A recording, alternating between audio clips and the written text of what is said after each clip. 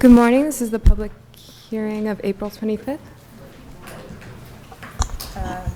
Chair Srinivasan. Here. Commissioner Bland. Commissioner Chapin. Here. Commissioner Chen. Here. Commissioner Devonshire. Here. Commissioner Goldblum. Commissioner Gustafson. Here. Commissioner Lutfi. Here. Commissioner Shamir Baran. Here. Commissioner Voss. Here. Good morning, Commissioners. Item number 1, LPC 19-8265 is 230 Grosvenor Street in Douglaston Historic District. Application for a certificate of appropriateness in the Borough of Queens. A Tudor Revival style house designed by Walter I. Halliday and built in 1927. Application is to modify window and door openings and replace windows. Good morning, Commissioners. Samantha Cesarini, Preservation Staff. This is 230 Grosvenor Street, located at the corner of East Drive in the Douglaston Historic District. The proposal before you today is to modify window and door openings and replace windows at 2 facades, specifically the north facade and the west facade. Homeowners Pia and Duke Thompson are present and here to answer your questions. Thank you. My name is Duke Thompson. This is where our house is situated within Douglas Manor. It's basically the center of the historic district. You can see that the house is sort of offset on the property, and they'll have some relevance later. It's another look of the site plan based on the offset of the house. As Sam said, this is the north facade, and we're going to be changing the window that's in the center there. And these are the changes that we're proposing. So what we have right now is a double hung, although it's sort of hidden behind those arborvitae.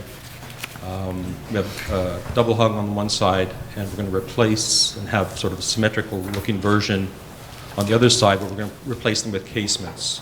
When we look back at the historical pictures, they were pretty much all casements, and so we're going to essentially do that in this particular case. The dimensions are shown there, 64 by 57, so they're going to match the existing one on the right.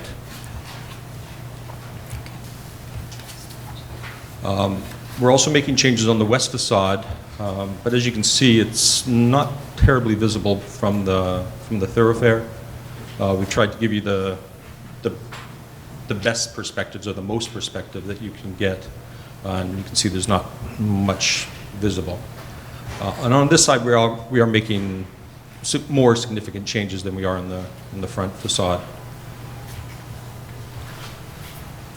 The changes in this case, we're adding a new window at the top to provide light. Although the existing drawing doesn't show it, there's actually a grate there for ventilation, and so we're going to replace it with a window. And then on the lower floor, we're moving the door, as you can see, to the right, and we're replacing the windows. None of those windows are existing, or are historical windows. If you actually looked at the stucco, you can see that they've been moved around quite a bit. So the change that we're going to make is have casement windows, slightly raised up on both sides. We're moving the door from the left-hand side to the right-hand side. These are the casements that we're intending to use. The Marvin Ultimate casements. I don't know much more to say about that. And here's a more in-depth look at the double hung that we're going to put in the attic area.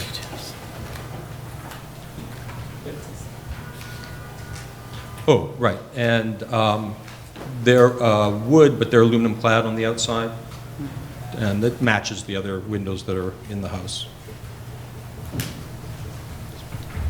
And the new door that we're putting in, the existing door basically needs to be replaced, and this is the door we're proposing. One of the things that came up in the community board was what kind of glass is going to be put in there, and we had always intended to have a stained glass design there, and so they seem to be happy with that. These are the historic pictures from the tax photos of 1940. Though it's not great in this particular picture, you can see that they are truly casements. They're not double hung, and so we're, I guess, trying to bring it back to that point. So another close-up view. Again, I guess in this rendering it's not quite obvious, but you can see that it are casements. And here's just for is the current, or rather, I guess the 1980 photo doesn't really show much with respect to the change we're making. It's here for completeness. And then here's some comparisons within the neighborhood. We basically looked for old Tudor revivals, both by our architect and by any other architects in the surrounding neighborhood. In general, it's, as you'll see as we go through, it's sort of a mismatch or a mishmash of different window styles. We were trying to find something that was consistent with what we're doing, but there's very little consistency among them.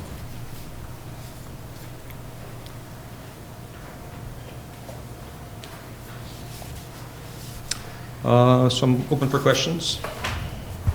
Thank you. Are there any questions for the owner? All right, we have one speaker, Patrick Waldo. Good morning, Commissioners. Patrick Waldo, Historic Districts Council. While HDC is comfortable with the changes in the fenestration, we are confused about the proposed doors. The applicant's presentation is unclear about the presence of the building's historic door, and our committee would like to know whether or not it is currently extant, as it is called out in the designation report as being a historic feature. Regarding the proposed storm door, we find an aluminum Anderson 3000 door to be inappropriate for a house of this age. Thank you. Thank you. Are there any more speakers on this item? Right, Community Board 11 recommends approval of this application. However, it suggested that the small window, the proposed door, be made of stained glass, and I think that's what you're trying to address.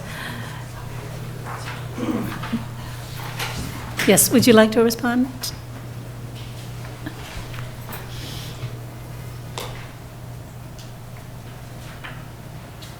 Yeah, I mean, the existing door that's there right now obviously is not historic. It's a sad old aluminum door, and we're just trying to make it something more consistent with the house. The storm door that exists, which is historic on the front of the house, you know, is aluminum, believe it or not,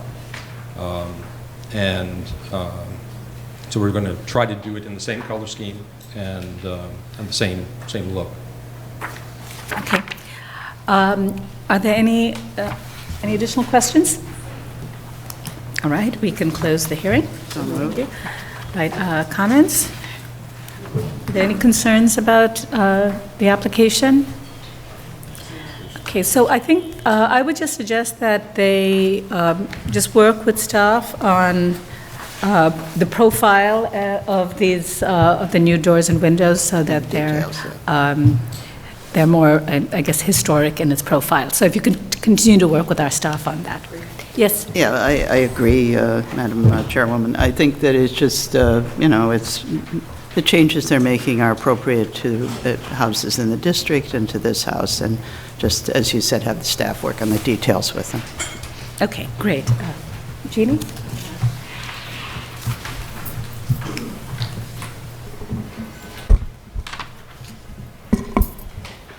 In the matter of docket 19-8265, 230 Grosvenor Street, Douglaston Historic District, a Tudor Revival-style house designed by Walter I. Halliday and built in 1927. The application is to modify window and door openings and replace windows.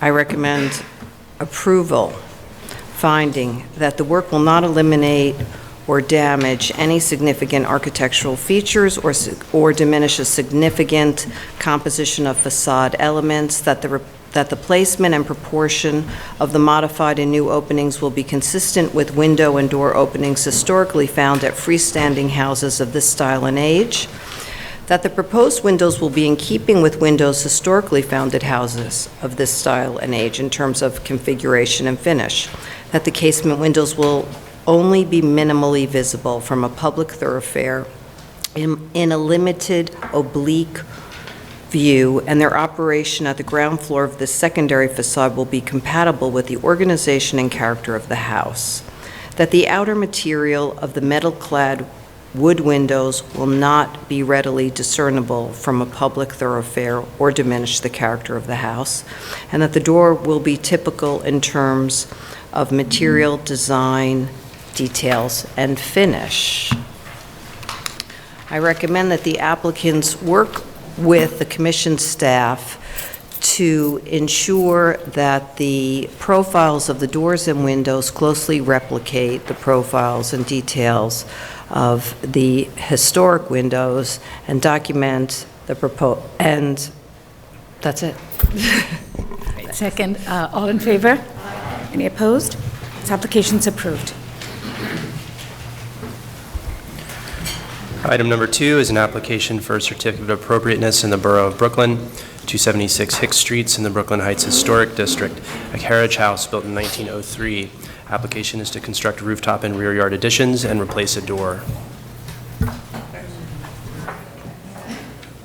Good morning, Commissioners. Karina Bishop, Preservation Staff. The application before you is 276 Hicks Street, located on the west side of Hicks Street between Joralemon and State Streets in the Brooklyn Heights Historic District.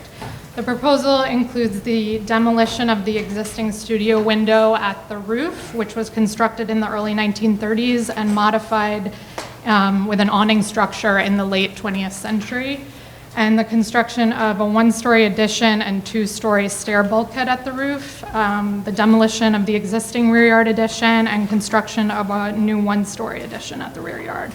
The proposal also includes the installation of a new entrance door at the historic location of a tripartite casement window, which you can see here in the tax photo, on the northern side of the carriage house doors. The windows were altered into a door in 1968 without LPC permits. Finally, please note that the applicant was unable to construct a full mock-up of the rooftop addition because the roof is structurally unsound due to recent asbestos abatement work. The architect is here to present.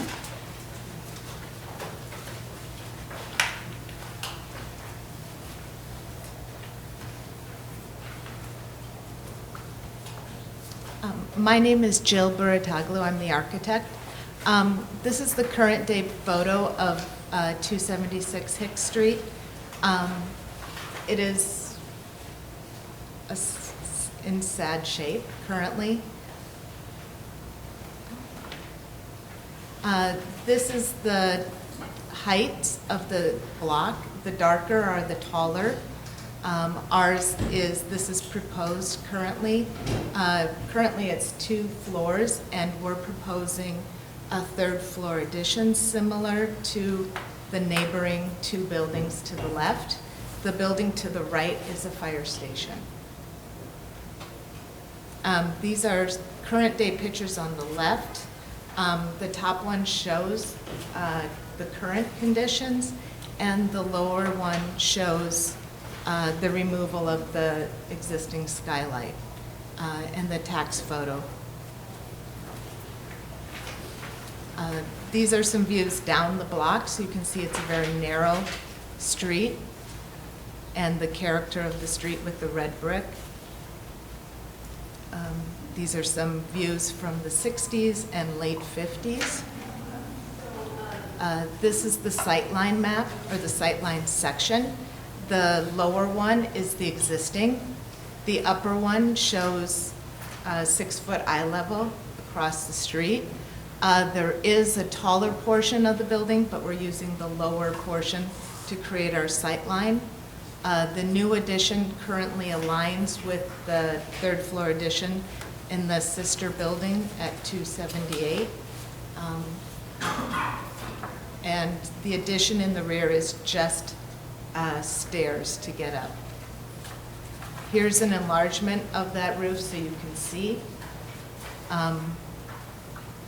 We tried to do somewhat mock-up, but with the large skylight and the condition of the roof, there's really nothing to attach to because it's lots of blue tarps. This is a rendering showing the addition on the roof and aligning with the sister building at 278. Some massing studies. Some aerial views. It's quite hard to see these, but you can see to the left on the similar carriage houses, the structures that have been included on the roof and the various sizes and shapes. This top left is the view of 278 Hicks. It's their third floor addition. The lower one is all the stuff in front of their house that's not visible from the street, so their air compressors, skylights, vents. The upper right one is on Willow Street and showing that this is the only visible view to the backyards, and you cannot see the rear of 276 Hicks.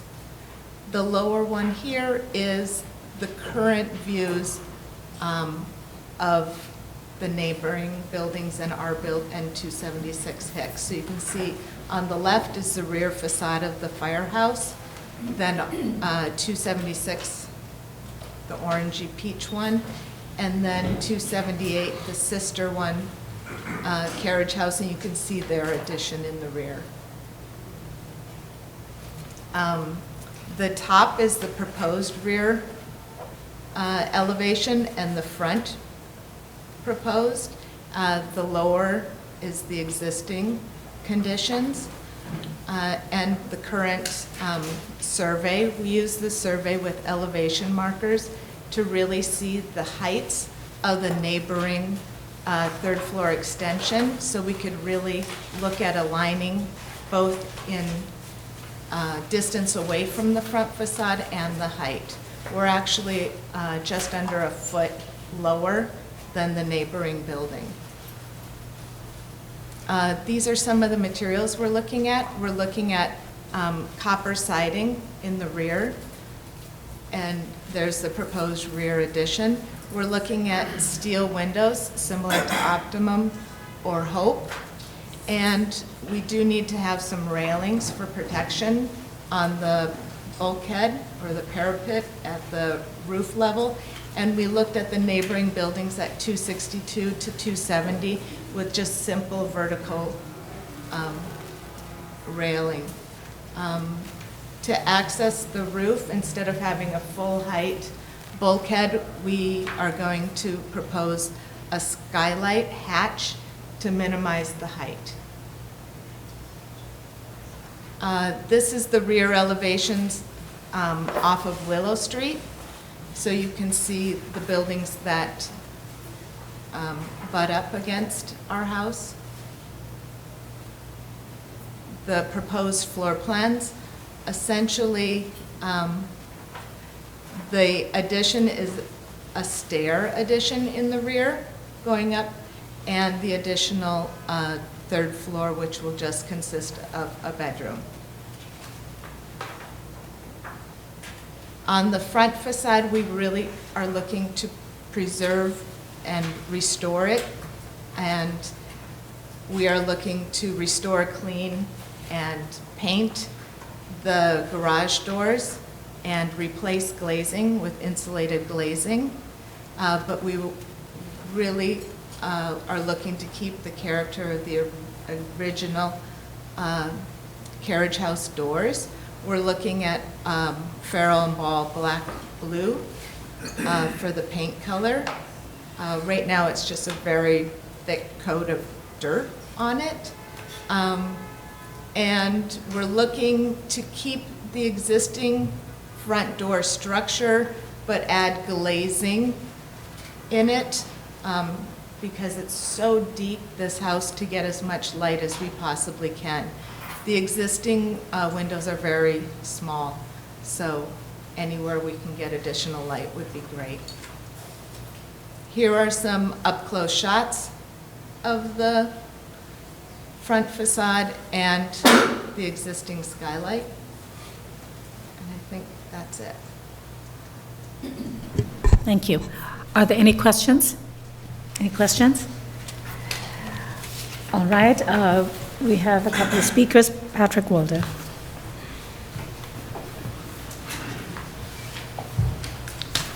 Patrick Waldo, Historic Districts Council. 276 Hicks is one of a few charming carriage houses remaining in historic Brooklyn Heights. Its historic alteration of a skylight extension contributes to its layered history, and HDC recommends retaining this feature, not removing it. Thank you. Thank you. The next speaker is Christabel Goff. Christabel Goff for the Society for the Architecture of the City. Good morning. In the restoration of the front of this carriage house, it would be a benefit to stay a little closer to the existing condition where an historic condition remains, that is in the skylight, which appears in early photographs and was presumably functional in the original use, and I'm interested to hear from staff that it was a studio window. I couldn't confirm that. It adds a pleasing asymmetry to the streetscape in this charming block. The renovation removes it for a large rooftop terrace outside the added master bedroom, as is so often seen in today's homes. There seems to be quite a lot of outdoor space already provided in a ground floor patio and a large terrace at the second floor rear. So we would suggest repairing the skylight and adjusting the amenities to accommodate that. Thank you. Thank you. Are there any more speakers on this item? Community Board 2 recommends approval of this application. Do we have any other questions for the applicant? Would you like to just respond to the skylight and whether it's a feature that you considered incorporating? And Currently, in the proposal, we're looking to create 2 bedrooms in the front. Currently, we're looking to create a 3-bedroom house, and the 2 front windows are much too small to incorporate light and air requirements from the Department of Building. And so in order to create bedrooms or habitable spaces, we are making 2 smaller rooms here, and there is a wall separating the circular window and the rectangular window for these 2 small children rooms. Could you go back and show some on the plans? Yeah.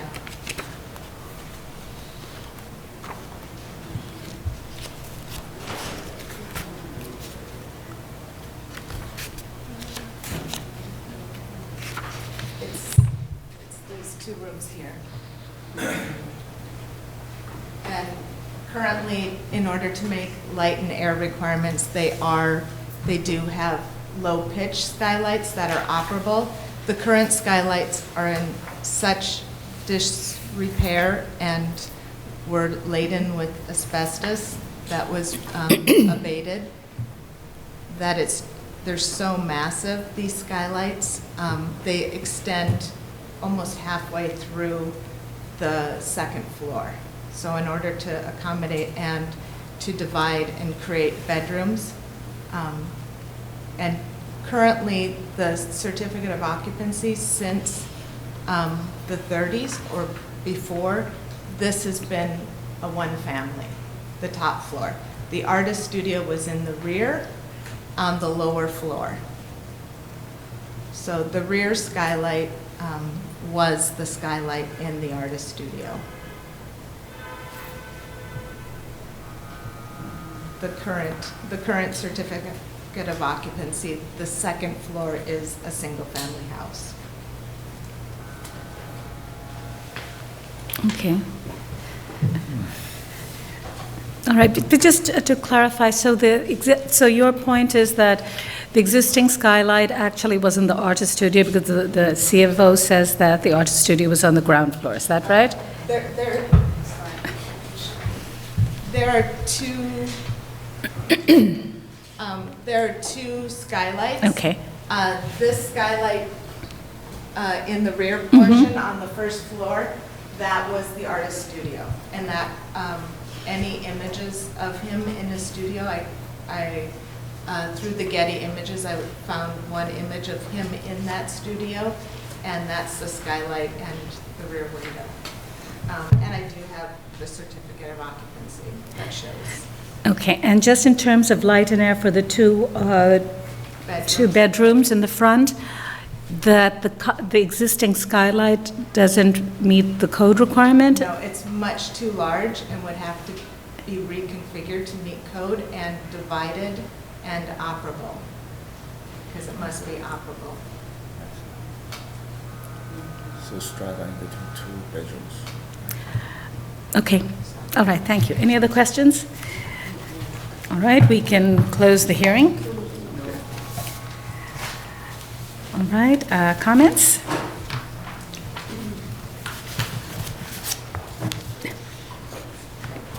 Yeah, I think go ahead. Well, I guess that if they had chosen to retain the skylight from the 30s, that would have been a good thing, but I think it's also fine for the reasons that they've stated, to use the building in a way that suits the current owners. I think it's fine to remove it and to replace a kind of an unseen skylight or extra space bedroom. Okay. Other comments?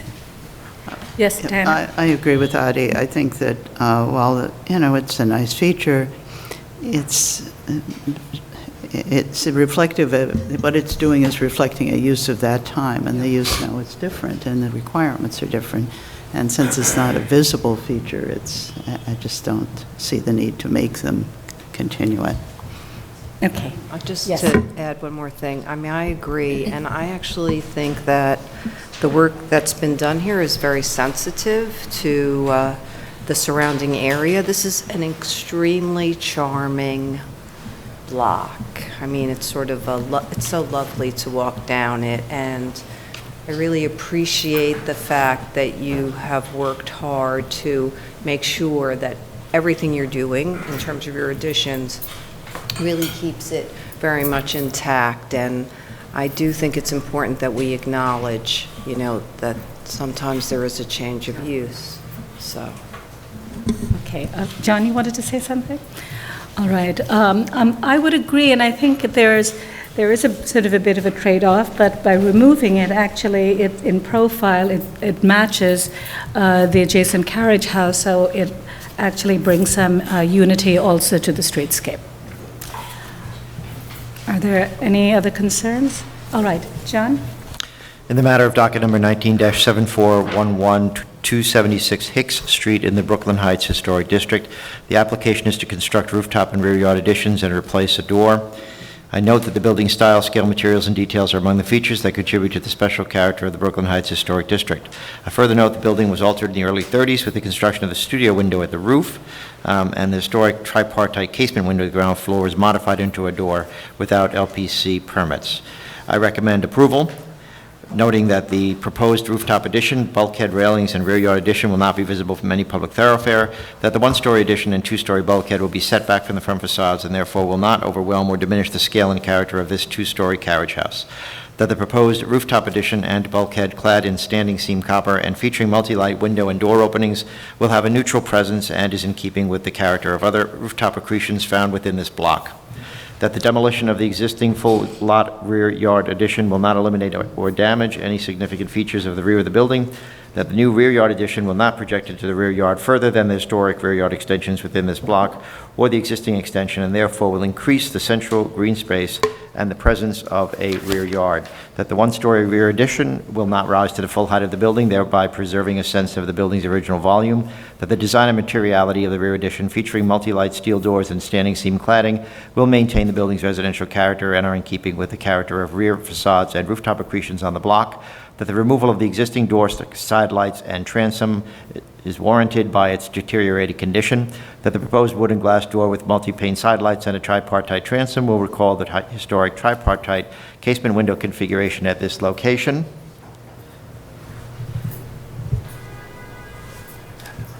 that the removal of the large studio window at the roof will be reflective of the building's current use and will restore unity to the streetscape, and that the proposed work will not detract from the special architectural and historic character of the building or the Brooklyn Heights Historic District. All in favor? Any opposed? This application is approved. Okay, Commissioners, the next item, item number 3, application for a certificate of appropriateness in the Borough of Brooklyn, 435 Clinton Avenue in the Clinton Hill Historic District, a house built circa 1870 and subsequently altered. Application is to construct a rear addition.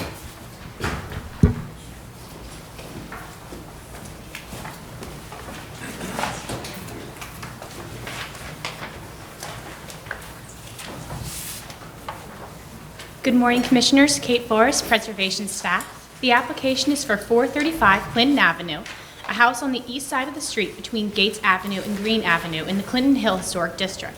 The proposal is to construct a full-height stucco-clad rear addition. The proposal cannot be approved on staff level as the proposed addition is full height, removes the full width of the rear facade, will be visible from Waverly Avenue, and will involve relocating existing stained glass windows. The applicant is here to discuss the proposal.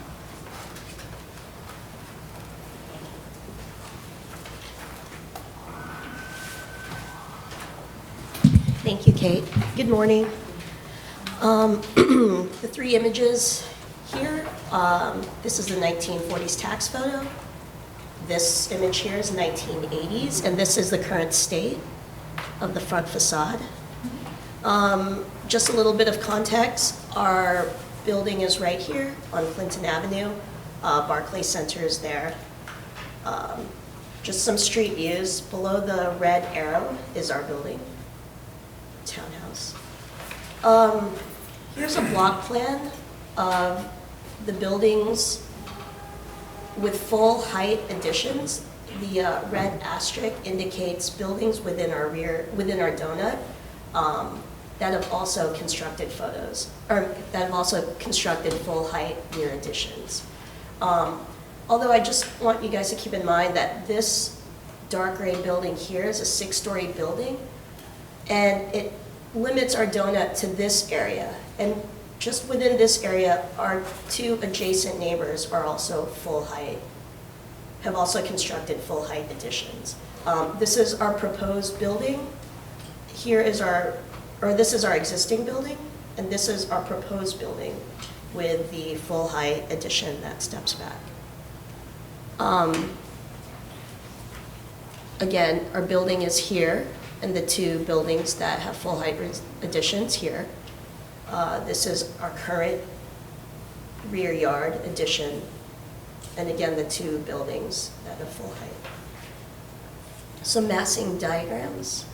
This one's existing, proposed.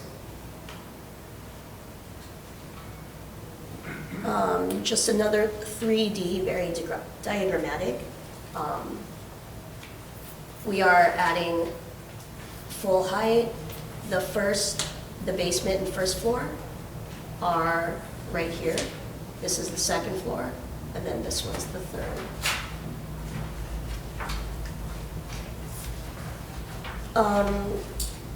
Just a study of how our rear addition relates to the buildings around us.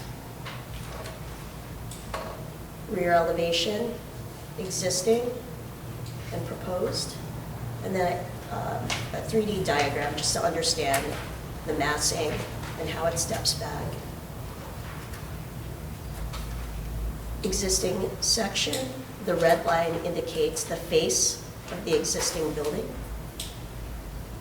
This is the proposed, and again, the red dashed line represents the face of our existing building. I'd also like to point out, I know it's a little small, but our FAR allows us to go like 5,500 square feet, but we're only proposing 5,020 square feet. So we're not going anywhere near our max FAR. And as Kate mentioned, the face of our building is on Clinton Avenue, but there are some visibilities from Waverly Avenue. There's a 9-foot brick wall right here, and when you're walking across Waverly Avenue, there's a brief visibility, but only, here's our building, but only at the 2nd and 3rd floor.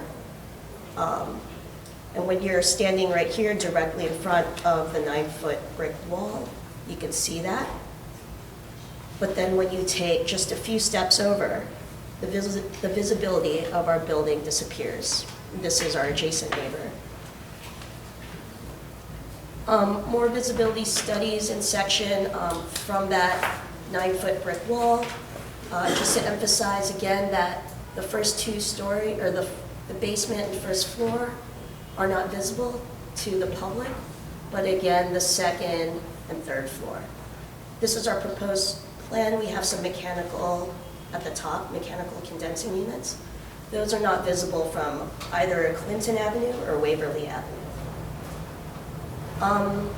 The rear elevation, just some materials. This is the color of the proposed brick.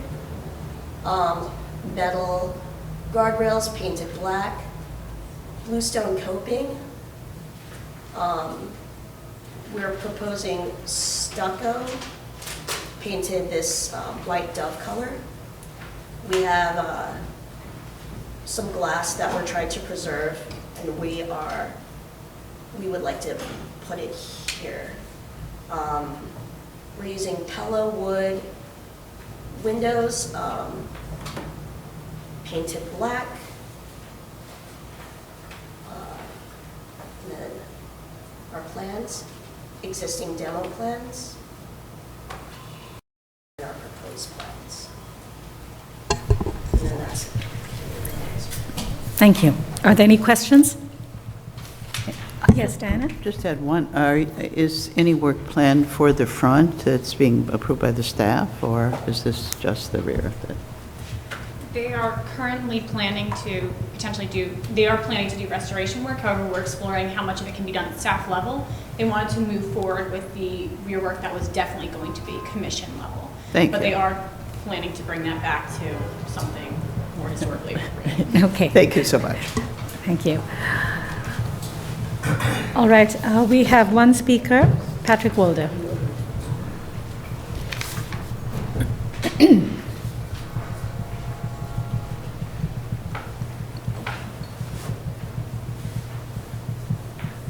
I'm sorry, is this 116 Lafayette Avenue? I'm sorry. 435 Clinton. Okay, thank you. HDC objects to this proposed rear addition. The proposed addition's large arch and I-beam appears more as the ground floor retail of a primary facade rather than the rear of an 1870 row house. While one setback might be appropriate here, the second balcony is unfortunate because it erases the 3rd floor, subsequently eliminating any historic fabric from this facade. Given the applicant's extensive undertaking in expanding the rear, our committee hopes that the facade will eventually be restored. Thank you. Thank you. Community Board 2 recommends approval of this application. Are there any more speakers on this item? All right. Do we have any more questions for the applicant? All right, we can close the hearing. All right. I think I just want to commend the architect for putting a very clear presentation together. Just walked through it very, very seamlessly. I think the Commission understands the context, and I think she provided us with the basis for this massing as well. And I think that what they proposed is appropriate. I think the form. I think first of all they've shown us that this the green space in the donut is it's actually very varied. And this building sort of nestles between 2 other buildings, which are much deeper. And this isn't a case where you have a row that you want to maintain. I think the brick facade seems appropriate or is appropriate, and I think it actually works in tandem with the view corridors, because that really focuses on the the second and third floor. Any concerns? Okay. In the matter of LPC 197611, 435 Clinton Avenue in the Clinton Hill Historic District, a house built in circa 1870 and subsequently altered, the application is to construct a rear addition. I note that the building style, scale, materials, and details are among the features that contribute to the special architectural and historic character of the Clinton Hill Historic District, and I recommend approval, finding that the proposed work will not alter, eliminate, or conceal any significant architectural features of the rear facade of this simply designed and stucco-clad rear facade, that the historic stained glass window transoms will be retained and incorporated within the new design, that the addition's lower 2 floors will not be visible from a public thoroughfare and its step form will not be perceptible from such locations, that the addition's upper 2 floors will only be visible from a public thoroughfare from a limited view at a distance through a yard facing Waverly Avenue, and that the addition's materials and finishes and the upper floor's simple design featuring punched openings and a uniform composition of multi-light doors will be in keeping with the character of the secondary facades typically found at buildings of this type, style, and age. That the building is not part of an intact row and is situated between buildings which extend considerably further towards the rear of their lots than the proposed addition. Therefore, the full height of the addition and its step massing will not diminish a historic row or detract from a central green space, and that the lower floors of the addition will feature substantive framing and a solid demarcation of the floor levels, helping to maintain a residential scale which is typical of a house of this age and style. Second. All in favor? Aye. Any opposed? This application is approved. Okay, the next item is number 4, an application for a certificate of appropriateness in the Borough of Brooklyn, 281 Cumberland Street in the Fort Greene Historic District, an Italianate-style row house built circa 1853 to 1855. Application is to excavate an areaway, install rooftop HVAC equipment, and excavate and construct a rear yard addition.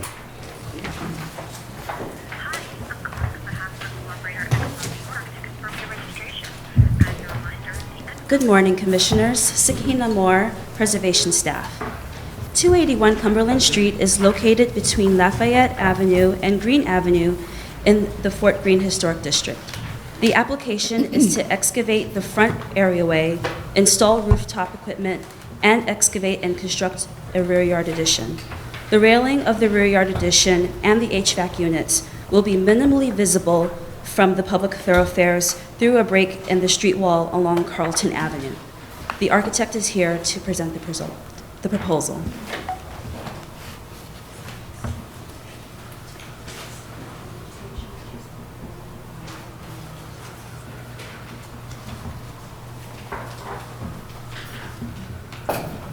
Good morning. My name is David Cunningham, and we're here to present a few exterior modifications to 281 Cumberland Street.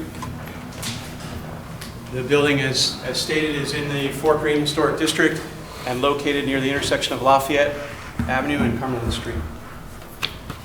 For the interest of brevity, I won't necessarily address every slide. If there's a question, feel free to ask any questions.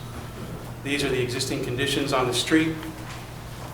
This shows the front of the building and the rear of the building as it currently exists. The tax lot photo from the 1940s, which indicates that the building hasn't changed all that much over the years.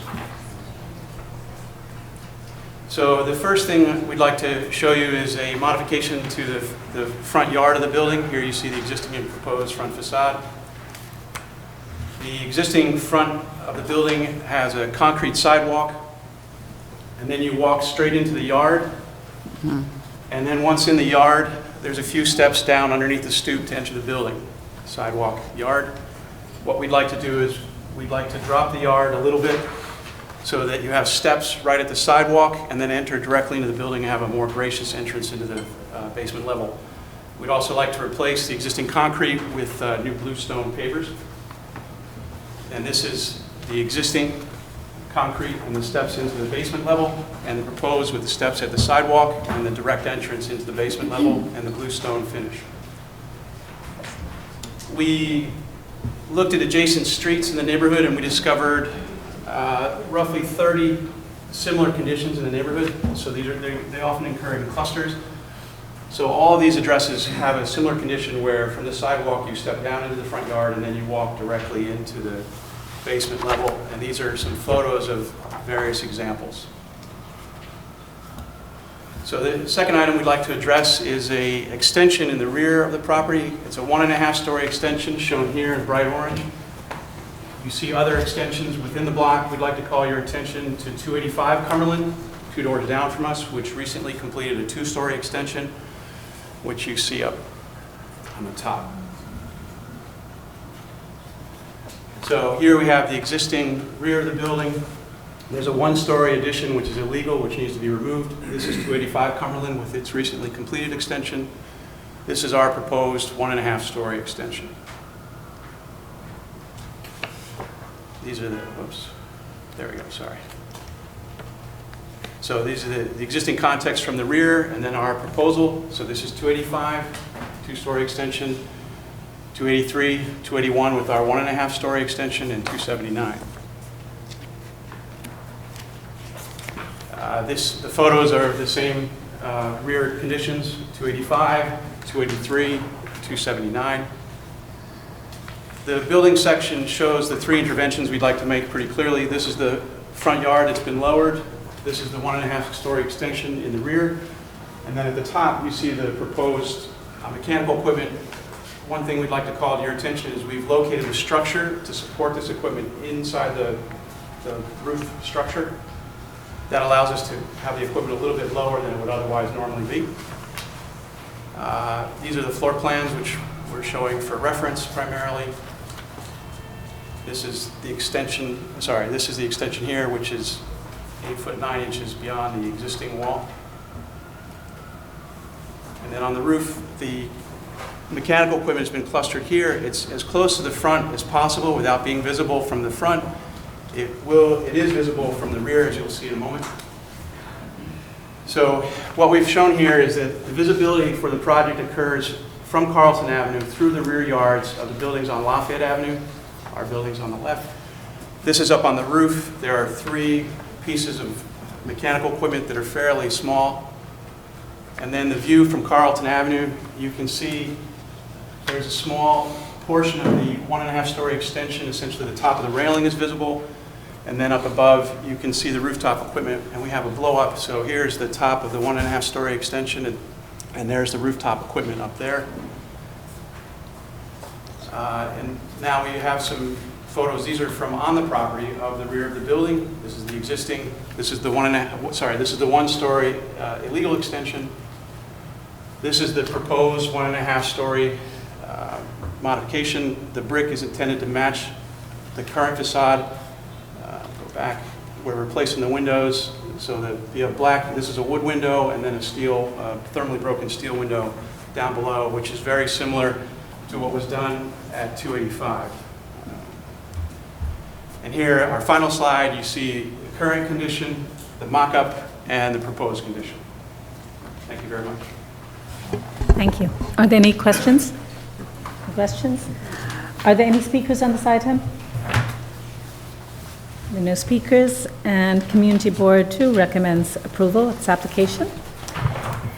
Do we have any more questions for the applicant? Okay, we can close the hearing. All right, comments? Seems appropriate.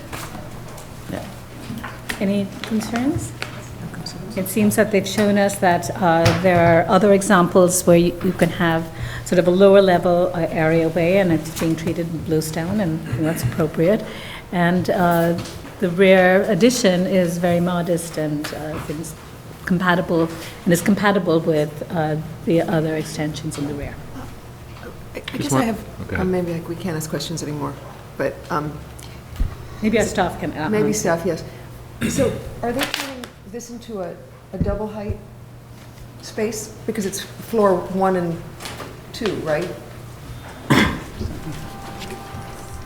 The question is about, it's a split level actually. So this is the current basement level, the current parlor level. The 1.5-story extension works off, it's basically a living room off of a raised kitchen. And then there's a laundry room below it, which is essentially a cellar because it's mostly below grade. Does that make sense? Yeah, no, it does, thanks. Just two comments, related.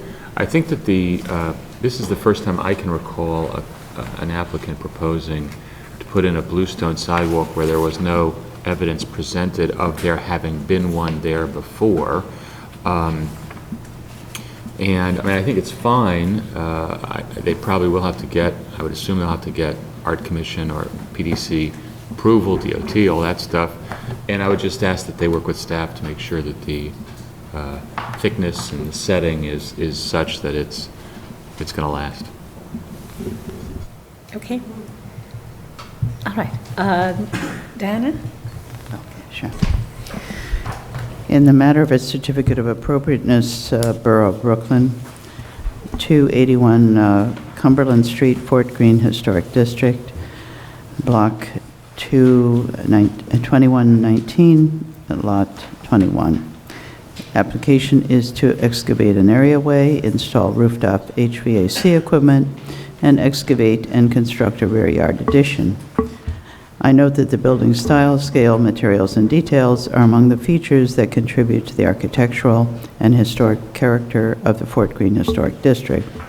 I recommend approval, finding that the proposed modifications to the simply designed areaway and work at the rear yard and roof will not eliminate or damage any significant architectural features of the building or site, that the reconfiguration of the areaway, grade changes, and replacement of steps will be partially screened from view by the areaway wall and will be consistent with a variety of areaway changes found throughout this historic district, that the modest change to the grade level of the areaway will not significantly alter the proportional relationship of the house to the areaway or the areaway of the neighboring properties, that the materials, finishes, and details of the newly exposed surfaces of the facade and areaway wall and paving will be in keeping with such aspects of walls and paving found at the areaways throughout the historic district, that the proposed addition will be in keeping with rear additions at neighboring properties in terms of number of floors and projection into the rear yard, and will not overwhelm the building, adjacent building, or central green space, that the rear of the building will retain the scale and character of an individual row house and will not rise the full height of the building, that the brick and metal material palette of the proposed addition will harmonize with the materials palette of the historic building, that the proposed HVAC units will be finished in a neutral color, helping them to remain a discrete presence at the roof, and that the work at the rear yard and roof will only be minimally visible from limited vantage points from a public thoroughfare. All in favor? Aye. Any opposed? This application is approved. The next item, Commissioners, is item number 5, an application for certificate of appropriateness in the Borough of Brooklyn, docket number 19-7155, 116 Lafayette Avenue in the Fort Greene Historic District, Block 2118, Lot 23, an Italianate-style row house designed by Robert White and built in 1860. The application is to demolish a dormer and install a mansard roof.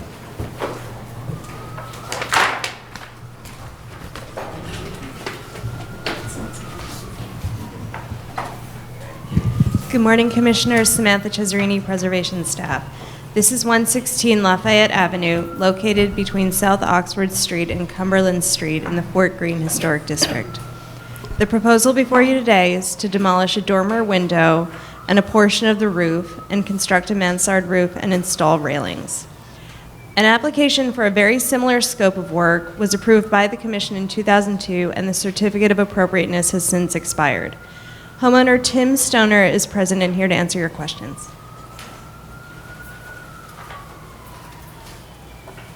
Good morning, Commissioners. I'm Tim Stoner. I am one of 2 owners with my wife, Catherine Urbina, of 116 Lafayette.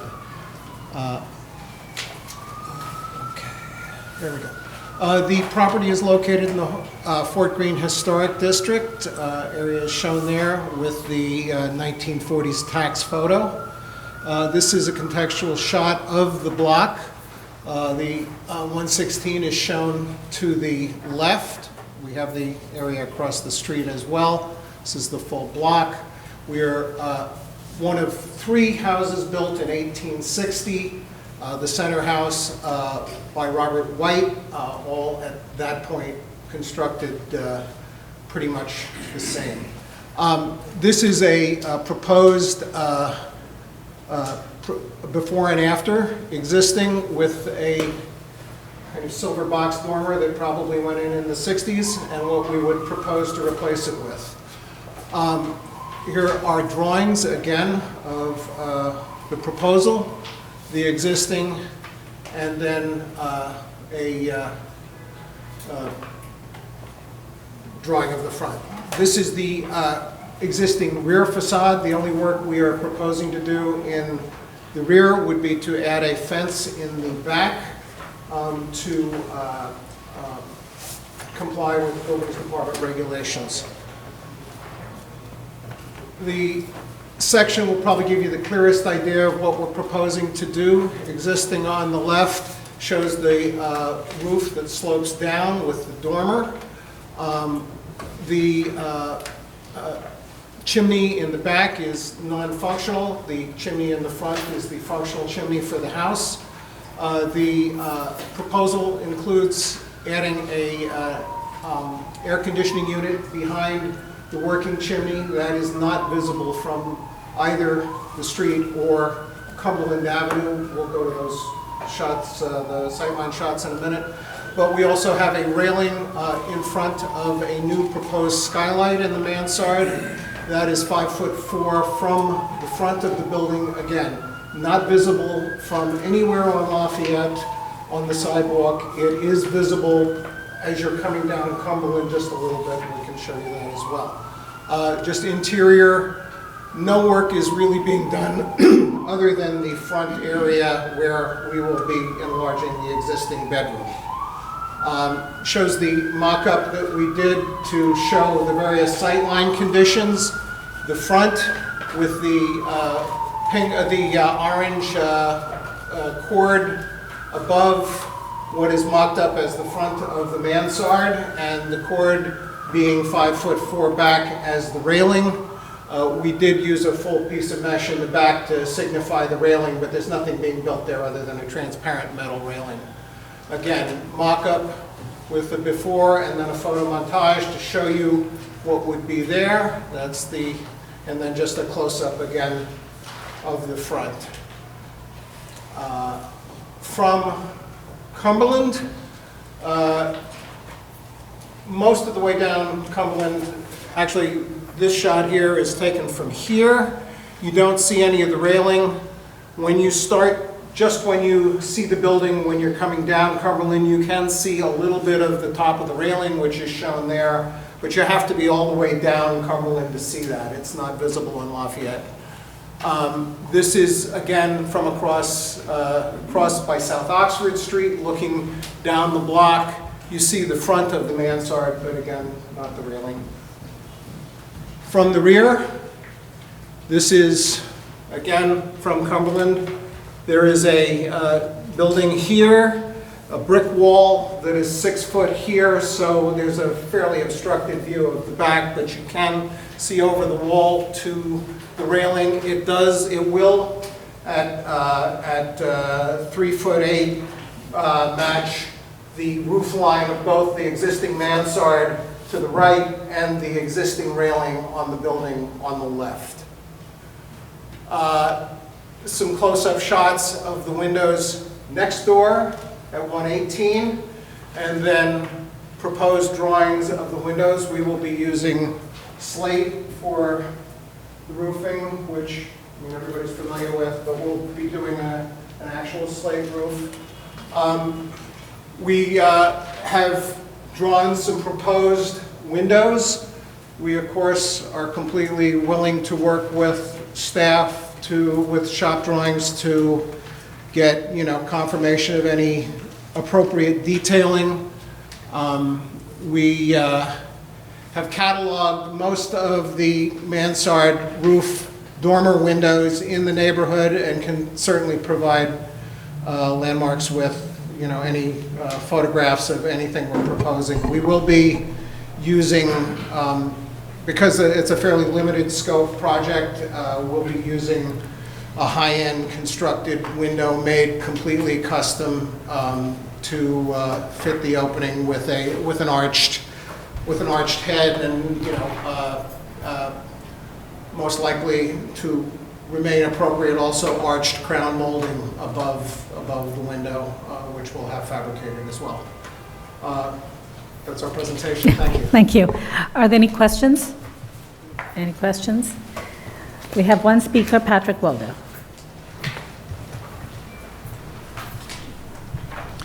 Patrick Waldo, Historic Districts Council.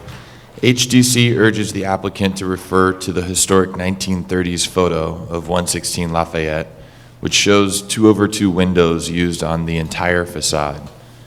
Given the applicant's proposal to outfit the dormers with 2/2 windows, we would like to see these windows used on the rest of the facade in keeping with the historic character of this building.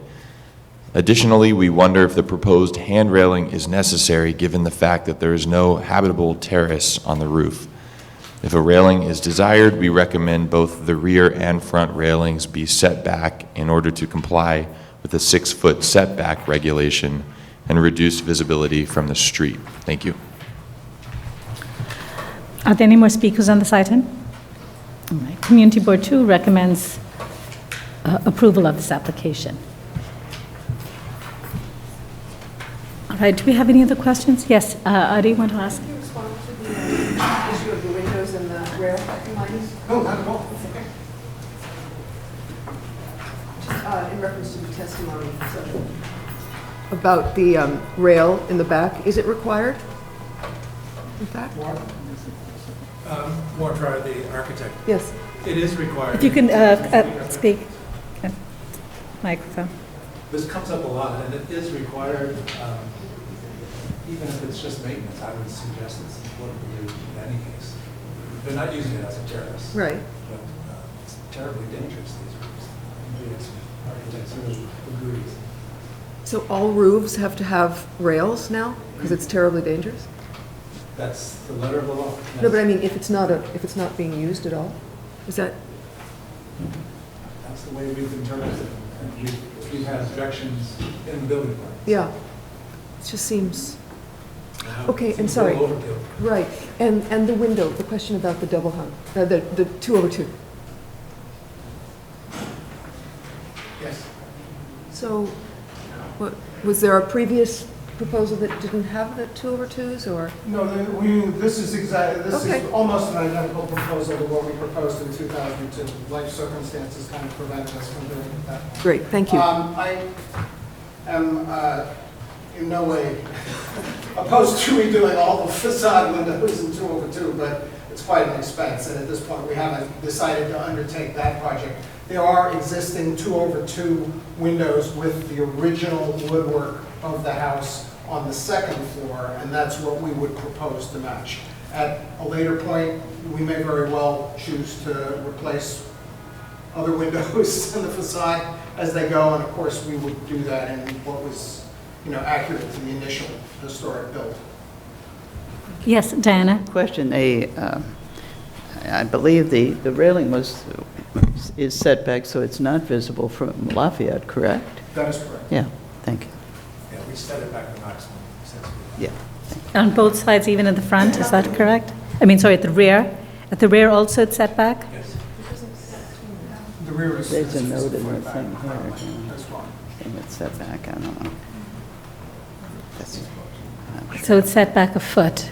It's set back a foot currently, yes. And can it get, structurally, because it falls along the wall, is that right?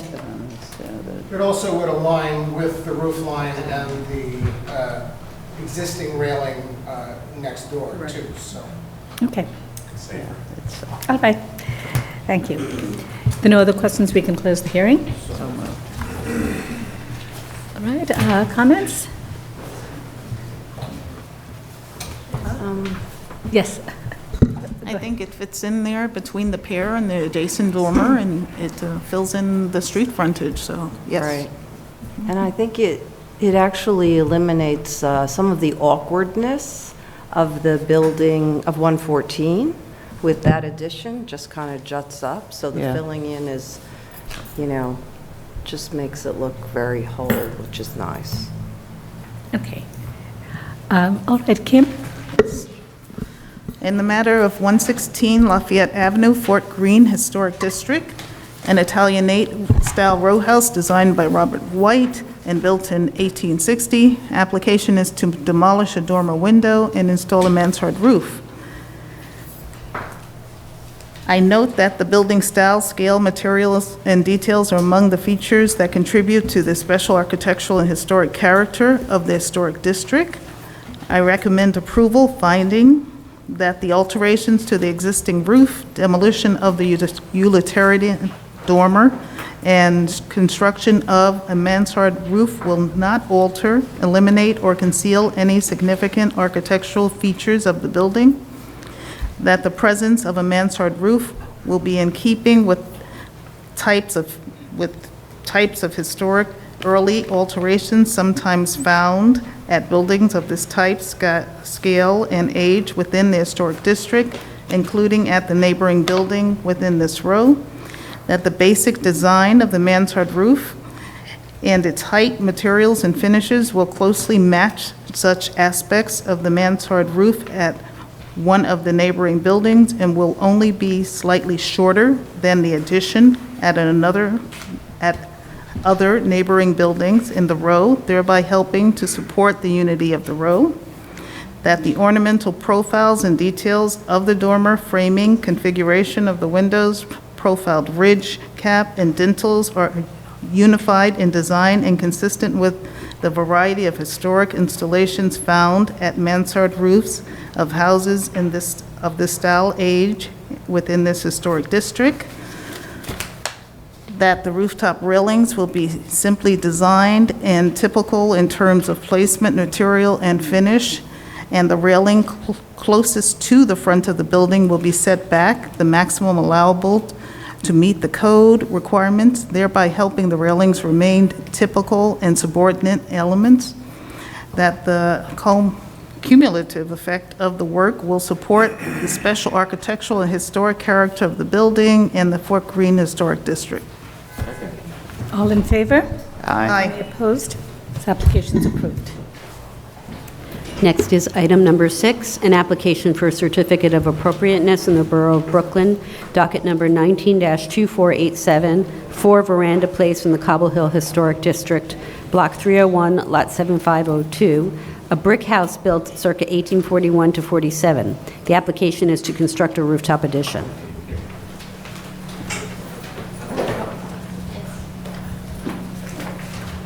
Thank you.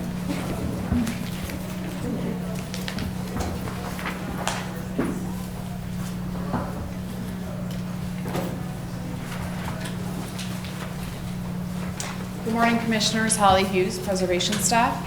This item is 4 Veranda Place, located between Henry Street and Clinton Street in the Cobble Hill Historic District.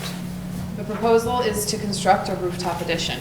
Mary Dirks is here to elaborate and answer any questions you may have.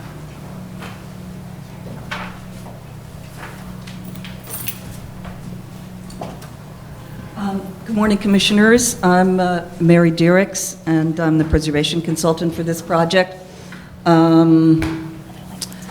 4 Veranda Place is approximately 1840s building that was altered in the 19-teens or 20s. This is the front, and that's the rear. This is Veranda Place. Veranda Place is just the south side of the street. The north side of the street is the backs of houses, and then there's a park. It looks uniform because it's all red brick, but it isn't. There were carriage houses and some row houses, and here's some historic views. And they were of various heights and built in the mid-19th century. There were a lot of, here's Veranda Place throughout the years. There were a lot of changes over time to these buildings. And this 1850s map shows that even in materials, there were frame buildings and stables or the green. So there have been a lot of changes to Veranda Place. These show the rear additions and the rooftop additions. There are a fair amount of rear additions, not quite 50%, less than that. And they're from various periods, some modern ones and a lot of historic ones. Here's a view just looking the other way. You do see what we're showing are the modern rooftop additions. There are a few of them. Also, there are older historic additions, because a lot of these buildings were raised. There's some unusual looking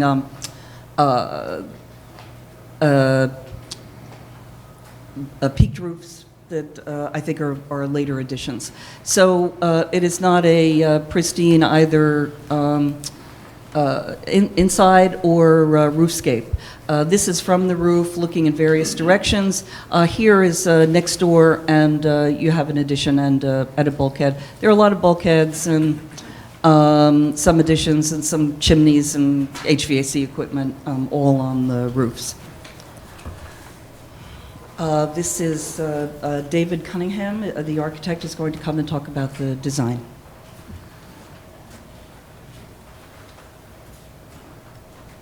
Okay. The proposed extension is here in purple, and then we see it again here. This is the existing massing, which has a stair bulkhead to the roof and existing air conditioning equipment. Our proposal, the air conditioning equipment stays in place. The stair has to be rebuilt. The existing stair is not legal for providing proper access to living space. And then the largest box is a single bedroom. So here you see the three components: the air conditioning, the stair, and the bedroom.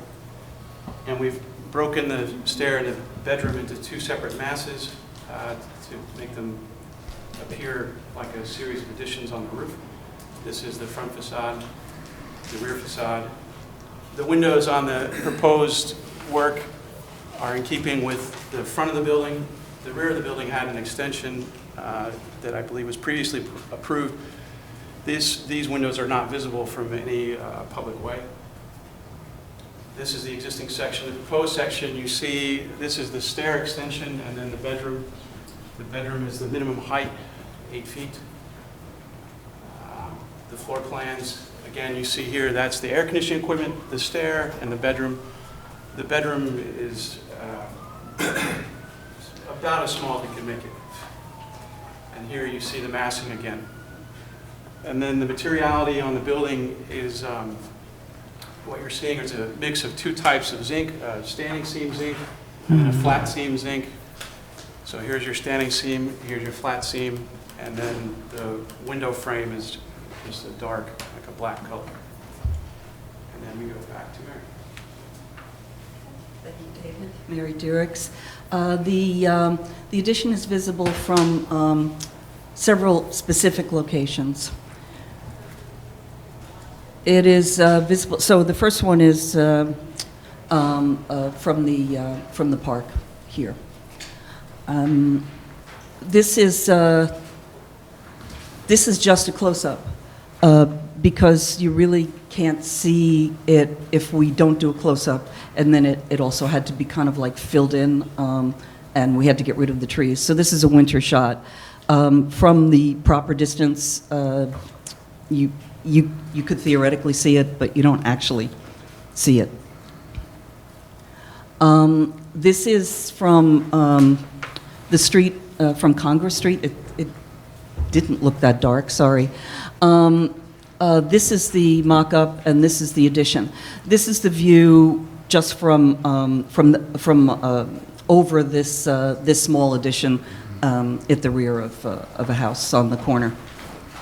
From the a corner can be seen from the corner of 1 block away. The rear is easily visible from the south. Here it is, but it's really hard to tell just what building it's attached to. It blends in with the streetscape. Here's these are close-ups of those. This is the rear view, and that's the corner that can be seen from the corner a block away. And that's our proposed modest addition. Thank you. Are there any questions? All right, I just have one question for the architect. I know you've tried to make the addition as low as possible, but is there a reason why you're not building it just above the roof itself? Because it seems like you have, right, if you go to the section, you have, you're placing another slab on top of the roof. Do you need to do that? We don't have to do that. The idea was to try not to disrupt the existing space below. So our structure is sitting right on top of the existing roof. So it's a construction issue, which, well, it's a... It's a practical issue. If we, could we make it a little bit lower? Yes, but it would be far more disruptive to the existing building. Right. And it would save us about a foot. It'll save you a foot. And that's a guess, because at this point, we haven't done structural analysis or anything like that. We wanted to wait on doing that until we knew whether we would be permitted to do this or not. Okay, all right. Any other yes, Adi? Just wondering if you've considered changing where the bedroom is so that it's not in the furthest part of the rear, but sort of more centered? We're pretty locked in because of the existing stair. We've made the stair as small as we can. And so once you come up the stair, you're basically here. Could you not just, the door? Right, go ahead. Ask. You have the door that opens into the terrace, right? Could the bedroom actually come along there, to the side? It could. It would then be more visible from the front. It doesn't, would it? We couldn't tell. For sure, it's visible from the side, on page 28. Right, so if it's moved to the right image. Yeah, you're saying if this was pushed back, you would see less of it. Yeah, you would see less of it, right. Yeah. So where are you saying, would you see it if it's pushed to the center of the building? 23. Back to 23. 25. So the rear view is from here, right? Yeah. And then it's also visible from the front, from that corner and through the rear yards, it's visible here. So if this mass moves toward the front, it becomes more visible from that direction. Along the front facade. We're pretty pinned in. Yeah. Well, that was a choice. The visibility was a choice. So no one has a problem with making it the full width of the building or moving it. You know, that's. Thanks. Okay. Thank you. All right. I'm sorry. Do we have any speakers on this item? HTC, are you speaking on this item? Okay. All right,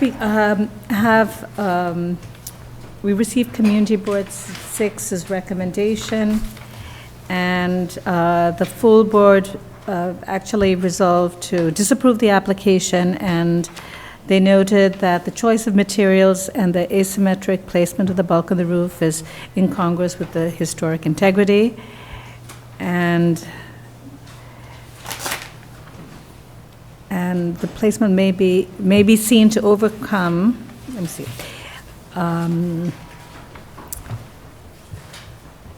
All right, so they've then gone on to say that the visibility could be overcome if the applicant chose different materials that were more in keeping with the existing building and the immediate neighbors. Which in this case would be stucco, I'm assuming? It seems like that's what's going on with the roof of other. Right. The adjacent rooftop additions are, what material is that? Is it mostly stucco? Yes. Stucco and a aluminum siding clapboard. Okay. All right. All right. Any other questions? Okay. Can close the hearing. Right. Comments? Yes, Mike. I gotta say, I'm not convinced that the block analysis proves that this is something that falls into the pattern of that we have approved in the past, where all right, there's a number of rooftop additions. Look at L11. I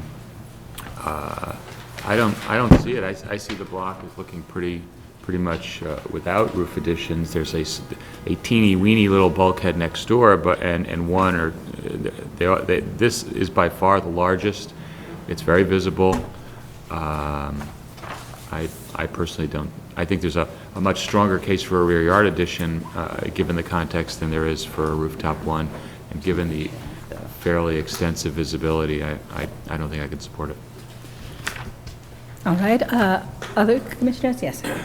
I think I would agree. I think the possibility of making it less visible should be undertaken. I realize that by lowering it into the roof will create more dust, but I think that's a burden that will have to be borne to make this thing smaller. Okay. And I agree with you, Michael, Commissioner Devonshire, two Michael spoke, that they could look to reduce the height of the addition. And, you know, we've seen different cases where when you have rooftop additions that are visible, they explore all the options that allow them to lower it, including sometimes sinking below. So here, I think, I understand there's a practical issue of maybe the floor below is not going to be able to be used while some construction is going on. But on the other hand, I think to me, it seems like an odd thing to give an exception for, in this particular case, to allow the floor to be built on top of the roof because of a construction period issue. So I think, you know, for me, the visibility, it is visible, but I think at least in some of the views, it seems that it's viewed in conjunction with another addition. So the view that's, I guess, along Henry to the south, looking north, you have an addition on a building which is actually facing Henry Street, and then you see this particular addition. That's the view that you were looking at, right? Then there's one, I think, on Congress Street, which again is, I think, to me, that's already you see the addition, so it's grown a little bit as a part of that. And from the park, which is where it sort of juxtaposes, well, not really, it's actually on Congress, almost right in front, not on the park, but where you see it across the low-scale building. Over there, I think the issue, which is if you put the addition to the side instead of at the back, then in fact its relationship to the front facade, I think, becomes more acute. So I do think they have some practical issues as to where to put this addition, but I think that given where these views are, I think I could accept that, and I would recommend that they lower the height. Yes, Diana? Yeah, I just wondered, looking at the various options, whether one that we would want them to explore is a full height addition. And at this particular location, it looks like there's not a row of windows that are, because I think the place next door has got a different, I don't know, maybe not. Well, it's 4 right now, right? I mean, they could go up another story instead of, it's not a lot of room to move backwards here in this donut in the Henry Street. I was wondering if they... Right, I think there are practical issues with trying to increase the depth of the building versus the height of the building, because you have a layout which is then blocking one of the bedrooms, and so you have this interior space that essentially doesn't work. So I think, you know, we have seen different sort of combinations of rooftop and rear yard additions, where sometimes you're right, we have said, well, why don't you expand more at the back? But usually in those cases, they've already started expanding in the back. But I think if I'm just looking at the floor plans, I could see it being complicated for them to try and do that at the back. Am I right in saying this? Well, actually, the back rooms are, let's see, I'm just looking at the floor plans. In other words, it looks like... I don't know if I have the ground floor plan with me. Do we have a ground floor plan? I can only see the third floor plan. You're saying it is full height up there. don't own the ground floor. Oh, I see. Okay, they don't own the ground floor. It's a two-family home? Okay, well, that also limits their choices. Are the commissioners okay with this, where if we recommend that they work to lower the height? Okay. Yes. Realistically, they cannot lower it more than 1 foot. They can't lower it more than 1 foot. So, I mean, what is there, do we know that it will be less visible because of that 1 foot? Yeah? Okay. Well, significant. And 28. That's a foot. It's nothing.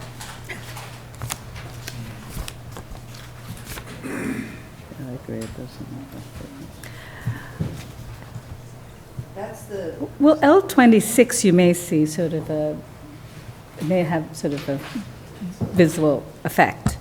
I think by lowering it 1 foot, Yes. it would indeed bring it on par with the additions that are in the foreground, and as well as the monitors, so it would be on par with that which is visible already. Right, and I just, I understand some of their issues, but I think it's kind of what we've asked other applicants to do as well, and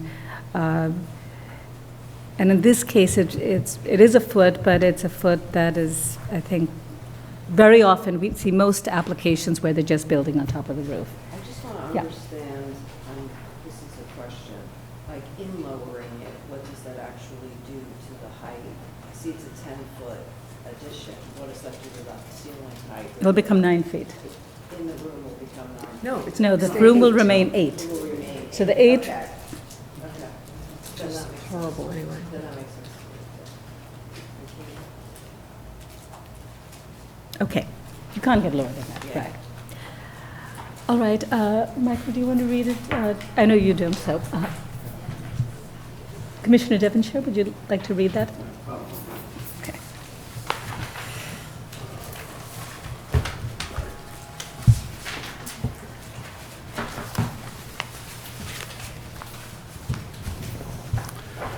In the matter of 4 Veranda Place in the Cobble Hill Historic District, an application to construct a rooftop addition, I recommend approval with some modifications, finding that the construction of the proposed rooftop addition will not eliminate or damage any significant architectural features at the roof of the building, that the proposed rooftop addition is minimal in footprint and height with sloped roofs at the stair and will be set back from both the front and rear facades, thereby maintaining a sense of the building's original massing.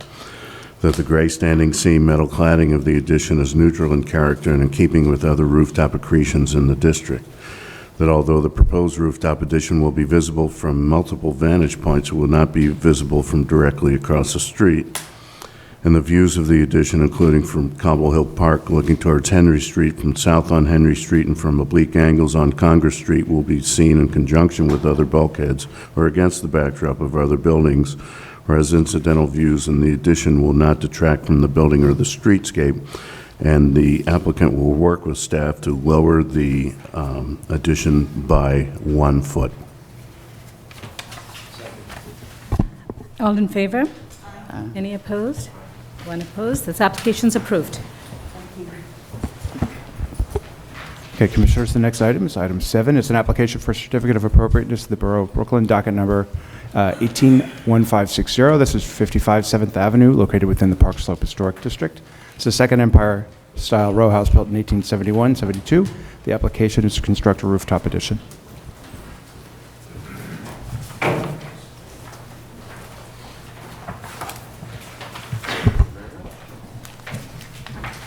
Good morning, Commissioners. Julianne Wiesner, Nazi Preservation staff.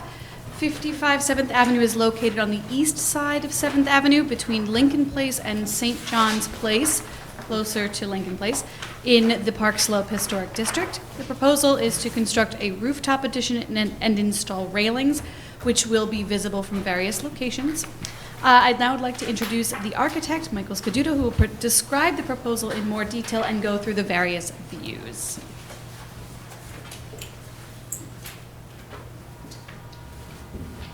Good morning, Commissioners.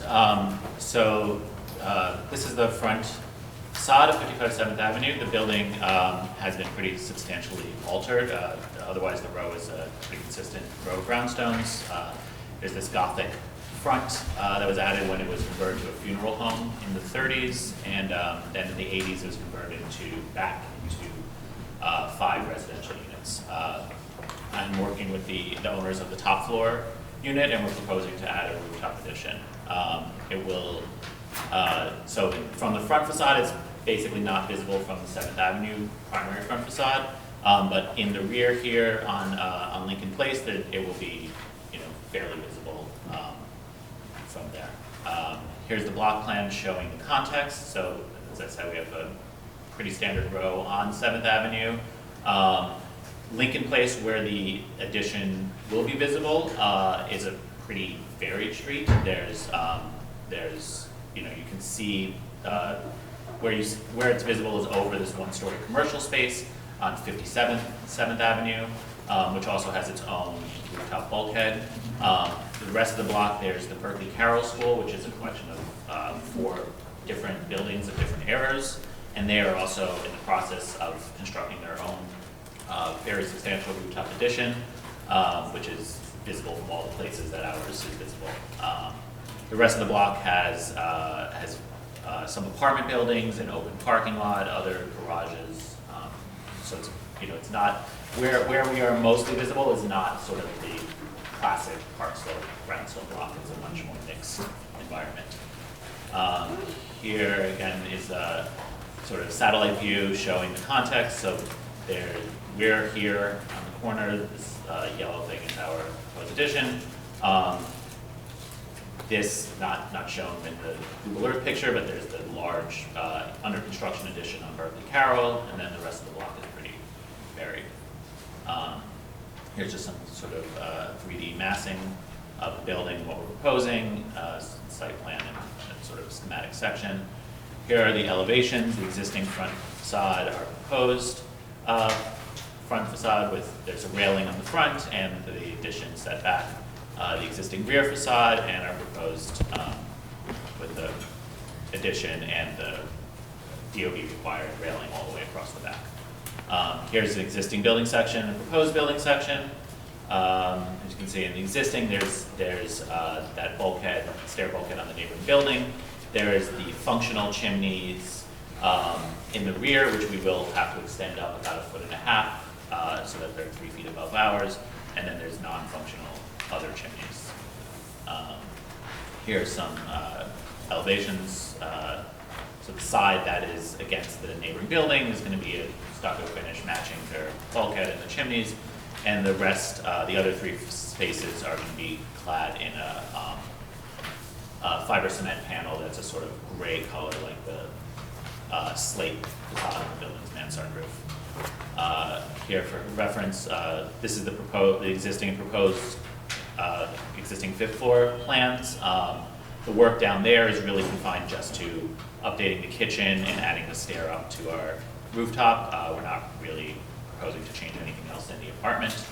And then here's the existing roof, but there's an existing deck with a wood deck with a wood railing, existing skylight and roof hatch from the public hallway, and here's our proposed addition.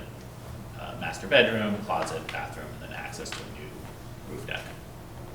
Here's photos of the mock-up we constructed. So this is the railing in the rear. This is representing the rear facade. That's basically the most visible elements from the street below. This is representing the front extent of it and the front railing. And then here's showing the chimney extension. So again, this is the front facade. It will not be visible from 7th Avenue, from that block, from the adjacent blocks. When you go further down Lincoln Place, as you get about 1/3 of the way down the block, you can see some of the railing and maybe the very top foot of the top of our addition, but it's through a number of trees and sort of past the chimneys of the Berkeley Music School in the corner. Here's view from Lincoln Place from the rear, where both the roof line and the railing are visible, and here's a montage, a rendering of what our proposed addition will look like, and the railing, and under all this construction is the similar work happening on Berkeley Carroll. It's also visible as you go like 3 blocks down 7th Avenue to the south, or 2 and then 3 blocks down. It starts to you can see just little bits of the top of it will poke through. This little gray thing is our rendering, but it's, you know, pretty much lost in the sea of commercial storefronts and everything else that's on 7th Avenue.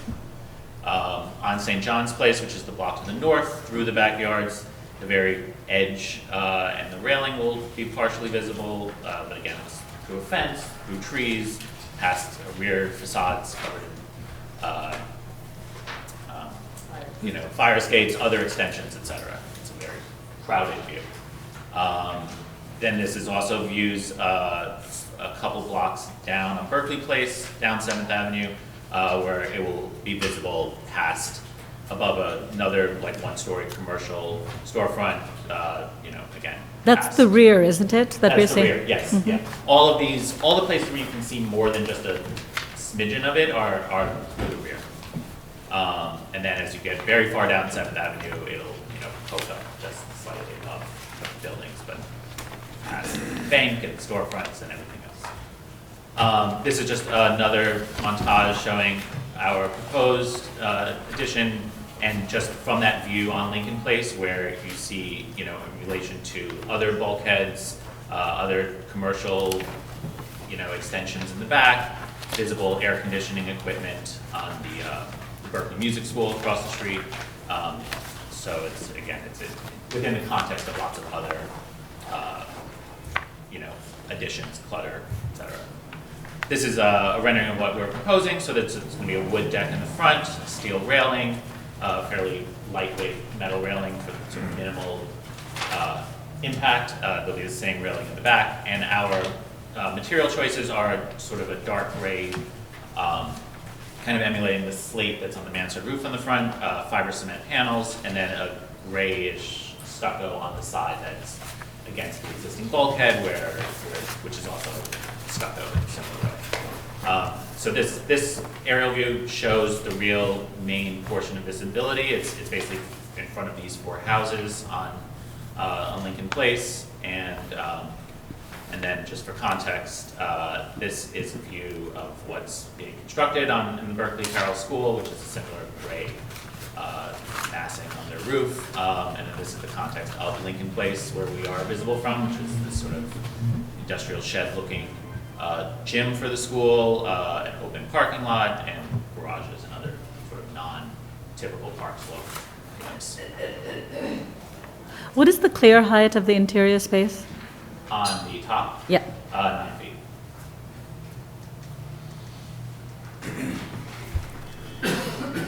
Okay, yes. And just in reference to the most, it seems visible on page 13, the rear.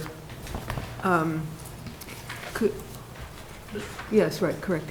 Could that be, have you considered making the addition smaller or pushing it towards the front in order for that view to not be so prominent? So we biased it towards the back, so Right. that it would not be visible from 7th Avenue, Okay. from the main side. So we chose to have it be more towards the rear and less, so that it would not be visible. Right, I'm asking if it were shorter. Rather than 28.3, it would be 26. Potentially, we could work to lower the height, yeah. No, not lower the height. Oh, low, well. Reduce the depth of that space. So we're sort of, sorry, I'm going the wrong way. We're sort of hemmed in by the stair coming up from the living room below, which basically ends with a landing and then into the bedroom, which is not, you know, a huge bedroom. It's like 14 feet front to back. And the stair is based on, there's a fireplace here that we don't want to, you know, with a mantle that we don't want to mess with, obviously. Historic detail of the house that we don't want to affect. So that's sort of governed where the start point of the stair is, and the bedroom sort of sits right behind it. We'd like to avoid making it a smaller, less master bedroom. But this is also one that could go on the side. It cannot, so this was, our original proposal was to go across, but Yeah. the issue, there's a couple of issues. One Okay. is the building stair, requirement for the building stairs.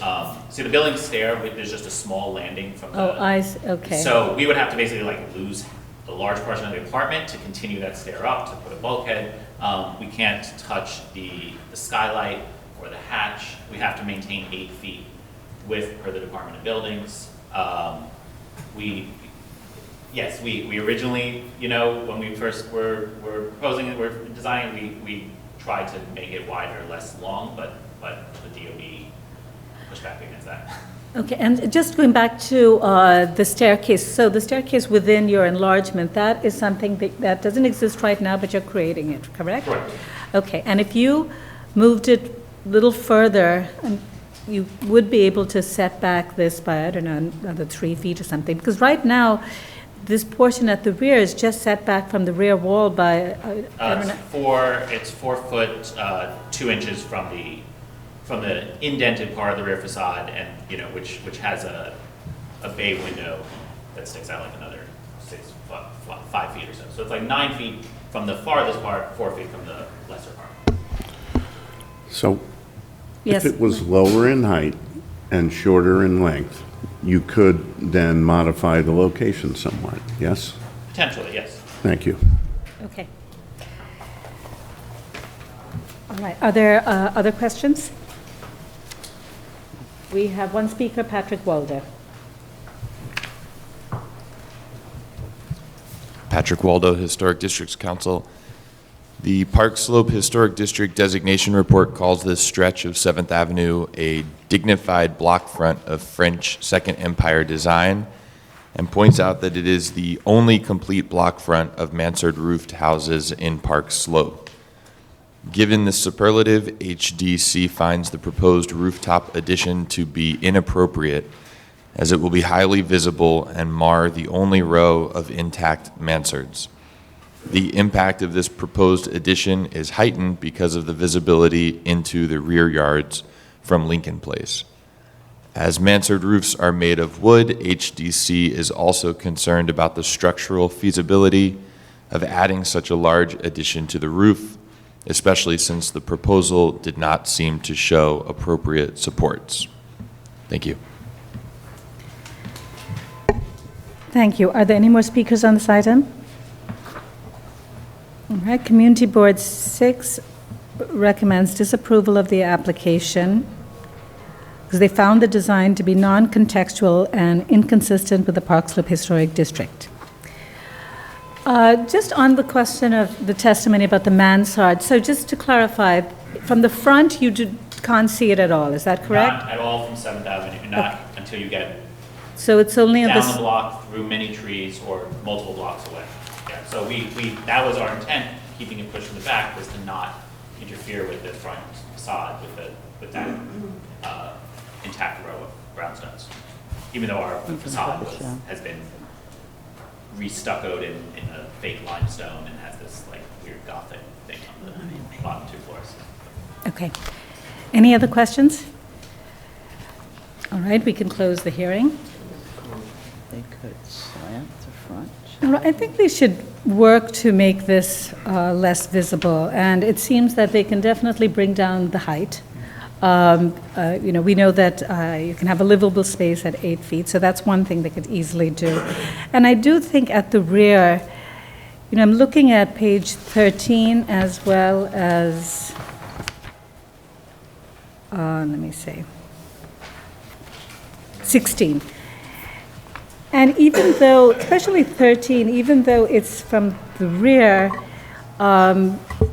it would be better if, with this reduction and if it's setback, that it falls closer to the height of the mansard itself, which is not literally, but I think in perspective. My recommendation is they work with staff to reduce it, either set it back, lower it in height and set it back from the rear so that it's, the overall effect would be lower. Much less visible. Much less visible. Possibly they could slant somewhat the aspect that's in the facade side, I don't know, to, minimize visibility and possibly bring it a little closer to the front, I don't know. Anyway, they work with the staff, I agree on the option. Okay, are there other comments? All right, Michael, do you want to read that? Okay.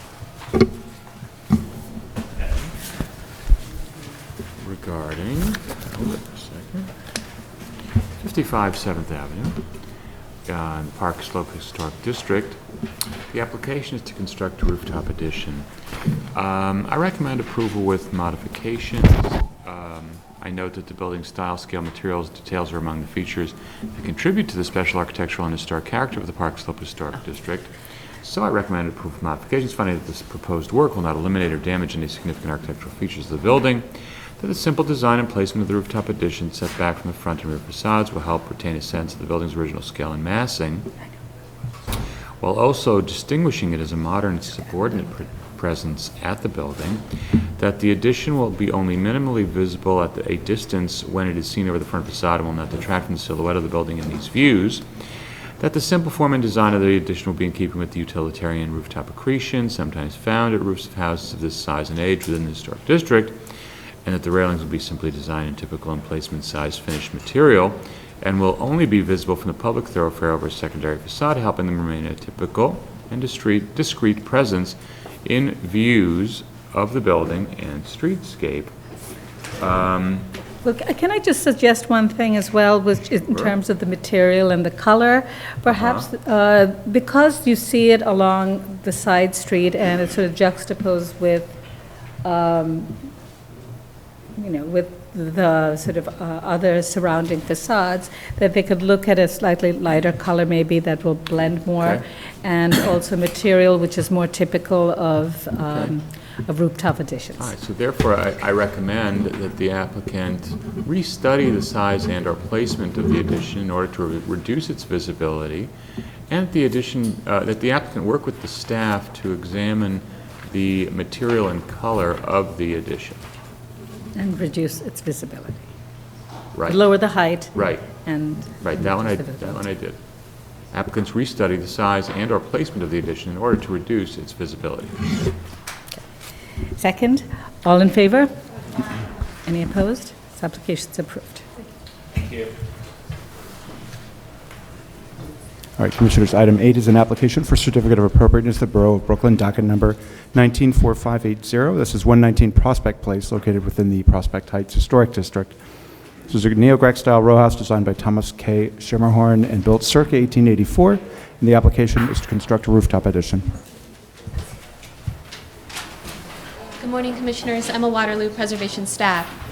The item before you is for 119 Prospect Place in the Prospect Heights Historic District.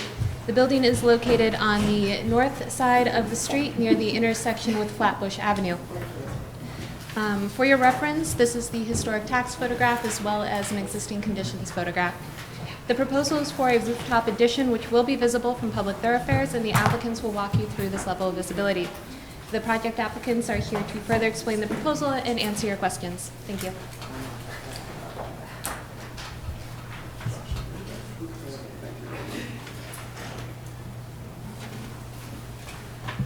Good morning, Commissioners. Hi, my name is Max Jerome, and I'm the owner of the top floor of 119 Prospect Place.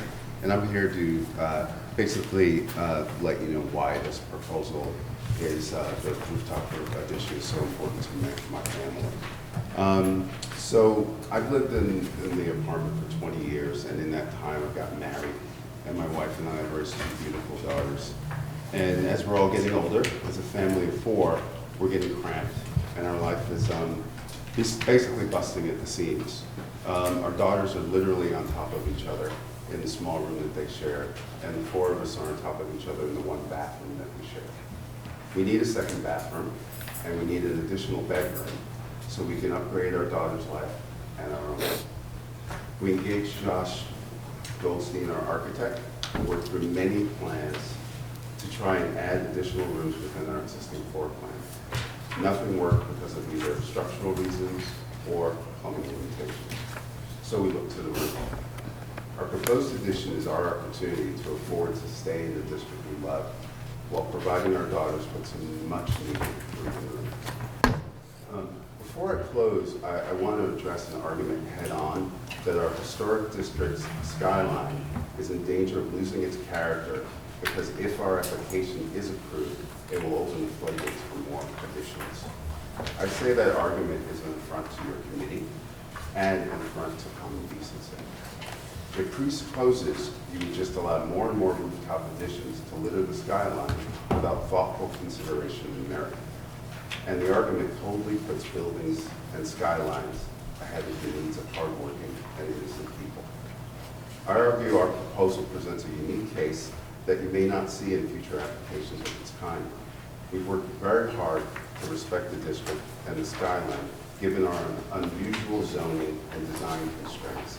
And we hope that you take that under consideration as Josh takes you through our presentation. Thank you very much for listening. Thanks, Max. My name is Josh Goldstein. I'm the architect for the proposed rooftop addition at 119 Prospect Place. The four-story brownstone was built in 1884, designed by Thomas Skimmerhorn in the neo-Grec style. And as Emma said, it's located near the edge of the Prospect Heights Historic District. Our building is surrounded to the east and west by other four-story buildings and by a mix of non-historic buildings along Flatbush Avenue, and they're 3 or 4 stories as well. This slide shows the existing south and west elevations. And this slide shows our proposed rooftop addition. The shaded portion here is what's visible, the extent of what's visible from across Flatbush Avenue, which we'll get to later when we get to photos from the street level. Nothing is visible from in front of the building on Prospect Place. Here's the existing north and east elevations and the proposed north and east elevations. We pitched a portion of the roof over the bathroom and existing public stairwell. So the skylight, which is a required skylight, wouldn't protrude over our roof level. So this is a portion that would be visible from Prospect Place further up near Carlton Avenue, which this hatched portion, shaded portion represents. So we wanted to make sure that this required skylight that we had to put in for light for the public stair wouldn't push us up and create any more visibility. This is the existing fourth floor plan, and the proposed fourth floor plan with the area of work right here. We located the stair in the only location that wouldn't disrupt living space. Really, the only other place we could have located the stair would have been the kitchen. We can't locate it back here, which I'll get into a little bit, but this is a different zoning district actually, so we couldn't put it back here. Obviously, we didn't want to put it in the front because of visibility, so really this is the only location we could locate a stair. We couldn't locate it over here, obviously the existing bathroom, existing light well. This is the existing rooftop plan, and this is the zoning boundary that I was talking about between the R7A, which is to the left, which is within 100 feet of Flatbush, and the R6B to the right. This shows the plan, the proposed rooftop plan with the master bedroom, bathroom, and a front and rear deck. As you can see, that zoning district acts as a hard edge to the rear of our addition, proposed addition. We're maxed out on FAR on this side of the project, so basically this whole area was not an option. We also pulled the building back around 27 feet from the front of the building to minimize visibility from Prospect, which, as I said before, we have none below. We do have some visibility from Flatbush Avenue and further up Prospect, which I'll get to in a second. This is the proposed rooftop addition, roof plan. This is the portion of the roof that we pitched to minimize visibility. And that's that. This is the existing section of the building.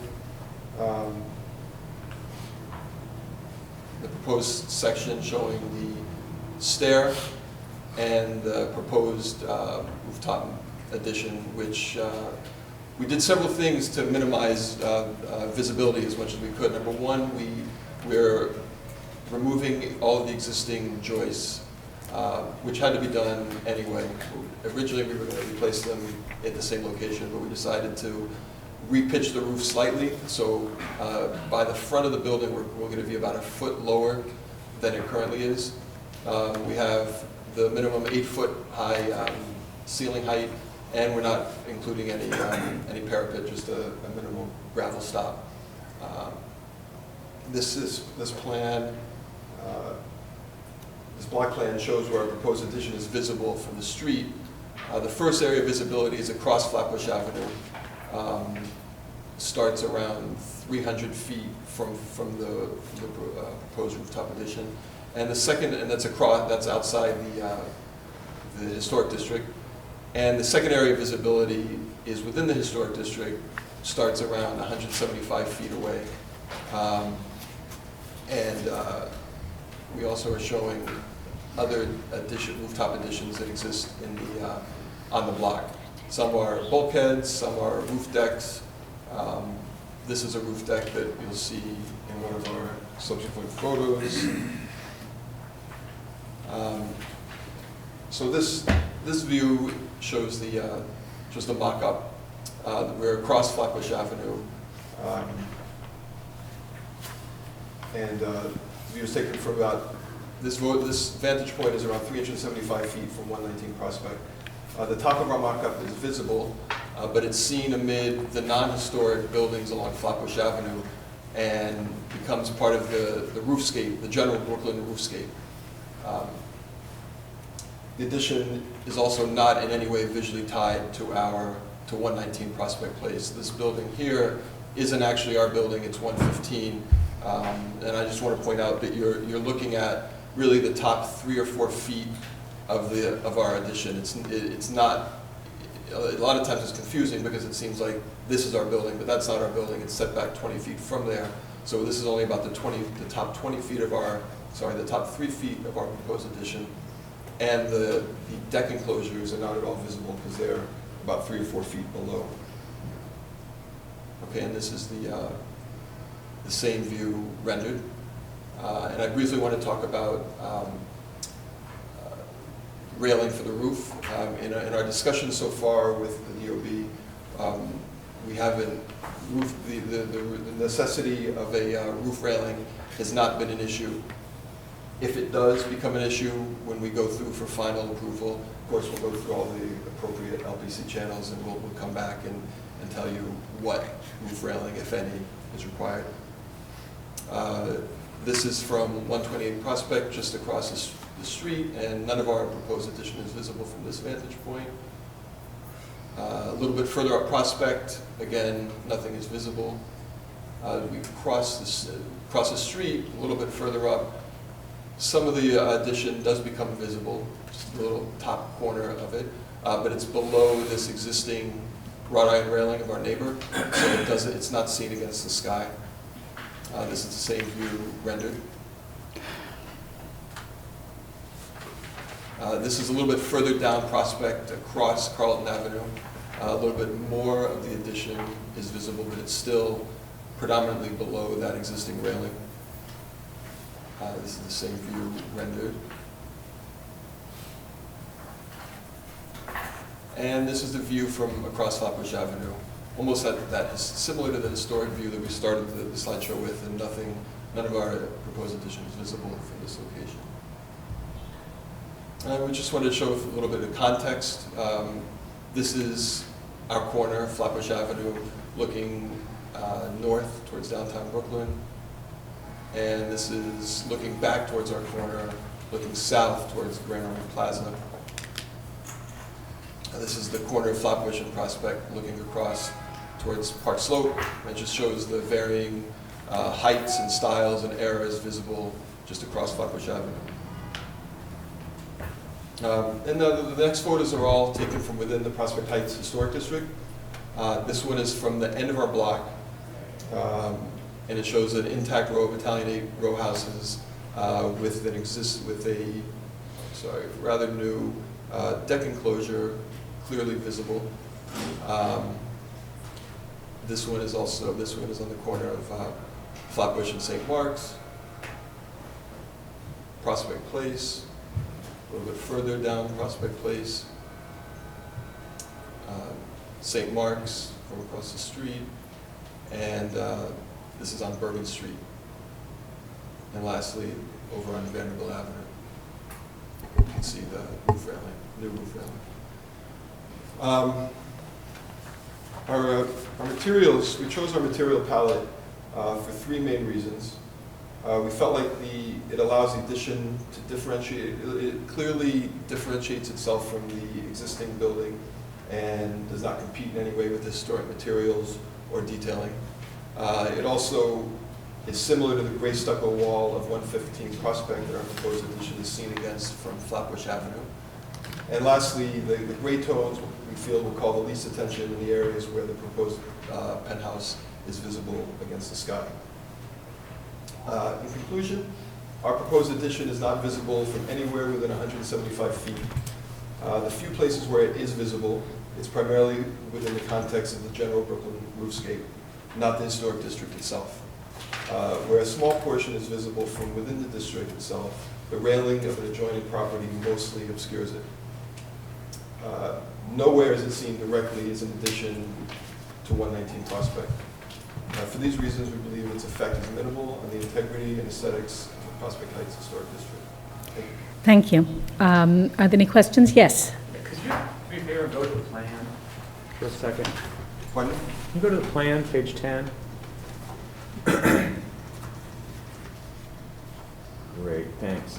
So let me just make sure I understand some of the functionality of some of the spaces that you're adding. If we go to the bottom edge, you're enclosing and raising up a skylight to the left of the shower and a skylight to the right of the shower, right? To the right of the shower, we're actually not raising That's a light well. a light well. We're leaving that at the height that it's at. But are you building a wall around it that's Actually, up to the full height?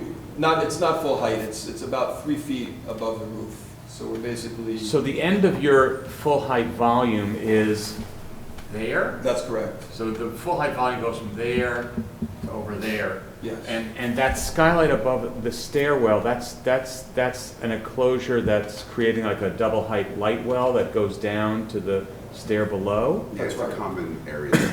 So could you legally, is there a reason why you couldn't notch that out and not have that to be constructed to the full new roof height? I believe we could do that. You know, it just creates a lot of notches, but we probably could do that. Great. And the second question is that your kind of triangular space is basically a stair hall and a corridor to access the bathroom and the deck, right? Would it be possible, is there any reason why you couldn't slope the roof over the stair portion of that space and set back the higher wall? Well, we couldn't really slope this area Right, here. no, that I understand. But from that little chase up. Right, this area. Right. We did discuss it. We could do it.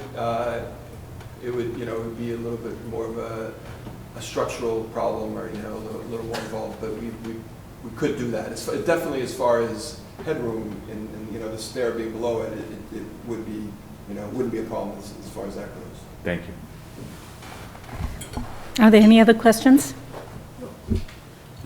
I mean, it would seem that if the bathroom was en suite, then you wouldn't need any of that. The bathroom was what? Enterable through the master bedroom. Yeah, so I thought, Oh, well, you say we wouldn't need this space. Well, this is not visible from anywhere, so that's not really. My client did want a little bit of space here, for coming and going, maybe a little desk or something like that, as well as the fact that if people are up here and they're having a party, they'd rather not have to go through the bedroom to get in. Yeah, my wife wanted privacy, and also me being 6'4", I'm trying not to be cramped on a roof deck that ostensibly looks like it has a lot of room, but because of all our constraints, we're being squeezed. Yeah. So I was just trying to fight to not be squeezed any further. And then I'm assuming that area there is a closet, is that correct? Yeah. Right, okay.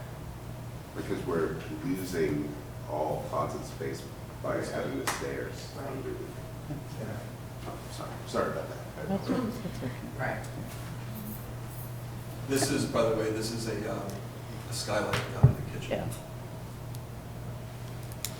Okay. Any other questions? Are there any speakers on this item? No speakers. Community Board 8 recommends denial of this application.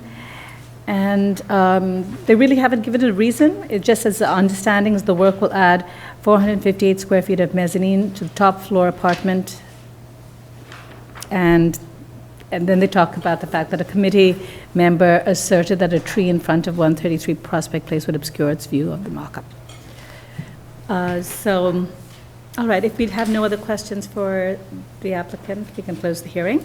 So moved. All right. Comments? Yes.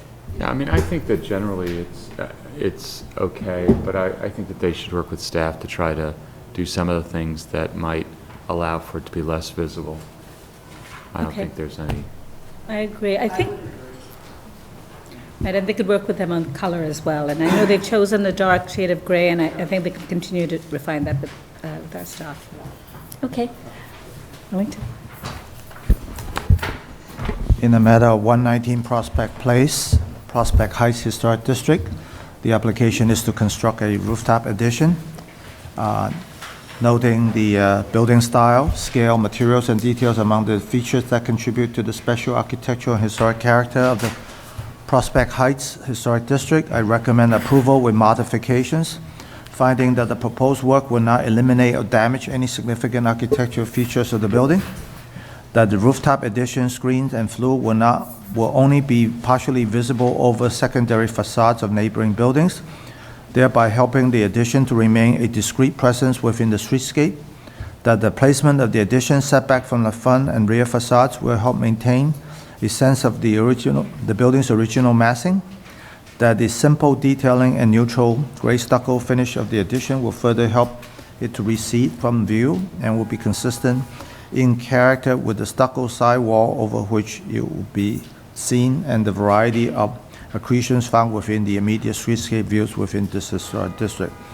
However, I find that the prominent views of the proposed addition from the west seen against the skyline detract from the silhouette of the roof lines. Therefore, I recommend that the applicant works with the staff to reduce the visibility from the west and restudy the color of the stucco cladding to better blend with the sky. All in favor? Aye. Any opposed? This application is approved. Okay, Commissioners, item 9 is an application for a certificate of appropriateness, the Borough of Brooklyn, docket number 198602. This is 80 Maple Street, located within the Prospect Lefferts Gardens Historic District. It's a house with Georgian and Spanish Mission Revival style details designed by Bly and Hammond, built in 1924. And the application is to install new windows, alter an entrance and step, and to install through the wall louver. Oh, okay. Good morning, Commissioners. Michelle Shabrami of the Preservation Staff. The application before you is 80 Maple Street, which is located between Flatbush and Bedford Avenues in the Prospect Lefferts Gardens Historic District. This application has 3 components. The first is to remove the existing door and the masonry surround and enlarge the opening to align with the adjacent historic window opening and to install a new door within the enlarged opening. The second component is to remove, to install double-hung aluminum-clad Queen Anne configuration throughout the building. The commissioners should note that this matches the historic windows, although not the material. And then the final component is that the applicant is proposing to remove concrete from the areaway and to install bluestone pavers and also install it on top of the brick treads. The architect, Michael Schmidt, is here to discuss the proposal.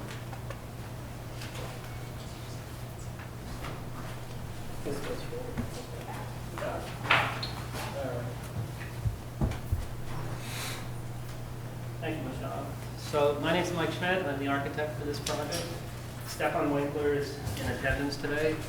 He purchased the house about a year ago, and we are currently doing a pretty full renovation on the interior. We have some exterior work that we've proposed that requires the public hearing.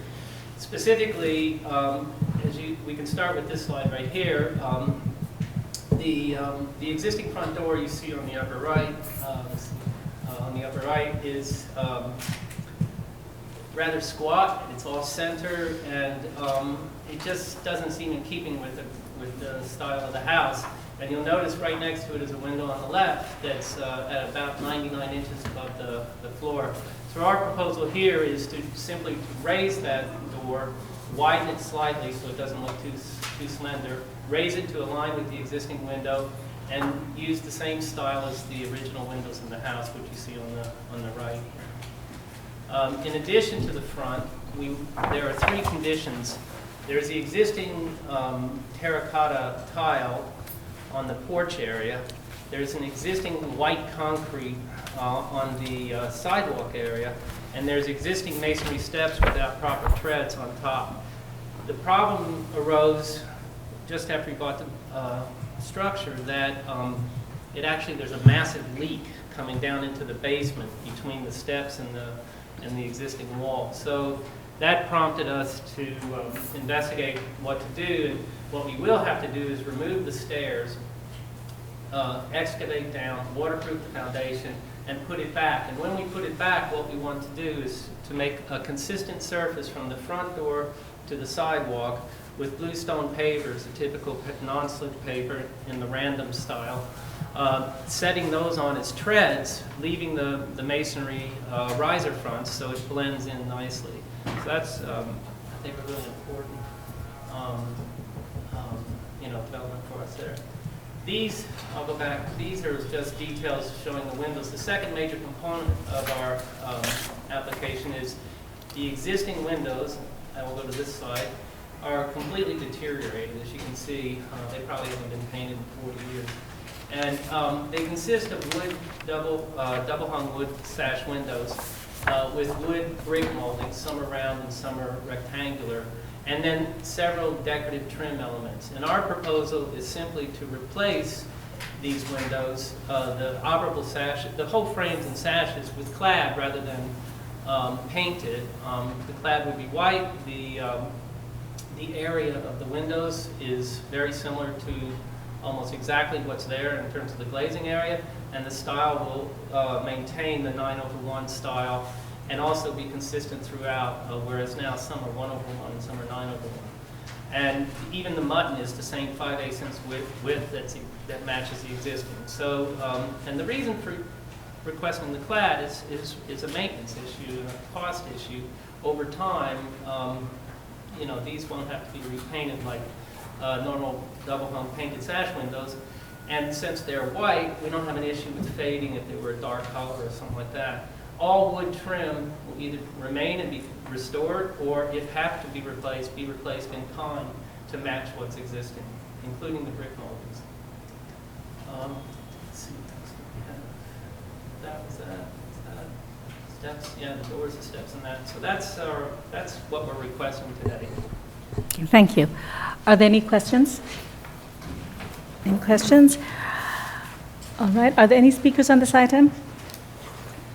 There are no speakers, and Community Board 9's Housing Committee voted unanimously in favor of this project, and the Community Board itself had no objections to Landmarks moving ahead with the hearing. So they haven't taken a position, but the committee has, and they support that. Are there any questions? Okay, we can close the hearing. All right, comments? Are there any concerns with the proposal? Okay. In the matter of docket 19-8602, 80 Maple Street, Prospect Lefferts Gardens Historic District, a house with Georgian and Spanish Mission Revival style details designed by Bly and Hammond, built in 1924. The application is to install new windows, alter an entrance and step, and install a through-the-wall louver. I recommend approval, finding that The replacement of the existing historic windows is warranted by their deteriorated condition, that the proposed windows will match the historic windows in terms of configuration, operation, details, and finish. That the replacement of the existing modern 1/1 windows with new windows matching the historic windows in configuration will return the building closer to its historic appearance. That the material of the proposed aluminum-clad wood windows will not be readily discernible from a public thoroughfare, that the replacement of the existing door, the enlargement of the masonry opening, and the replacement of the simply designed brick steps, tile pavers, and concrete paving will not eliminate any significant architectural features of the house or site, that the enlarged opening and proposed wooden glass door will align in height with an adjacent window, and its opening will be well scaled to their location and harmonious with the style of the house, that the exhaust hood will be small in scale, minimum in projection, painted to match the surrounding masonry, and installed at plain brickwork at a proportion of the side facade, which is set back from the street. And that the proposed bluestone paving and steps will be well scaled to the walkway and entrance, harmonious with the materials and finished palette of this house, and consistent with paving and steps sometimes found at steps and paving at houses of this style and age in terms of materials, finishes, and details. And all in favor? Any opposed? This application is approved. Okay, Commissioners, so the next 7 items have to deal with signage at both the main branch of the Brooklyn Public Library and the associated designated branches. So what we'll do is we're going to look at a kit of parts that the applicant will take us through for the first 6. Then the 7th is a different proposal for signage. We'll do that one separately, and we'll just read each one through as we go along. Okay. Brooklyn has arrived at the 16 cases for tenant applicants. Yeah, okay. So I'll read the first one in then, and that is, so it's item 10, it's docket number 19-10183. This is 790 Bushwick Avenue, the Brooklyn Public Library DeKalb branch, an individual landmark. It's a classical revival-style library building designed by William B. Tubby and built in 1904 and 05. The application is to install signage. Good morning, Commissioners. Echostock Preservation Staff, and I present you an application for signage at 6 locations of the Brooklyn Public Library. There we go. The application will introduce a cohesive signage plan for all branches of the Brooklyn Public Library that includes the installation of banners, digital and non-digital display signs, pin-mounted letters, and metal lettering. Laura Veracci, the designer of the project, will introduce the application to you.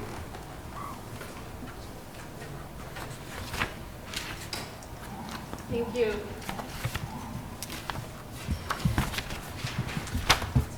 Thank you. So I'm part of LVCK, an environmental graphics design studio that was hired by Brooklyn Public Library to develop a comprehensive exterior signage system to update all branches in the Brooklyn Public Library system. We began our process over a year ago, doing site surveys, reviewing the existing sign type family, which was installed over 20 years ago. We wanted to see how has it aged, what were some of the things that might not have worked so well. And here we can see in the left two columns the signage that hasn't aged that well. It was designed in a highly stylized manner of the time, and it might not have accommodated all the different diverse architectural styles in the system. Whereas if we look over at the carved letters at one of the Carnegie libraries, that's obviously withstood the test of time over 100 years. So we wanted to develop a system that could, age well with the buildings. We also took some inspiration from other cultural institutions within New York City and their use of banners to kind of highlight the cultural offerings. We also took note that dynamic digital signage is actually becoming a norm in our streetscape, and if tastefully done.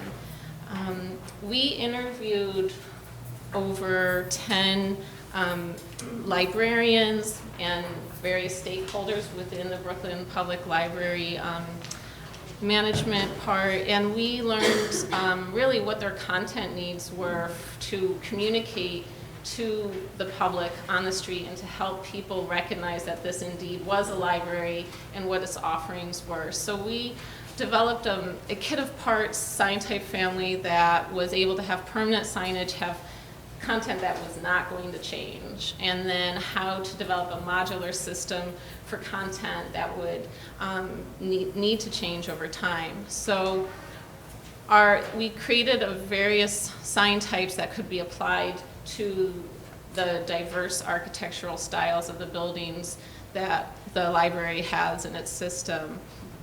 We have permanent identification on raceways or metal laminate on glass. We have 3 different sizes of banners to choose from. And then we have a branch identification as a post and panel sign type, either with a digital display embedded or a static changeable display. So from that family, we've pulled 3 sign types to apply to landmarked buildings. We have the entry ID and address to create consistency of addressing around the system, the 8-foot banner, and the branch ID, either the digital or the static display where appropriate. The entry ID is a consistent 3.5-inch cap height, just a thin metal laminate, adhered to glass and backed with vinyl so we don't see that adhesive.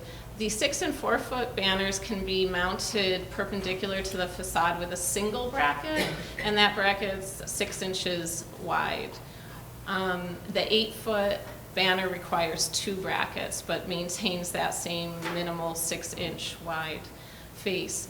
The branch identification post and panel, whether it's the digital or the static, is basically a 9-foot by 2.5-foot box mounted on posts with minimal footers. This shows the depth at 6 inches we're using a slim exterior grade display. So now I'll walk you through our proposals for each individual building that are landmarked sites. DeKalb, this is a view from Bushwick Avenue. The existing sign is a post and panel and vinyl glass. We're proposing to replace that post and panel with the branch identification and digital display, and the entry identification over glass, and 2 8-foot banners. This rendering shows our proposed. The banners are at the exterior edges of the building. They're mounted perpendicular, and the metal laminates on the glass and the post and panel. This shows that the post and panel is mounted inset from the fence, and an example of the banner at the edge of the building. Here's the 2 banners. Okay, this is what we're going to do, because we have each one of these is a separate item for us. So we'll pause. Sure. And so the public library has given us sort of an overview of the type of signage, and the next several applications will be specific to the 6 branches, and then there's a separate one for the main branch. So why don't we take some questions, and we'll take testimony on each item as they come up. Okay, so why don't we open it for questions on the signage itself, and then as it relates to the first case, which is Bushwick Avenue. Is this Bushwick Avenue? Yes. Okay, I'm sorry, the address is on Bushwick. Okay. The branch is a DeKalb branch on... The name is called DeKalb. Okay, it's got on it. the corner of Bushwick and DeKalb. Sorry, that is a confusion for many public library goers, and that's why it's important to have both the branch name and the address. Okay, all right. Are there any questions? Yes. I guess my question is this. I understand the functionality of the address, I understand the functionality of the plaque sign. I'm not sure I understand why the institution wishes to use the banners and what it hopes to get out of them. Sure, sure. The banners have the branch name on, as is often one of the things we heard from the librarians, where people didn't know that their branch had a specific name that might be different from another nearby branch, and when they reserved materials, they might go to the wrong branch. That's number one. But number two is really catching people's eyes as they walk the sidewalks or as they drive, because, I mean, the Carnegie buildings are beautiful buildings, but people that are new to the neighborhood often don't know that it's a library. And that is a consistent feedback that we received through our stakeholder interviews, that people would walk in and say, I've lived here 5 years, I never knew this was a library. And so we wanted a way to kind of just give some visual presence as someone's walking, parallel to the building, and they can see something. Sorry. So to that point of alerting people that certain buildings are libraries, I just was wondering, what's the size of that font that says DeKalb Library? And it's very lovely, but it seems kind of understated, and the fact that libraries is really a part of the banners in general, which are quite prominent, seems unusual to me. Currently, there's no branding. There's 2 points to make. And one is that we keep a consistent cap height for the name, because some names are longer than others. And we did test this outside with mock-ups, and because of the contrast, the very high contrast, it's quite visible.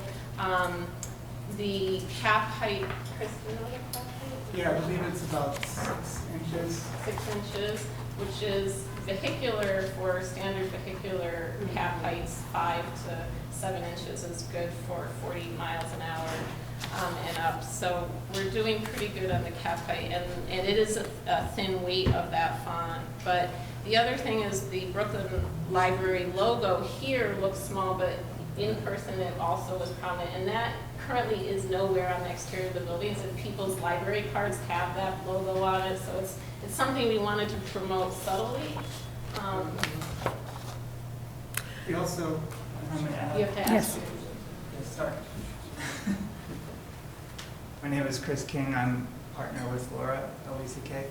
I wanted just to add, we also were being considerate as to what is done commercially as banners, and we wanted to be different from those, so we didn't want to be overstated in the banners and be confused with a commercial building. Okay, Mark, do you just want to give a sort of, just to explain that this has a dual jurisdiction, because it's also before PDC, or it's already, it will go to PDC, or, yeah? Sure. So as you'll see from the agenda, this is a binding report, but it's binding on the location of these items. So because this is a citywide approval for all Brooklyn libraries and not specific to landmarking, the PDC has binding jurisdiction on the design of these elements, and we have jurisdiction over their particular placement on a particular landmark. Yes, Diana? Yeah, I'm very familiar with that issue, actually, because I know the libraries spent a lot of time with, developing these signage aspects. I was curious about I think most of the libraries here do have 2 banners as opposed to 1, and just your choice or the design commission's recommendations regarding that. I do think that, the 3 systems, each of the libraries have banners, and I do think they are things that are helpful to the public, definitely, in identifying where the location of the library is. So are all of the, in each case, they're positioned at the ends, corners, just if you could just talk about the positioning, and I guess the size has been, that was determined with the design commission? Yes. Okay. The reason too at landmarked buildings, the non-landmark buildings often have more than two, is Okay. because to help, provide balance with the existing symmetry of the Carnegie style buildings. Many of them have a very symmetrical design of architectural details, window placements, and we wanted to have that balance because there wasn't like one spot where the banner would be good at the entryway perhaps, because maybe that would kind of shield a view of the entryway approaching. And the reason, another reason to have two is because usually the buildings are on a corner, they have multiple, approaches, and so hopefully that catches someone, in this case, walking down DeKalb, which is on this right corner versus Bushwick, further down Bushwick, so you can kind of get people from farther distances away. Thank you. Yes, Addie. So firstly, it was interesting for me to hear that you said that the 1970s, late 60s, 70s signs were stylized, which is, it's a funny thing to think of, because I think that what was dominant about, I think you're right, the type, the graphic design, its relationship to the moment was distinct. And so, but the question is that stylized? It seems to me that it really featured the word public. I mean, whereas it's interesting to me, and I recognize, Mark, that we're not discussing the design of the font, of the lettering, of those things, but it's just strange to me that that's receded from your design. That the sort of the Brooklyn and the aspects of Brooklyn, which is kind of where in Brooklyn is the dominant, and I find that strange. And it says less about issues of stylized than it does about sort of how the library is perceived and understood as a civic function. But besides that, I wonder how many of the buildings have an actual flag pole like the one, flag banner like the one on the right of the ones that we're looking at? And are you using those, and if not, why not? That's at Macon Library, at Macon and Lewis. It has an existing flagpole, and one of the reasons we chose not to use that for the banner that was approved in the design process with the city is because we were concerned about the legibility. We'd have to pull, that was one reason, we'd have to pull that, and it would be because the design would have to be a custom design for this, for just the flagpole library. What should it say? What's the direction of the branch name? And since we were using it for the branch name, and it's not a consistent existence at every landmarked building, this flagpole. So only this building, or how many, or more than one? This building has a flagpole, and does Williamsburg, Chris? Yes. Commissioners, there is an issue with these original flagpoles in that the American flag is actually supposed to be from these. It's reserved. Okay.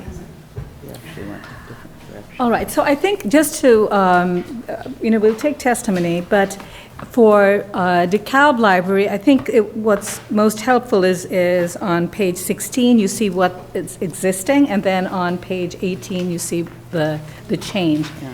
So there is signage already above the door. That will change to the more unified signage, right? And then you already have a stanchion, but that will be replaced with the new stanchion. And I think the other thing is the introduction of the two banners at the two ends. Yes. Okay. Are there any speakers on this item? Any speakers? All right, there are no speakers, and Community Board 4 supports the project that will improve the quality of life in their residents. All right, do we have any additional questions on DeKalb? Okay, in that case, we can close the hearing. Different direction. Well, I think we're commenting them one at a time, but are you interested in commenting them all together? No. No, I think we should do them one at a time. Which one is taxing it? Collecting all this? No, to do it all at once, I think if we're going to break it down into testimony and presentation, we might as well break it down in terms of comments. Right, that's what we're planning to do. So we're going to break it down in terms of comments as right now, and then we'll, move to decision, and then we'll move on to the next one. So,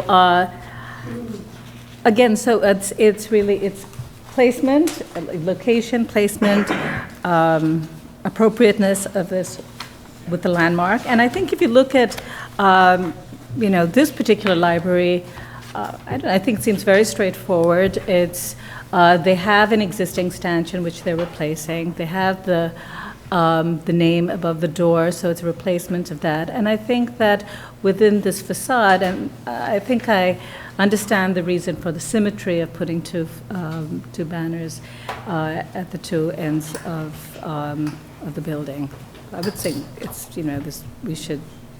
I think it's positive. And is there any concerns as proposed? It's just interesting that there's a kind of different approach in the different systems, to how every library system, people are very, very involved with their local branch in the sense of they're usually named for communities, not exclusively, but that really, people really relate to that. At the same time, like some systems are seeking to really identify that the local library is a part of a whole system, so that the whole system appears larger than the local branch. So it's, but this is what obviously the Brooklyn system wants to do and feels is most appropriate for it, and the Public Design Commission has approved it. So from my point of view, I can go along with, and I'm glad to see the digital aspect of signage, because I think that will be extremely important in the future for libraries. So, anyway. Right, and I think it's a way of really like speaking to the programming also within the library. Yeah. Yes. I would say in terms of placement, I don't know that location C banners is necessary.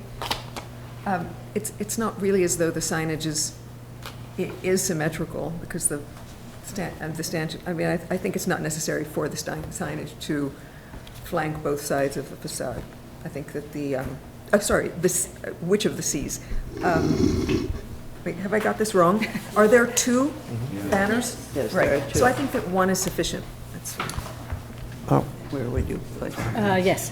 I actually feel somewhat the same way. I'm trying to imagine if this was Joe Fresh, and Joe Fresh wanted to have 4 or 5 signs on this building, if we would allow that. Stepping back for a minute, for me, one of the things that brands the library is the fact that the Carnegie libraries are so identifiable as library buildings, and there's a certain inherent brand in that. For this one, we've now got 4 signs on one facade of the building, and I think I would agree with Adi. I don't think the banners do anything to enhance the building, and I'm not sure they do anything to enhance the identifiability of this library. If I could just to point out that I think every example that we're about to see will have a bracket sign that's symmetrically located, so you're going to see more than one on all of these examples. Okay. Then I repeat that comment for every one of the other ones. Okay, I would maybe agree, except, and even though we're not in the, responsible for approving the design, because the design is so understated, I just think there's not, it doesn't have enough presence it doesn't speak enough to what this building is. And the normal person walking down the street isn't thinking about what kind of building this is. They're just looking for the library. I think so. And it's very understated. Every single sign is extremely understated. And so what the banners do on both sides is, I think it's a little bit more of a, call to attention. So I would, defer. I hate to say it because I like less. For me, oftentimes less is more. In this particular instance, I feel it's the opposite. Well, I think the signage is very discreet, and I don't think this is overwhelming the building. And I think if this is not Joe Fresh, I think these are important institutions, and people recognize the architecture, but there are a lot of people who don't recognize the architecture. And I think this is an important service to neighborhoods, and I think this very discreet signage allows it to be easily recognizable for future generations. So I think my recommendation is we should support it. Yes. I thought what was most striking about the presentation was when the presenter talked about what folks said about the needs were, what the staff said about the needs were for the signage, what it had to do, what the job was. And maybe it just speaks to my, I guess I was fated to be an architect and not an accountant, because, I look at that and I say, gosh, what did you think it was? And that may be different for other branches, but okay, and maybe I'm just, I'm taking for granted what I see and not what others see, and that's fine. So let's posit that the need is real, that you have to identify that as a library. Okay. The funny thing about the design is, as other people have been talking about, it's kind of, it is branding, and it's branding in the sense that, modern graphic design seeks to create an association between a style of font and presentation with a thing without necessarily saying what it is with the letters that you're using. So, the banners, to me, are the least useful things on this particular building. And, they're set back, right? This building is set back from the street significantly, or somewhat. And it's not saying library. It's not, it's telling me the name, but it could be the DeKalb laundromat or the DeKalb whatever, doctor's office. I would much rather them increase the signage by using the stanchions, which are away from the building. Maybe have another stanchion on DeKalb, or have I think that the banners muck up the architecture without achieving the effect of saying library. And maybe in 20 years, when we've all come to learn that font and that color equals library in Brooklyn, then it'll work. But now, I don't think it works. All right.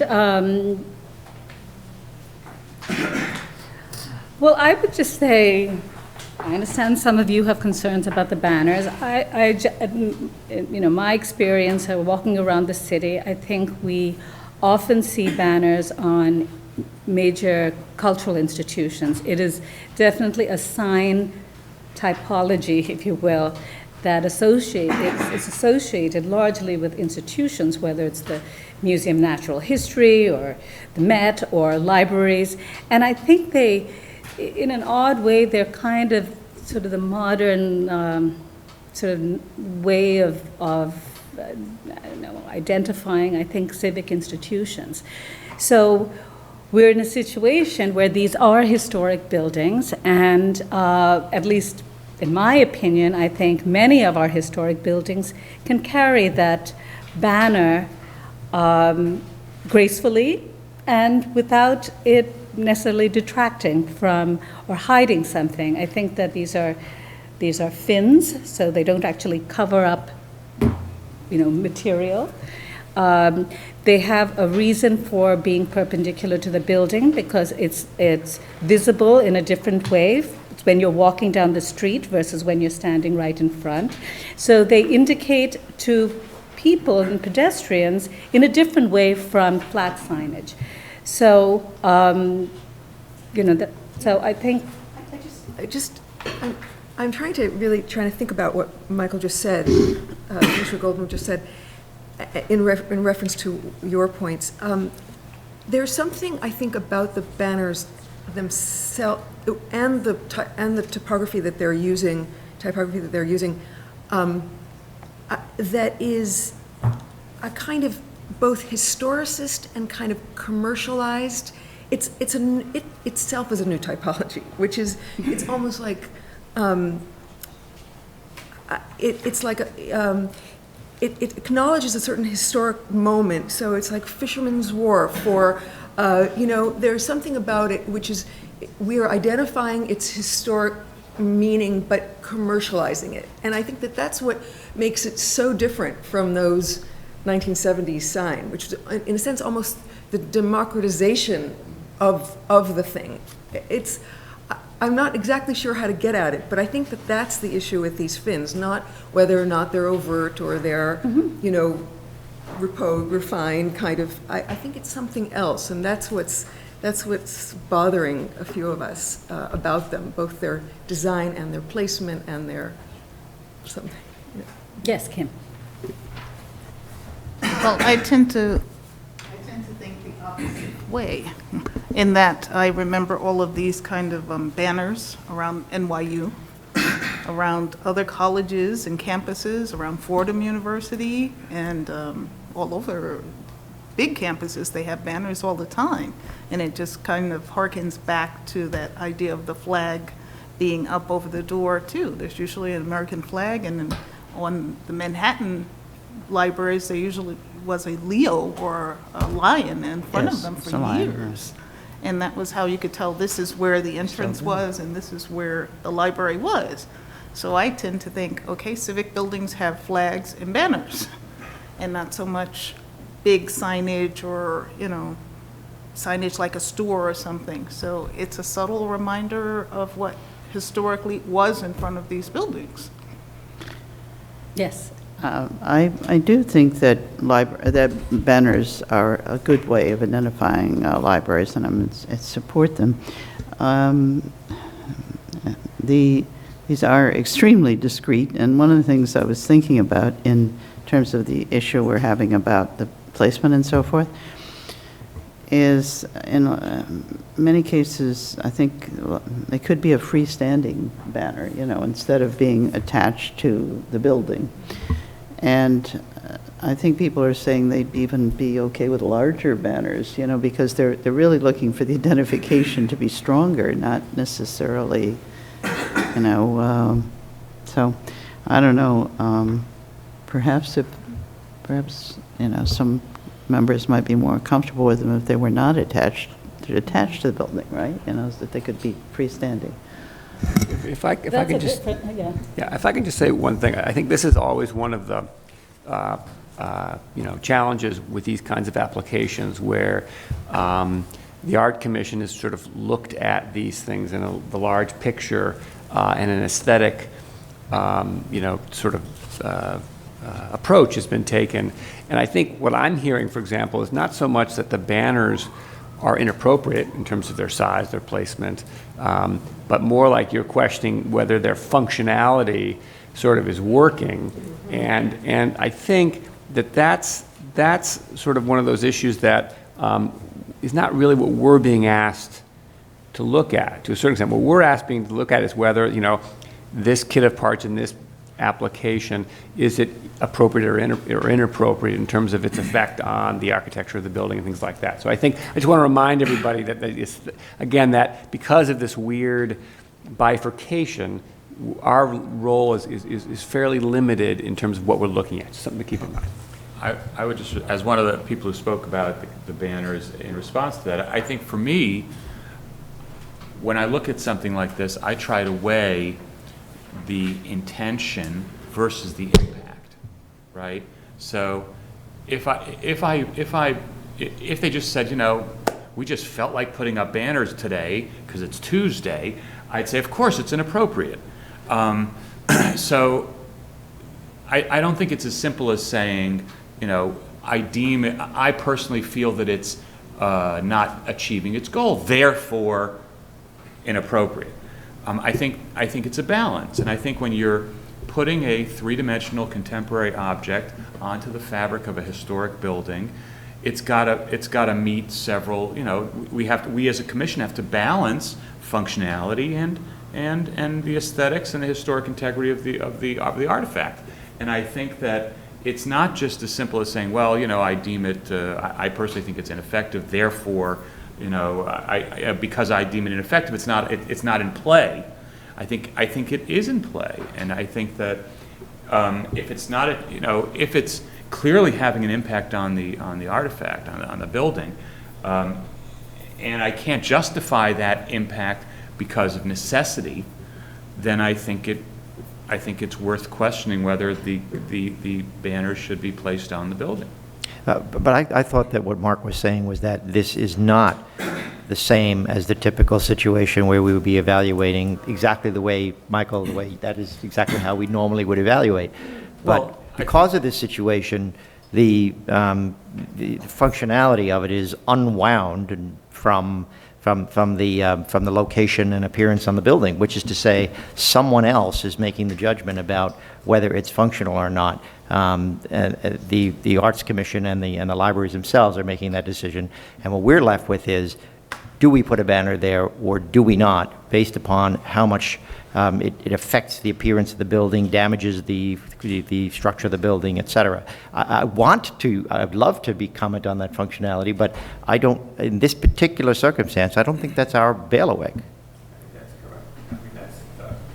Well, I agree with you in a literal legal sense, but I think that just like we're never supposed to think about function or never supposed to think about money, these things do come into our considerations, and I think that, taken on a purely historical integrity vector, the banners were never there. There's never a history of banners being on this building. The architect never planned for banners. Therefore, forget about it.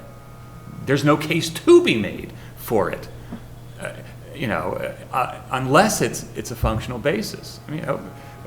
Purely historically, the presentation would have to show that there was a banner there in 1915 and that therefore a banner would be appropriate, or that banners are appropriate to this style of building historically. That's not a case that was made, and I don't think that's a case that could be made. Well, but that's not the only case for appropriateness, which is historically there was a banner there. I think there are other considerations. That's not the only reason why something has to be appropriate. There are modern changes to historic buildings all the time, and we allow it. It's either discrete, it does not detract. So there are different standards, and I would just say we can't lock ourselves into one and say, because we use this analysis for a particular case, that's the only way to look at it for every case. So, yes. Yeah, and I would like to go back to a point that actually you made earlier, which is it is very normal for cultural institutions and educational institutions to have this kind of signage to notify people that, these buildings, which make a grand statement, and sometimes you can just get lost in looking at the building and not understanding what it's about, what they're about. I also think the banners have a different function than this sign that's in the front. Just look at the typography in the blue section, which is probably the digital aspect. Is that correct? Yes. That is to draw you in and give you information, this is my guess, please correct me, about hours, what's going on, special, events, etc. So that really, to me, is actually in the correct location, which is, as you're getting close to the entrance in this particular branch. And I still, feel that not only do these banners not detract from the building, but I really feel, as I said, that they are quite understated, and 2 would be helpful to identifying what's going on here. Wellington, you were going to say something. Yeah, I agree that in the sense that, you know, it is quite normal for whether you be an educational, civic, or cultural organization to have this type of. I think the case that's hurting here a little bit, and I think that's why maybe, and I have no problem in supporting it, is that I think because the applicant chose to be so understated and so discreet.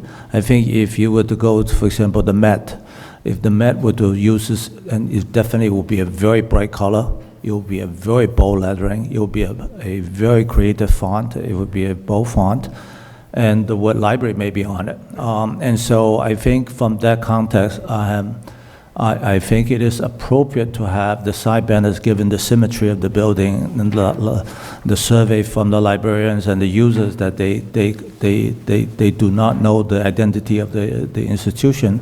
I have less of an issue other than I think the banner could have been more what's the appropriate word, that it could be more bold rather than so discreet and so understated. Yes. One of the things that actually is problematic for me is the fact that the neo-Renaissance, the delicate conversation that's going on between the materials on these buildings, the brick and the limestone, is completely disrupted by the fact that the banners are black. And so, if I can add just one more problem to the tar baby, that's an issue for me as well. And as far as I'm concerned, it is advertising on this building. And I'm glad it may be considered something that works, but I think there's too much of it, and I agree with Michael that another sign not attached to the building on the other facade would be appropriate. I don't think it's appropriate to connect these things to the artifact. All right, let me just find out who would support this. Okay, I think we have 6, so we can move ahead. We'll look at each one case by case, but I think we can go ahead with this. Yes, John. In the matter of docket number LPC 19-10183, 790 Bushwick Avenue, the Brooklyn Public Library DeKalb branch, an individual landmark. The application is to install signage. I recommend approval, noting that the installation of the banners, proposed branch identification digital display sign, and library identification and building number sign will be installed in plain masonry or attached to plain glass and will not result in damage to any significant historic or architectural features of the building. That the placement and size of the digital display sign, banners, and identification and building number sign will not obscure or detract from any significant architectural or historic features of the building. That the cumulative amount of proposed signage will not detract from or overwhelm the building. That the simple design and dark color of the digital display sign and banners will harmonize with the color palette of the building's facade, and that the use of consistent signage throughout the Brooklyn Public Library system will bring clarity and unity to this collection of buildings which share history, purpose, and ownership. Right. All in favor? Aye. Any opposed? Opposed. Okay, 3 opposed. This is application's approved. Okay, item 11 is an application for it's actually a binding report, docket number 19-10186. This is 361 Lewis Avenue, the Brooklyn Public Library, Macon Branch, Bedford-Stuyvesant, Expanded Stuyvesant Heights Historic District. This is a Beaux-Arts-style library building designed by Richard A. Walker of Walker and Morris and built in 1907. The application is to install signage. The Macon branch is on the corner of Lewis Avenue and Macon Street. The existing signage consists of the carved letterings and a post and panel sign behind the fence. Our proposal is to install a branch identification digital display stanchion, a entry address, and 2 8-foot banners. The same view here in rendering shows the proposed locations of the signs of the two 8-foot banners flanking the outer windows and the stanchion behind the fence, exactly where the existing one is. And there is there are existing numerals on the ironwork above the door, and we're proposing to replace those simply with a standardized font for that.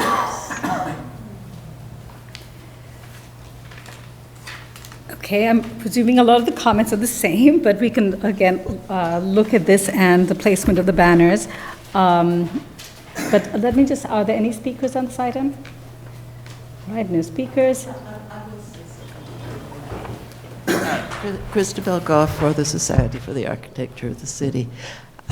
We have felt for a long time that this division of authority between the Public Design Commission and the Landmarks Commission isn't working out too well. This is another example of that, because I think that the Commissioner's comments on the text that is appearing on the sign, which I have to say I didn't notice, the word public is gone. What on earth are they doing? Are they still a public library? There have been a good many people who question that. The area that it is now too late for me to speak on is the area I want to speak on, so I probably shouldn't say any more. But I mean to say these banners are discreet. They're not even giving the basic information that this is a public library. Thank you. Community Board 3, let's see, Community Board 3 supports the resolution to approve the application for this Macon Street, Are there any more speakers on this item? All right, you want to comment? Yes. Yes, I would like to respond to that concern.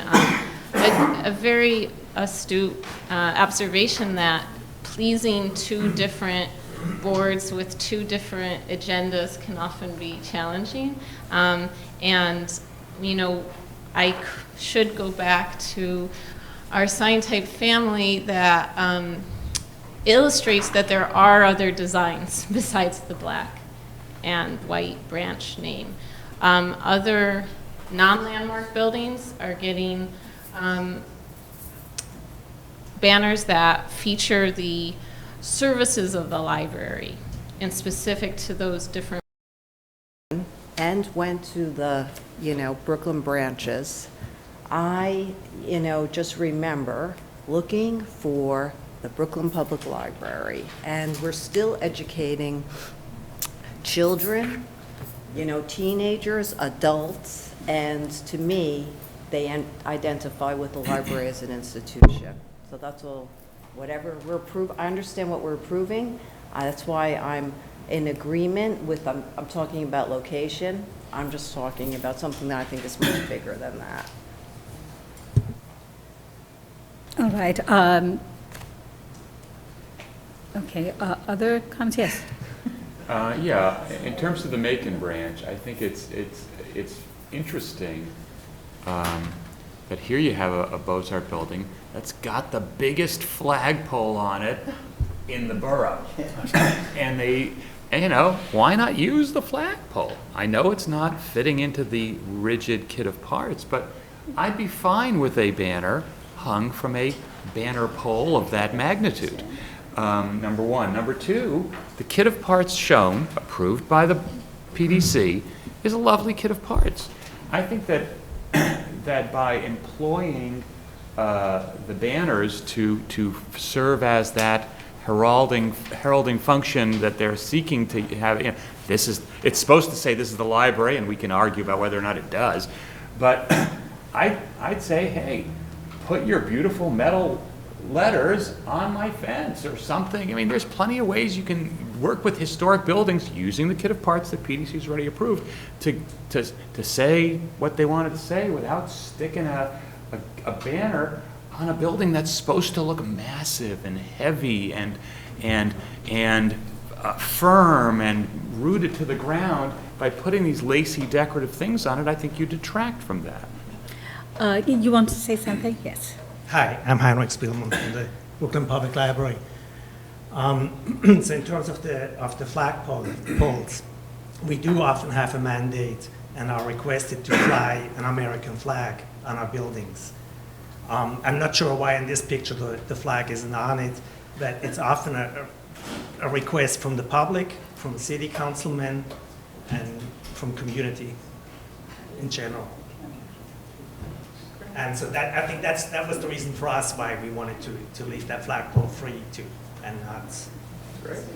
Okay. All right.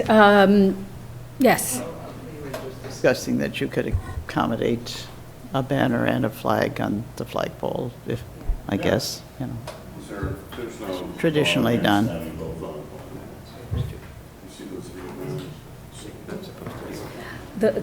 Accommodate a banner and a flag on the flagpole? I don't know. That seems, yes. Again, I think there is a clear hierarchy. First you have the American flag, then you have the borough flag, and then I'm not sure what the next one would be. But so usually it's the city. If we have more than one, I city. think the next one would have to be the borough flag. City. Okay. All right, I just have one question, because you've got two levels of banners, is that correct? And is there the choice, is the written element on the two banners the same, or is it that they have different purposes? Because one is 6 feet, one is 8 feet, I think. Oh, the banner size options, depending on the building size and Okay. appropriateness, are, this is why we have three sizes, the 8 foot, 6 foot, and 4.5 foot. Okay, and Within that size, we always have a branch identification, but often at all the other branches, there's a series of colored banners that speak to the services that are happening inside. All right, but I don't know if so in the choice of the size of the banner, it varies depending on the building, is that correct? Depending on the size of the building. Size of the building. So these, at least this one, the Macon Street branch is a sort of smaller building, at least compared to some of the other ones. Is that, so what is the? I think, we were trying, again, to follow the architecture of the buildings. We measured the height of the windows, and to create a custom height for every single Carnegie Library was not something we went forward with, but instead tried to pick a median size of 8 foot that would feel appropriate in size and not like a very small detail, to this man's point of being too too small and jewel-like, but to have some kind of some kind of presence to be balanced on the facade. So, Does the font size remain the same no matter what size the banner is? no, it's proportional to the banner. Each banner is exactly proportional, so it's a simple scale up or down. All right, so I'll just yes. repeat and also second Commissioner Goldblum's idea about signage potentially, in this case, on the fence. I don't think that the banners should insert into the material of the building. So, no on the banners again. Okay. All right, other commissioners? Yeah. Question, was the prototype ever considered the peripheral sign, or is it vertical always? Given the Commissioner Goldblum's question about, that most of these libraries may have fencing on the outside, and was that ever a consideration?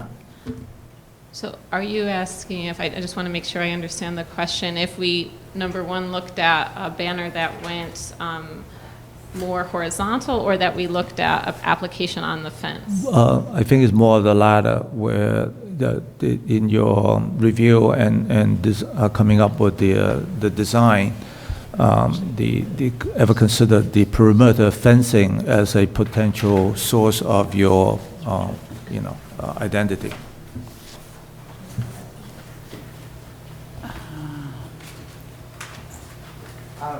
To answer your question, the fences were considered for signage, and ultimately disregarded as what we felt over the longevity of the system, that any signage on the fence or within reach of the public could be damaged further over time, rather than just normal wear and tear from weathering. Yes, Just Diana? another question on the same sort of topic, which is, was there ever consideration of a banner that was not attached to the building but freestanding in some fashion, which could be closer to be, not on the fence, but, We did look at options of having like a vertical pole with a banner, and the visual language of it seemed to be more intrusive actually to the building, because you're adding another kind of formal language.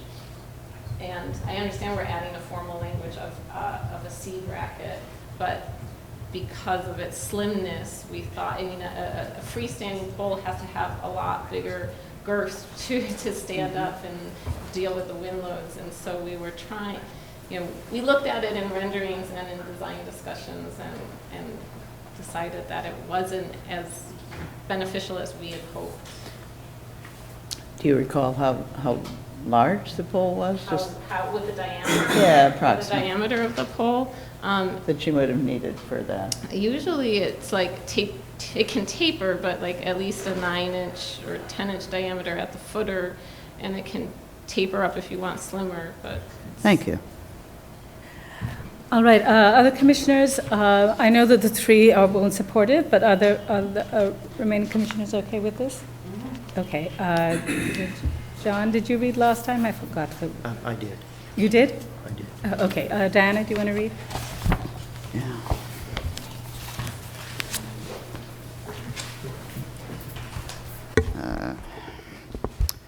In the matter of a binding report, Borough of Brooklyn, 361 Lewis Avenue, Brooklyn Public Library, Macon Branch, Bedford-Stuyvesant, expanded Stuyvesant Heights Historic District. I recommend approval, finding that the installation of the banners proposed branch identification digital display sign and building number sign will be installed in plain masonry on non-decorative woodwork and will not result in damage to any significant historic or architectural features of the building. That the placement and site of the digital display sign, banners, and building number sign will not obscure or detract from any significant architectural or historic features of the building. That the cumulative amount of signage will not detract from or overwhelm the building. That the simple design and dark color of the digital display signs and banners will harmonize with the color palette of the building's facade, and that the use of consistent signage throughout the Brooklyn Public Library system will bring clarity and unity to this collection of buildings which share history, purpose, and ownership. All in favor? Aye. Any opposed? Three. Okay, I have 3 opposed. This application's approved. Okay, item 12 is an application for a binding report, docket number 19-10187. This is 431 6th Avenue, Brooklyn Public Library, the Park Slope Branch, and an individual landmark. This is a classical style library designed by Raymond F. Amaral and built in 1906, and the application is to install signage.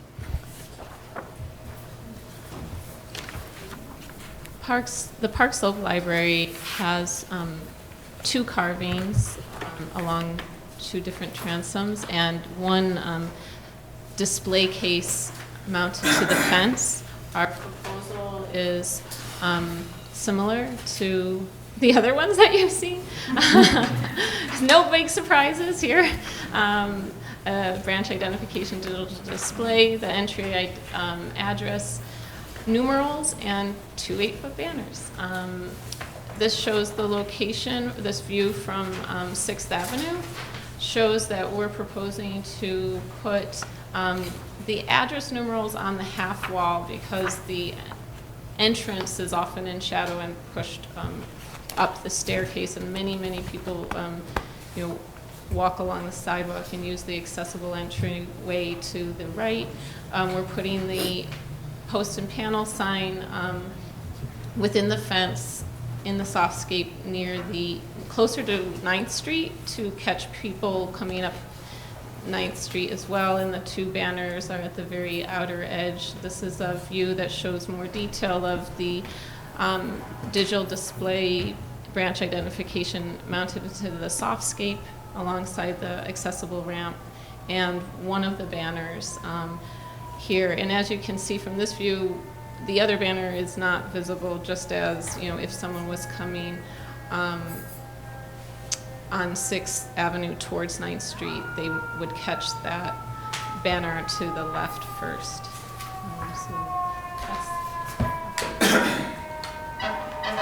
Okay, are there any questions?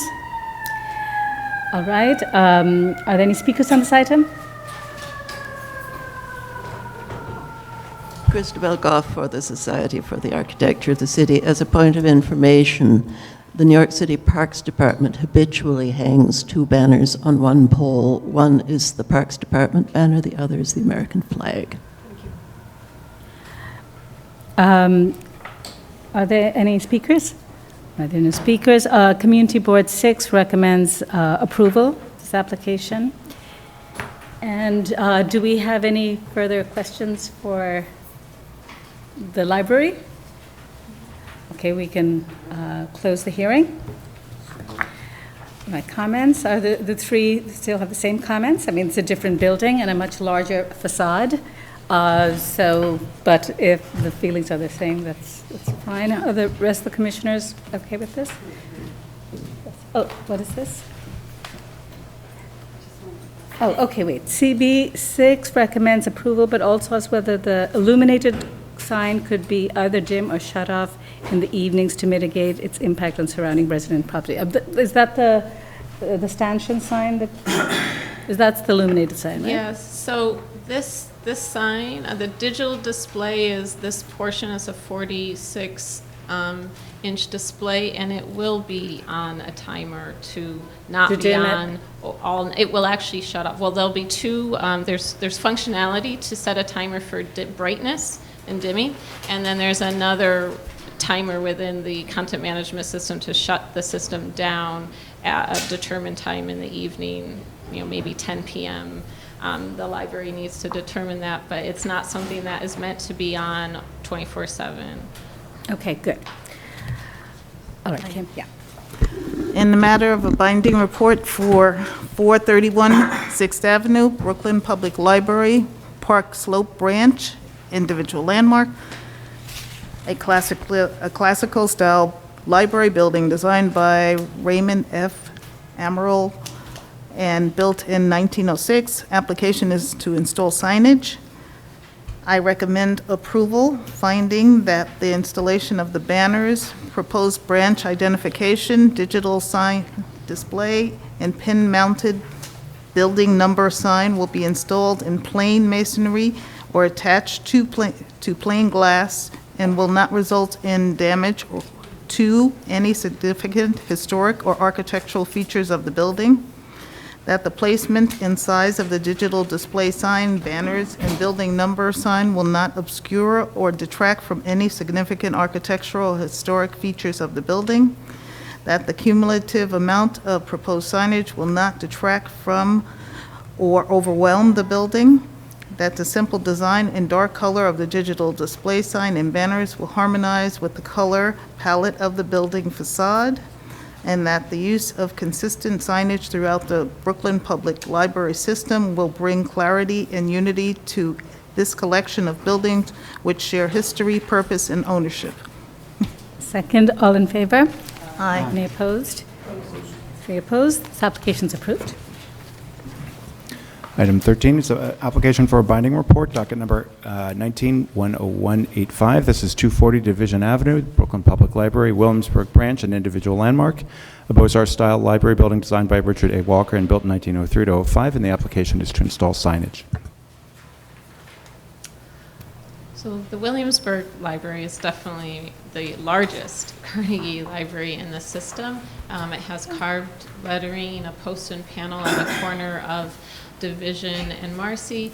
And, one thing that has occurred in the early 2000s was the library installed banners parallel to the building, flanking the grand entrance. And those banners are unfortunately covering historic windows. And so our proposal is to remove those, use the standard 8-foot banner, entry address numerals, and the branch identification and digital display. Here is where the banners will be removed. This view from Division Avenue shows the address numerals on the half wall, similar to Park Slope, and the branch identification and digital display placed closer to the entrance behind the fence. This view shows the two banners on the outer edges of the domed window series. And this view shows that window detail that's currently hidden that we're uncovering and moving the banner out to the edges to catch traffic, pedestrian traffic on the corners. This view shows clearly that the stanchion sign is placed within the fenced area. So the existing banners cover windows, is that right? Yes, Okay. here the view underneath those are two windows. The window detail is like that one. Okay. All right, any questions? Yes. Did you ever consider having the banners on the corners instead of in the middle of the meet, like kind of at a 45-degree angle to the building? So to mount them over the corner, kind of projecting off? I don't know if that would be, I don't know, part of me thinks that might be better, part of me thinks it might be worse, I'm not sure.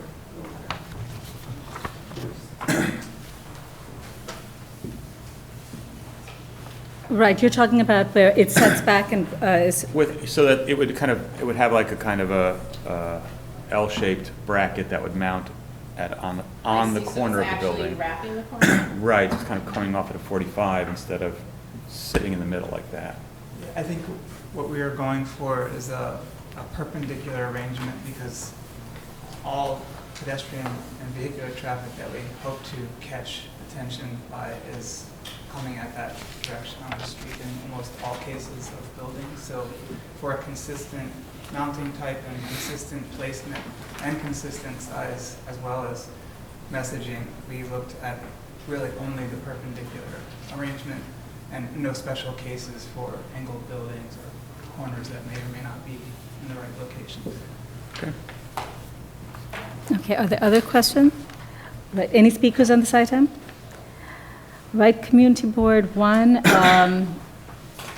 they didn't have any issues with the replacement with banners, but let me just say that their concern had to do with the streaming sign should contain Williamsburg Library on one side and hours of operation on the other side. So it was more about the content of the stanchion sign. Yes.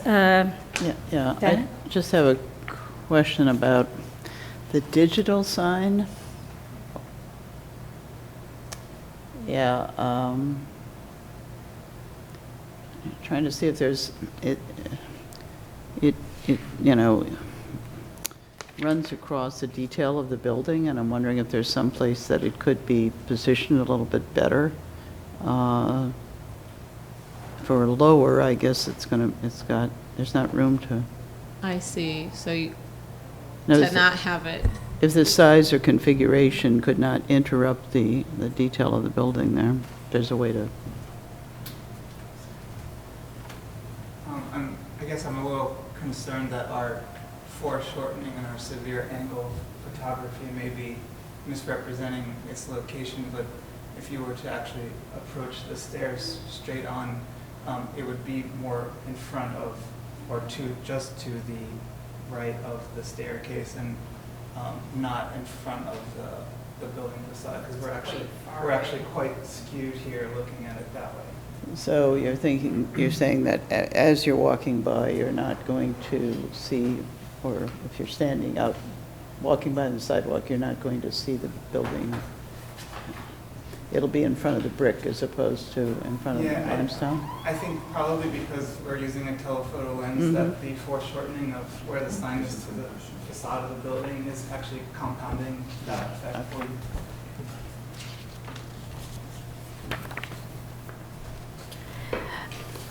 Okay, are there any other questions? Okay, we can close the hearing. All right, comments? Well, I think in this case, there's sort of also another argument, which is that also the banners that exist there right now are being removed and actually will bring back windows that have been hidden away. Are there any other comments? Yeah. Yes. Did this commission, not we, did this commission approve the previous banners? That We I do not know. We did not, no. Did not? Good, thank you. Well, then it's good that they're being removed as a part of this application, if they were not approved by us. All right, any other comments? Yes. I mean, I think on this building, of all the ones we've seen so far, I think the banners are least objectionable. I think the building's incredibly robust. It has lots going on. It's not, you know, it's not so much about simplicity and mass as the other two. So I could consider possibly saying yes to this one. Okay. All right, Kim, did you read it last time? Yes. Okay, is that Michael?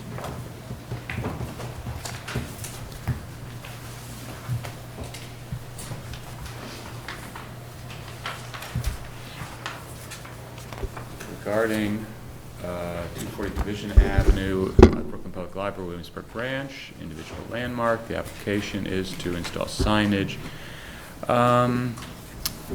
I recommend approval, finding that the installation of banners, proposed branch identification, digital display sign, metal, pin-mounted building number sign will be installed, and plain masonry will not result in damage of any significant historic or architectural features of the building. The placement and size of the digital sign, banners, and pin-mounted sign will not obscure or detract from any significant architectural or historic features of the building. That the existing banners with armatures will be removed, and that the cumulative amount of proposed signage will not detract from or overwhelm the building.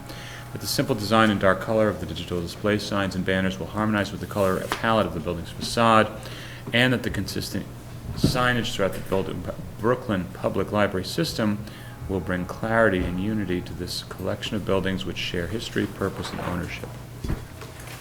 Second, all in favor? Any opposed? Two opposed? Okay, this application's approved. Okay, item 14 is an application for a binding report, docket number 19-10184. This is 581 Mother Gaston Boulevard, Brooklyn Public Library, Stone Avenue Branch, an individual landmark. It's a Jacobean revival-style library building designed by William B. Tubby and built in 1913-14. The application is to install signage. Stone Avenue is a unique building that has two entrances right at the corner of Dumont Avenue and Mother Gaston Boulevard. You can see that it only has one branch identification sign with its many years of taped hours on top. That's the white, something that we're trying to obviously fix with the modular sign system.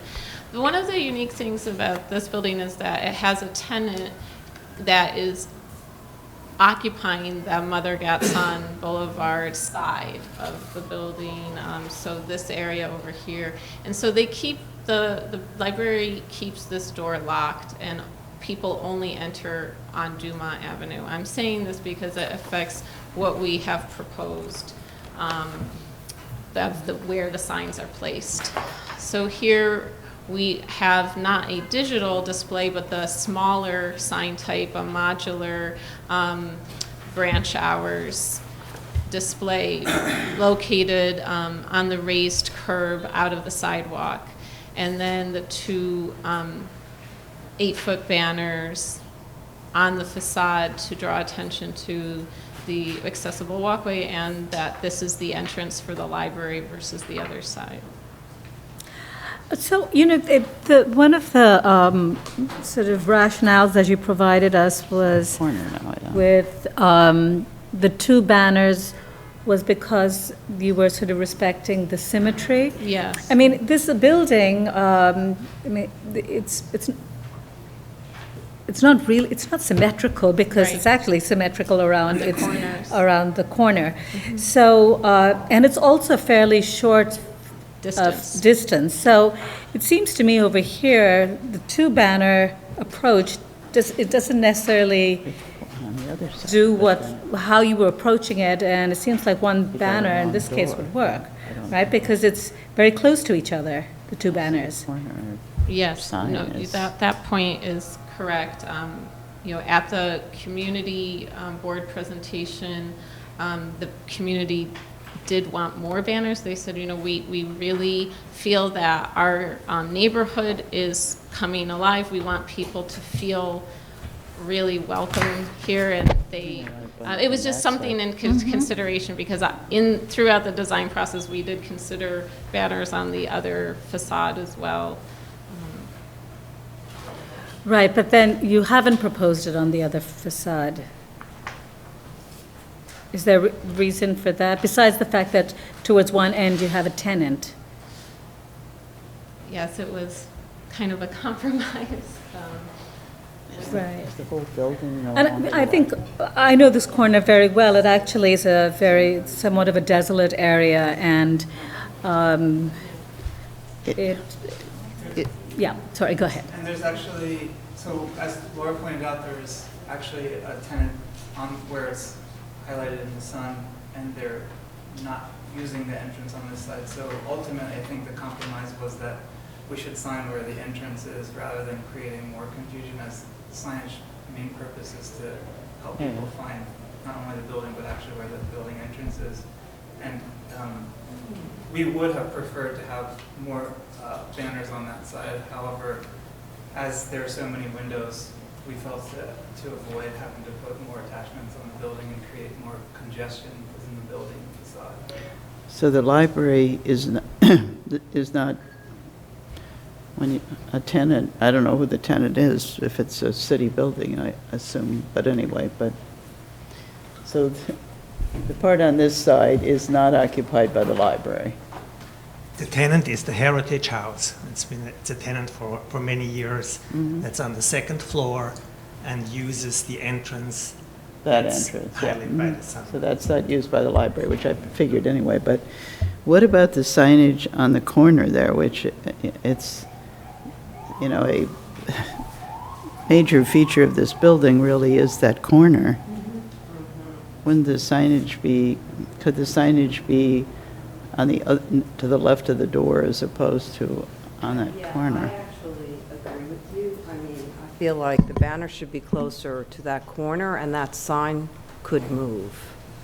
That is Be a on the very fence, prominent. maybe, or Yeah, exactly. or above the fence or something. I don't know. I mean, normally, if we had signage It looks interrupting kind the of like an corner of a orphan building, it there was to this me, architecturally the prominent. stanchion signage on the corner, and maybe that if the banners were more on the corner, or banner was more on the corner, it actually visually, you can see it from both directions. Right, but the corner's the most prominent. I don't know if you really want to put the banner at the right of the corner.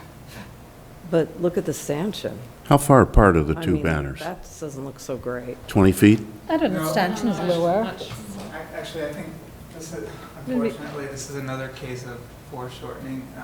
We use Google Street Maps actually for this, which is even worse in that case in telescoping, but We went and surveyed it. the banners are actually about, I'd say about 45 feet apart in that space.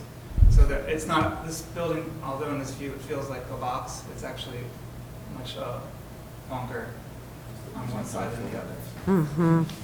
Okay. All right, any other questions? Oh, yes, you have a question? Yes. In this case, have you considered using the 6-foot version rather than the 8-foot version? Maybe it's the compression of the telephoto lens, but The windows are, how high were they? They're,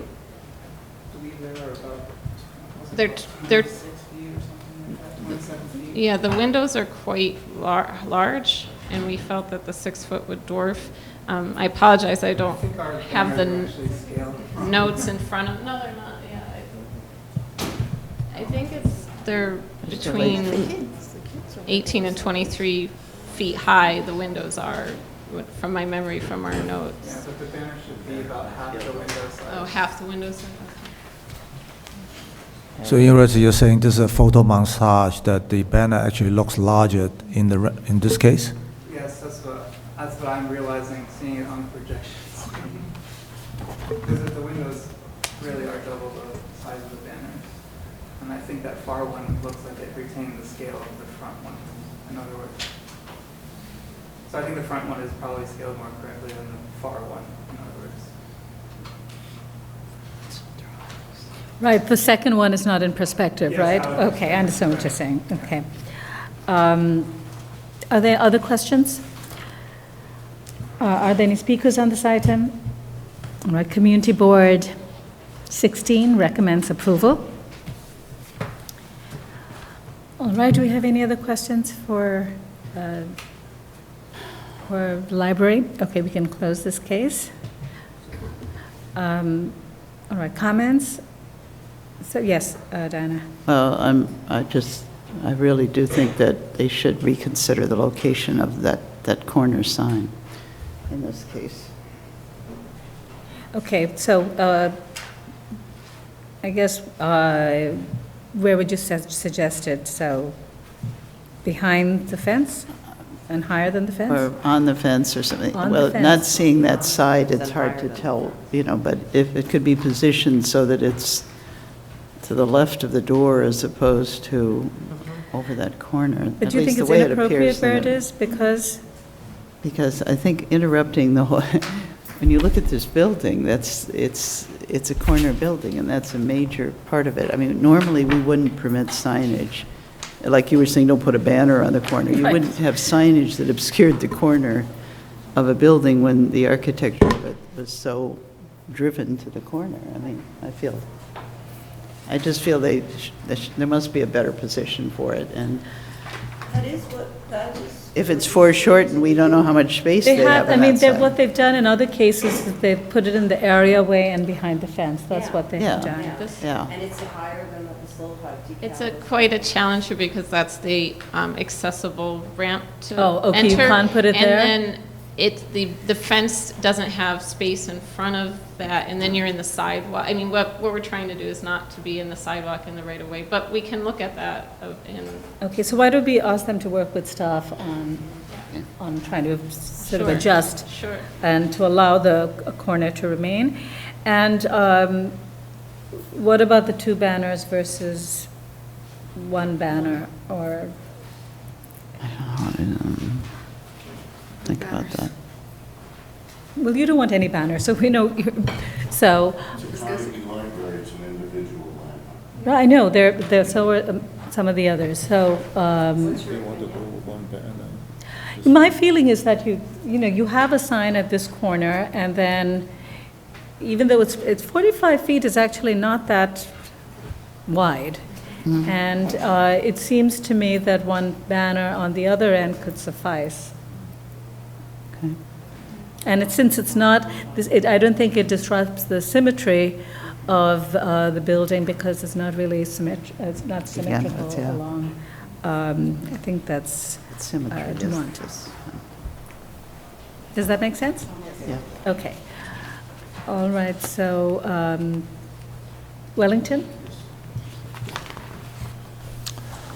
In the matter of 581 Mother Gaston Boulevard, Brooklyn Public Library, Stone Avenue branch, the application is to install signage. I recommend approval with modifications, finding that the installation of the banners, proposed branch identification display sign and building number sign will be installed in plain masonry or attached to plain woodwork and will not result in damage to any significant historic or architectural features of the building. That the placement and size of the display sign, banner, and building sign, number sign will not obscure or detract from any significant architectural or historic features of the building, that the cumulative amount of the proposed signage will not detract from or overwhelm the building, that the simple design and dark color of the display sign and banner will harmonize with the color palette of the building's facade, and that the use of consistent signage throughout the Brooklyn Public Library system will bring clarity and unity to this collection of buildings which share history, purpose, and ownership, with the condition that the applicant work with staff to adjust the corner signage and relocate it, and that there only be one banner. Okay. Second, all in favor? Any opposed? Okay. 3 opposed. This application's approved. Okay, item 15 is an application for binding report. This is docket number 19-10188, 380 Washington Avenue, the Brooklyn Public Library, Clinton Hill branch, located within the Clinton Hill Historic District. It's a library building designed by Bonsignore Brignati, Goldstein, and Mazzata, and built in 1974. The application is to install signage.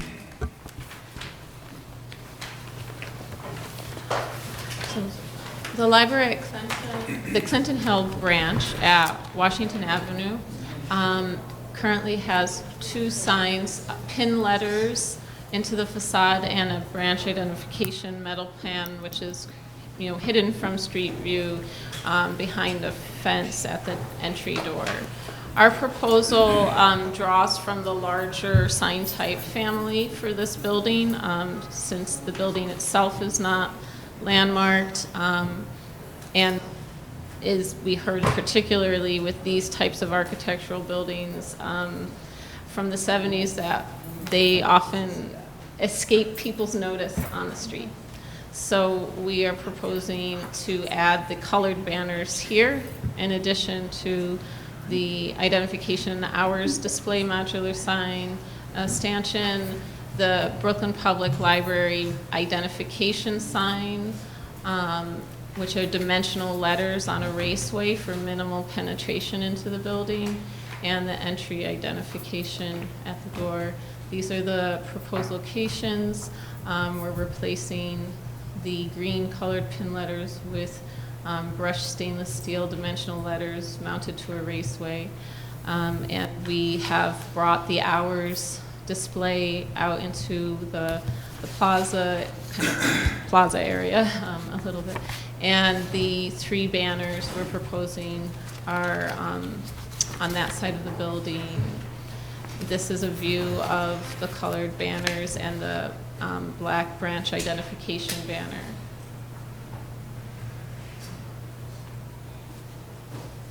Okay, are there any questions? So why, I guess I'm having problems with this, if you could please explain. Oh, sorry. So the D banners, not the one that says Clinton Hill. I understand that these one. ones, the green and golden What's the purpose of those? Because they're not on any of the other buildings.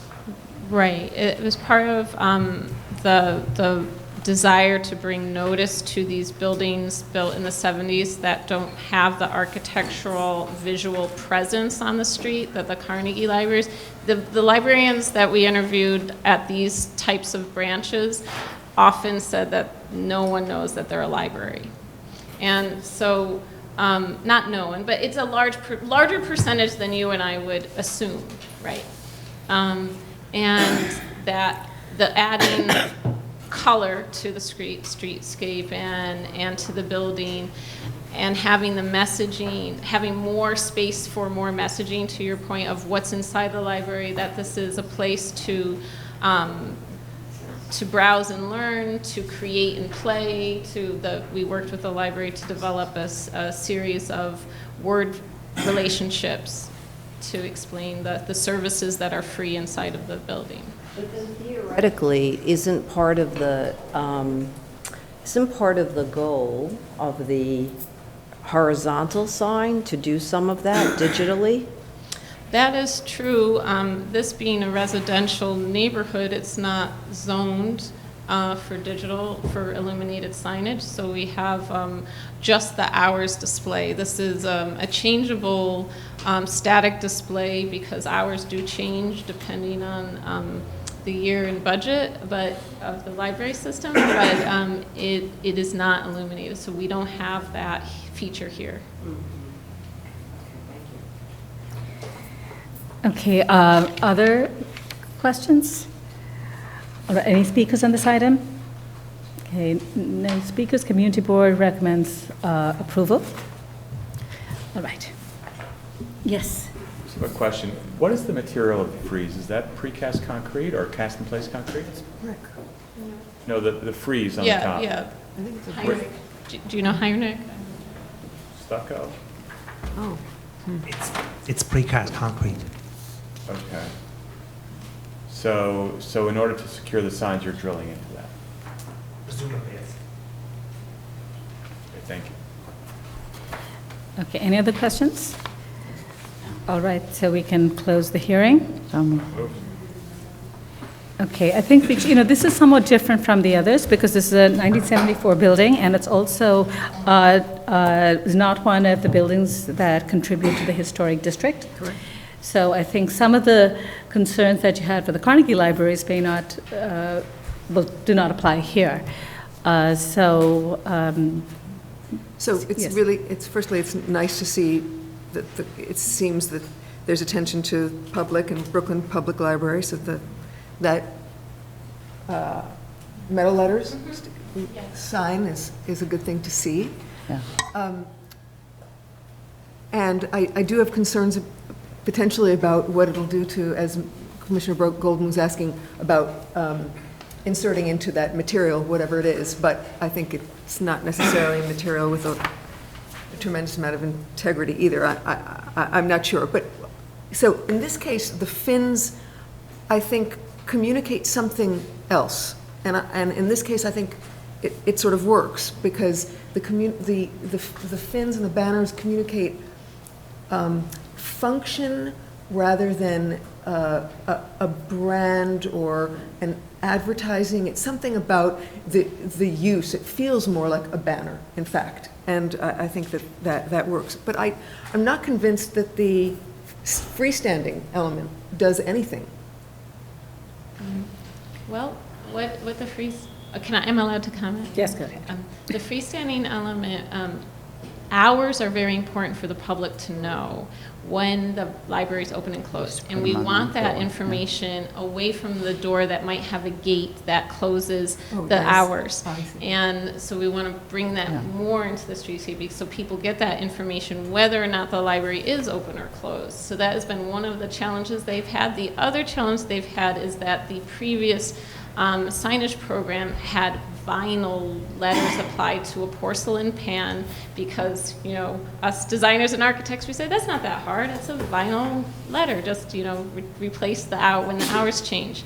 And they taped 8.5 by 11 pieces of paper. So this has got a Sintra panel that can easily be reproduced cheaply. It can be inserted into the panel when the hours change, so we don't have 10 years down the road a pile up of pieces of paper taped. So it's kind of those two functions. Yes, Diana? Yeah, I want to just ask about the position of that particular sign. It seems, maybe again, it's the photography, but it looks given that the building does have a design, whether or not it's a design we love or don't love, it's a brutalist or whatever it is, why not position the sign so it doesn't seem to be off-center to the design, like either maybe over by the Brooklyn Public Library sign, which might be more intrusive, admittedly, because that's, a major panel, but, or at least more centered on one of the sections that look almost like giant pillars or something. In other words, it seems like it's just distracting from the design of the building, the positioning of that sign. Okay, so yes, I see what you're saying. If it was on this is like intruding on the visual pacing of the windows. Yeah, just so it seems at least that it fits in, that it doesn't interrupt the design of the building, which does have character, even though it may not be ancient. Perhaps moving over to the right, closer to the corner that goes back to the entry. No, not that side, there. This, and having it. So if we had it here, we'd need to, angle it to be parallel with this hedge. And we didn't think it would be quite as visible from the street direction if it was angled, but I understand your point. I could live with it being, just so it's in some way not interrupting the design in the way that it does right now. I mean, I think there are a number of options that could be. They can work with staff to find a placement of that. Yes, Michael? I do want to speak up for poured-in-place concrete. Yes, do. People may, I'll grant you, this ain't no Ronchamp or anything, but it's, we have to think forward and to a point when maybe people will be seeking, loving this style a little bit more than they are at this present moment. And I'll tell you, fixing poured-in-place concrete, it's virtually impossible. Whereas grouting a joint in brick, much easier. So I would say that the banners should be moved down to be installed in the brick, or should have a bracket that reaches down in the brick so that they don't go drilling holes in the precast, or in the cast-in-place concrete. Yeah. Yeah, I agree also. Okay, they could work with staff on trying to make sure that you're secure to the brick and not the concrete. Okay. Any other comments? Okay. Are we reading? I don't know. Beanie?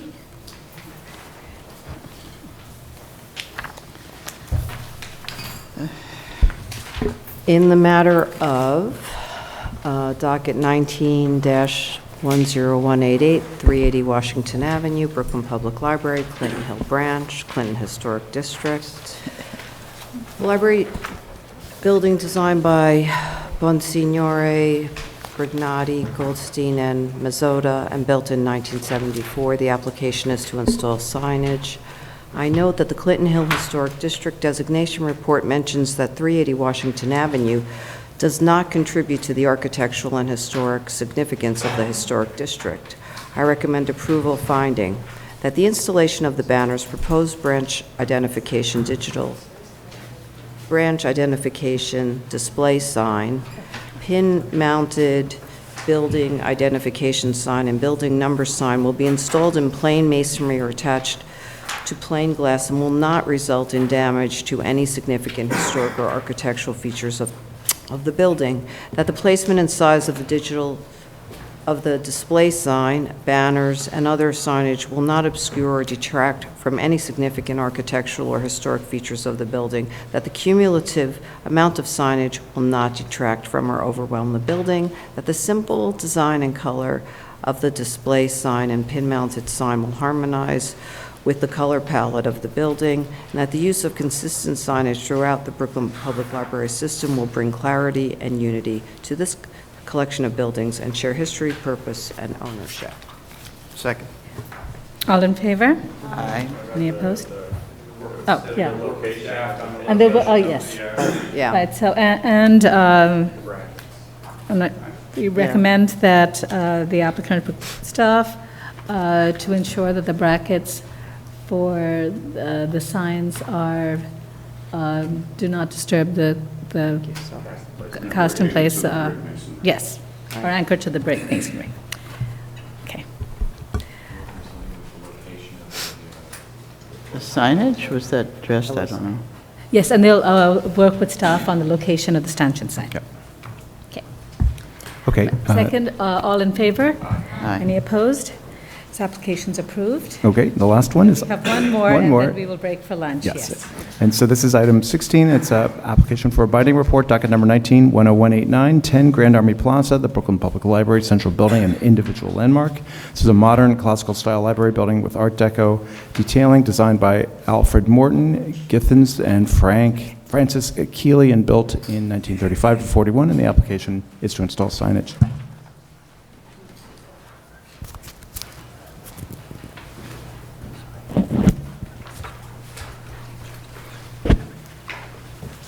Okay, hello. I know we're all eager to get to lunch, so I'll be as quick as I can. I promise you there's no banners here, so maybe it'll be easier. For Central Library, as I mentioned, it's quite a different scenario. We looked at we took the same level of care in determining the sign criteria for the Central Library as we did the other branches. However, being that Central Library is vast space, grand building, and very open and has a formality to it that very much want to keep intact, we felt the sign here was a little bit different, maybe a little more special in that way. So during the design considerations, we looked at overall scalability of what our sign could be. We used sort of a 12-inch square module to determine what our allowable square footage for this sign would be. We planned this sign to be a digital display sign, and so we took in consideration how much display area we would have. And so generally we came up with a criteria for the display zone and an approximate object height range and width.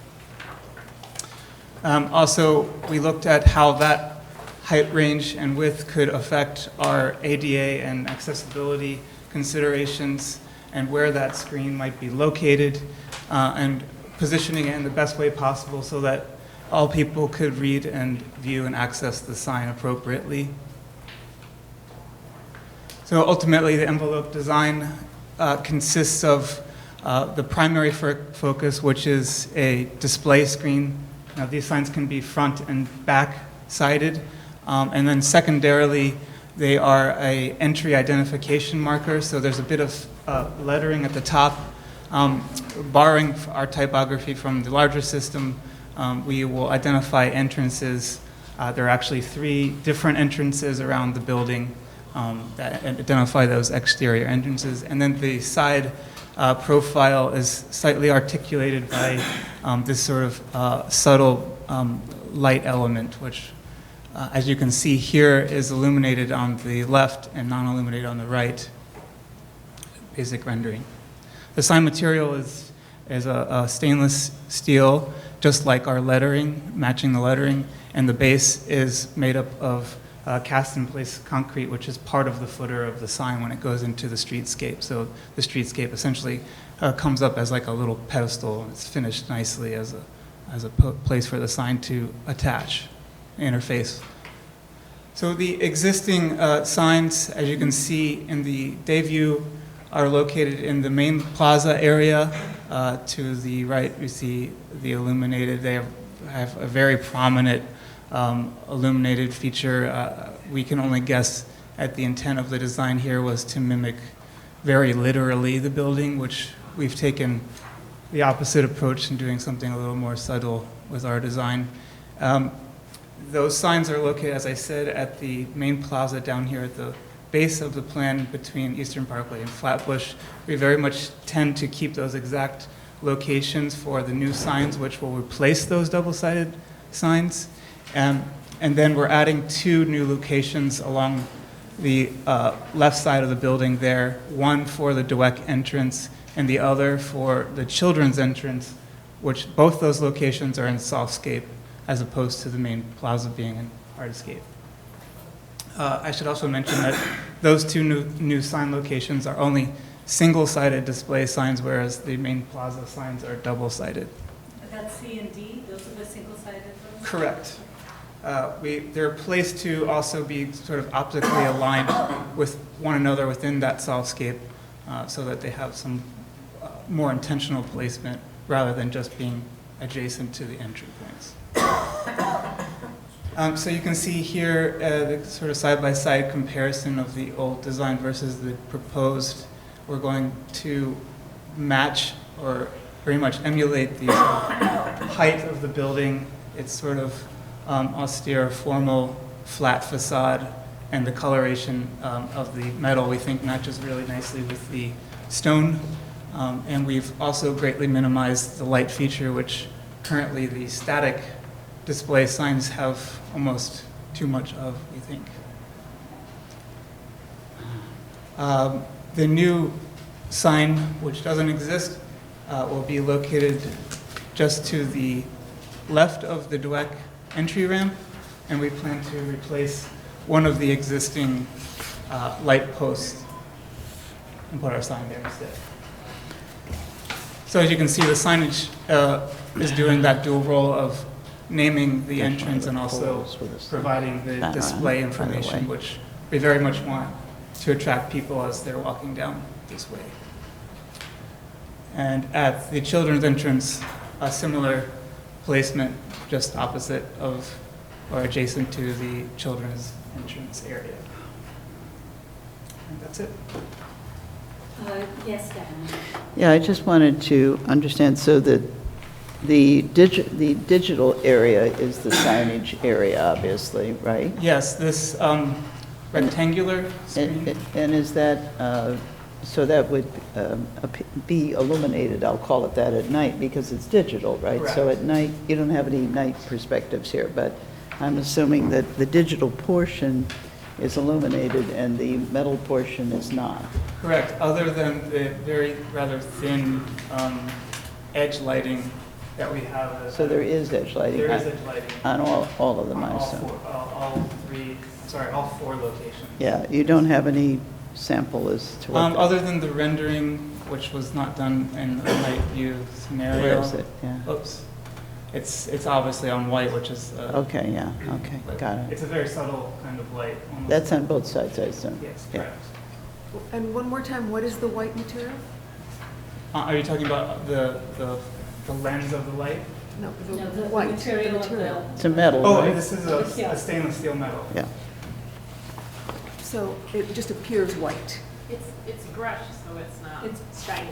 Correct. It's not a shine, it's a matte. Matte silver finish, correct. Yeah, the rendering makes it look white. We were just wondering whether it was Yes. a specific choice that you had, the white color, but I don't think that's not what it is? It's not really white, I Wait, guess. that image on the right, that's not white, you're saying that's, And this one, it's stainless steel. Correct. which really It's looks a- white, it's a but brush- it's not, yeah. It's a non-directional brush, so it has a very kind of even gray coloration Like to it. this- And this it's on also the is brighter not white. spectrum, whereas That's when you when get I into showed these it. I didn't shinier think it was metals, they illuminated, but I take on couldn't tell all them. kinds of reflections of the street and get dark in some places.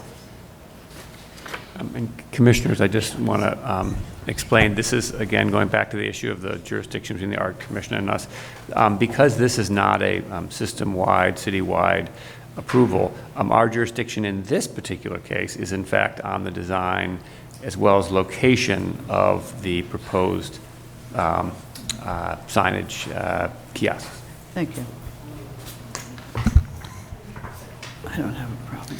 I might also add a detail that I've forgotten to mention on the design, that the lettering is an actual a deep etched letter, like the stone on the building.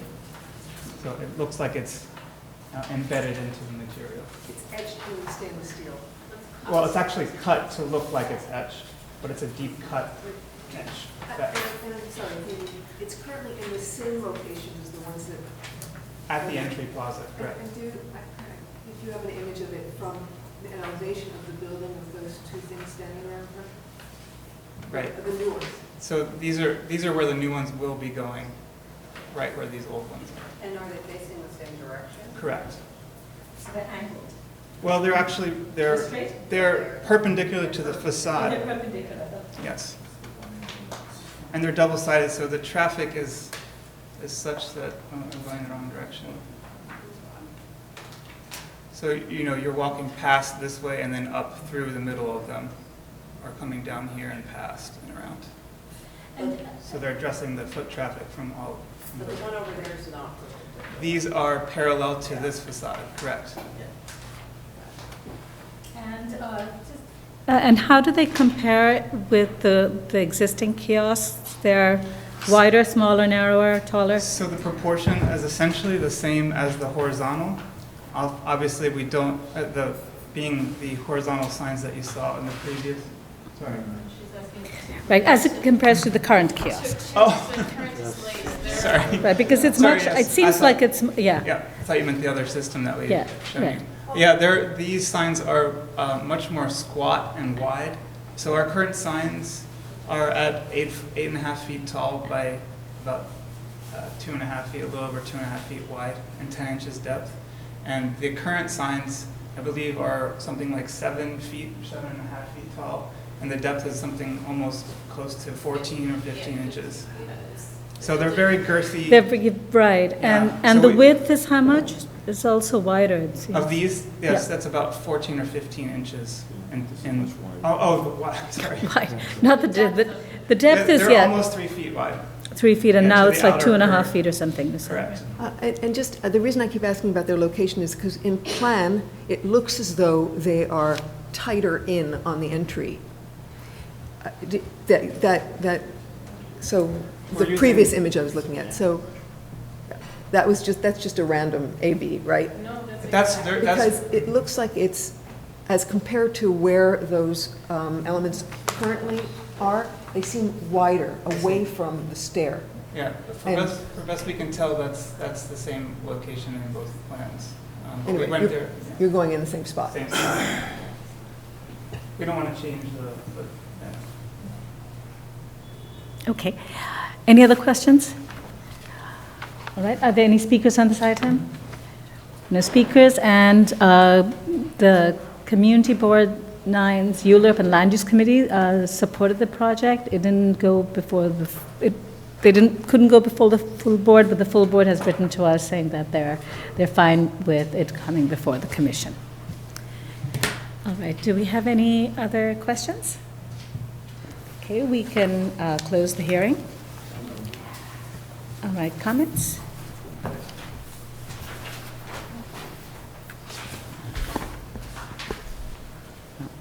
Yes, well, it seems to me, I'm just commenting on maybe the shape and size of it, it's, I think, it seems more, I don't know, elegant than the ones that exist right now, which seem very clunky.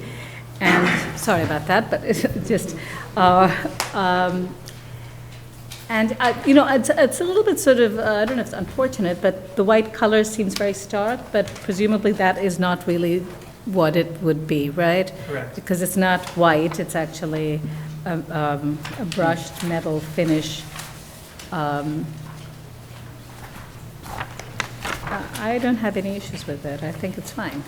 And I understand the reason why they have to introduce two others on the side, because they mark two, it seems, you know, important entrances as well. It's a large building, and I'm pleased that you're not putting any banners on this particular building. It has a lot of presence on Grand Army, so. It's still unfortunate that the word public is missing. But Yes, and I think in general, I mean, obviously you've heard the commission say this again and again, and we would just encourage the library to think about that, and you know, even though its content is not really what we're sort of looking at, but there is something lost by not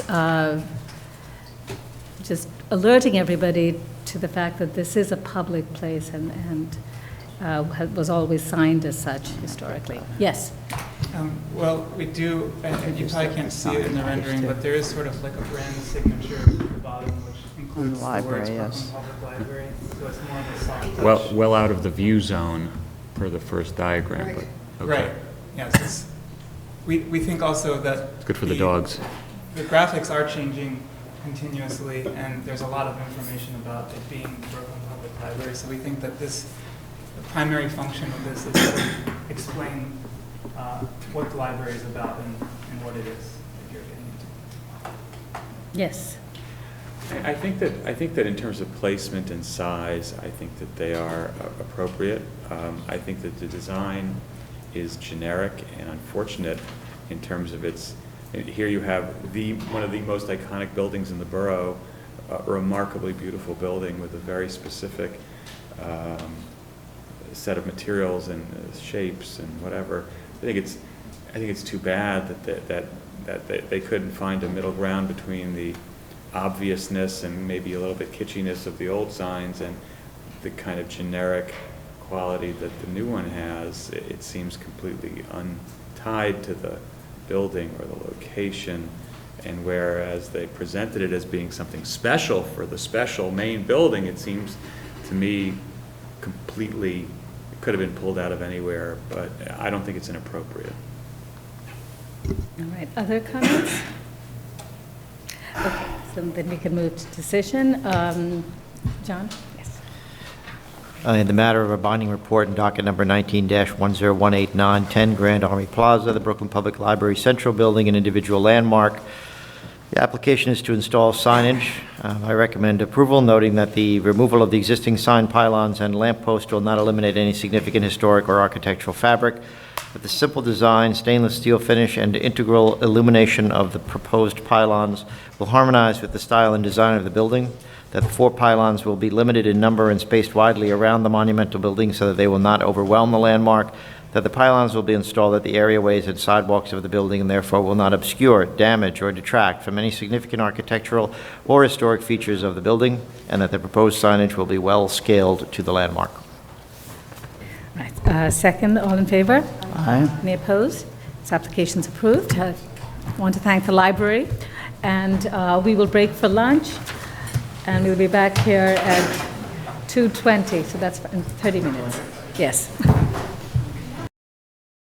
Okay, Commissioners, we're going to resume with item 17 on the calendar. On the agenda, it's docket number 19-6039. This is 248 West 71st Street, located within the West End Collegiate Historic District Extension. This is a Renaissance Revival-style row house with alterations designed by Tom and Wilson and built in 1892. The application is to modify the front facade and areaway, excavate at the areaway and rear yard, and construct rooftop and rear yard additions. Good afternoon, Commissioners. I'm Meredith Leap, Preservation Staff. 248 West 71st Street is a row house located on the south side of West 71st Street between West End Avenue and Amsterdam Avenue in the West End Collegiate Historic District Extension.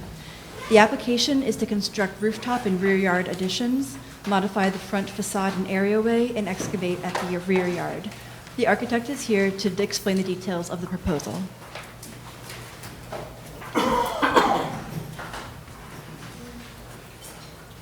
Thank you. Good afternoon. My name is Tim Boylan, a partner in VMB Architecture Urban Planning LLP, and I'm joined by my partner Pablo Bengoechea. We're going to split the presentation. We're also joined by the homeowner, Julian Romano. Meredith introduced the site location to you, so you don't have to hear that again. The home is part of remaining cluster of 9 extant row houses, originally constructed as 10 homes in the 1890s. The home is located on the south side of the 71st Street, as Meredith said, midway between Broadway and West End Avenue. The 1916 Bromley in the top left corner illustrates the conditions of the block shortly after construction. 1951 and the 2005 Sanborn are provided to show and attest that there's a history of interventions, modifications, demolitions, and new construction. On the site, also in the Bromley, you can see how the donut was formed in the original alignment of the homes. Current conditions of the block, we see that a number of attached homes have been removed, both on 71st Street and 70th. And that the eastern end unit of the subject row has been replaced by an apartment building, 14 stories and basement. That's this one here. To the west, a home has been removed and replaced with a small park. And to the rear of the subject home, several apartment buildings have been constructed, 6+ stories up to 9+ stories, replacing former attached homes on 70th Street.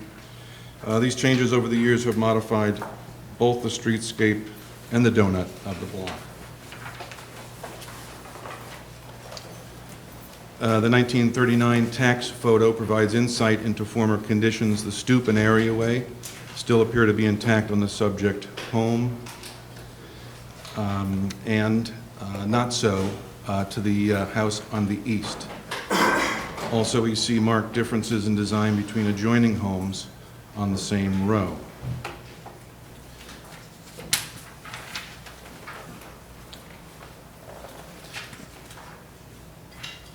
There is considerable architectural differences and variety on the block, as was noted by Christopher Gray in a 2010 New York Times Streetscapes column titled Row Houses Gone Wild. I quote, "Modern sticks its elbows in the ribs of Victorian, red brick wrestles with white, lugubrious brownstone takes a poke at the lighter colors of the Renaissance, and in one building, early 20th and 21st centuries tussle." To introduce our proposal with the graphic, the scope includes front facade restoration work, which will be the focus of review with staff.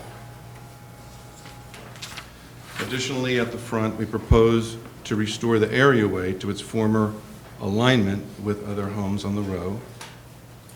So it's areaway at the front.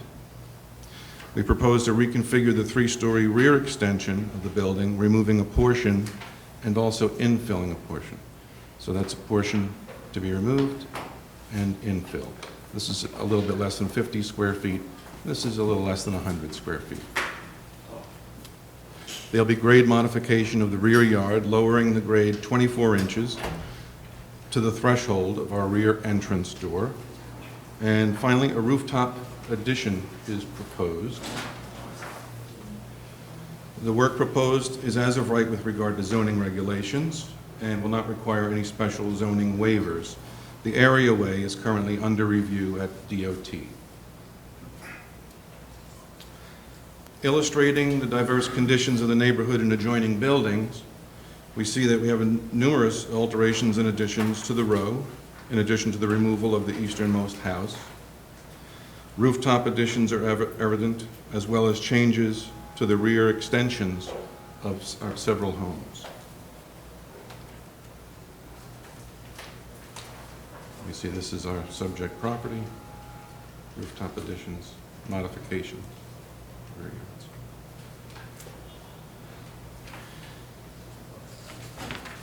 Looking from the same perspective, we see our proposal for rear modifications and the rooftop addition.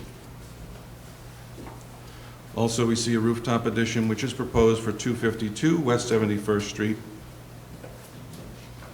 This addition was approved by the Commission in 2016 and subsequently approved by the DOB with no special zoning waivers required.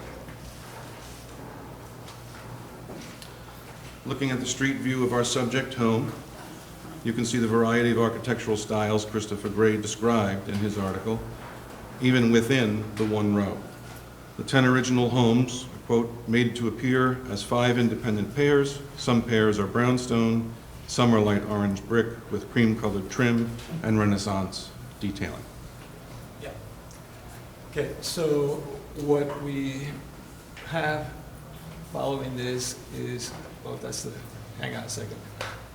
Yeah. So here, what we're proposing to do, you have a before and after. We have is removing the brick from the main entrance to the house, as well as a Craftsman lamp that's on that side.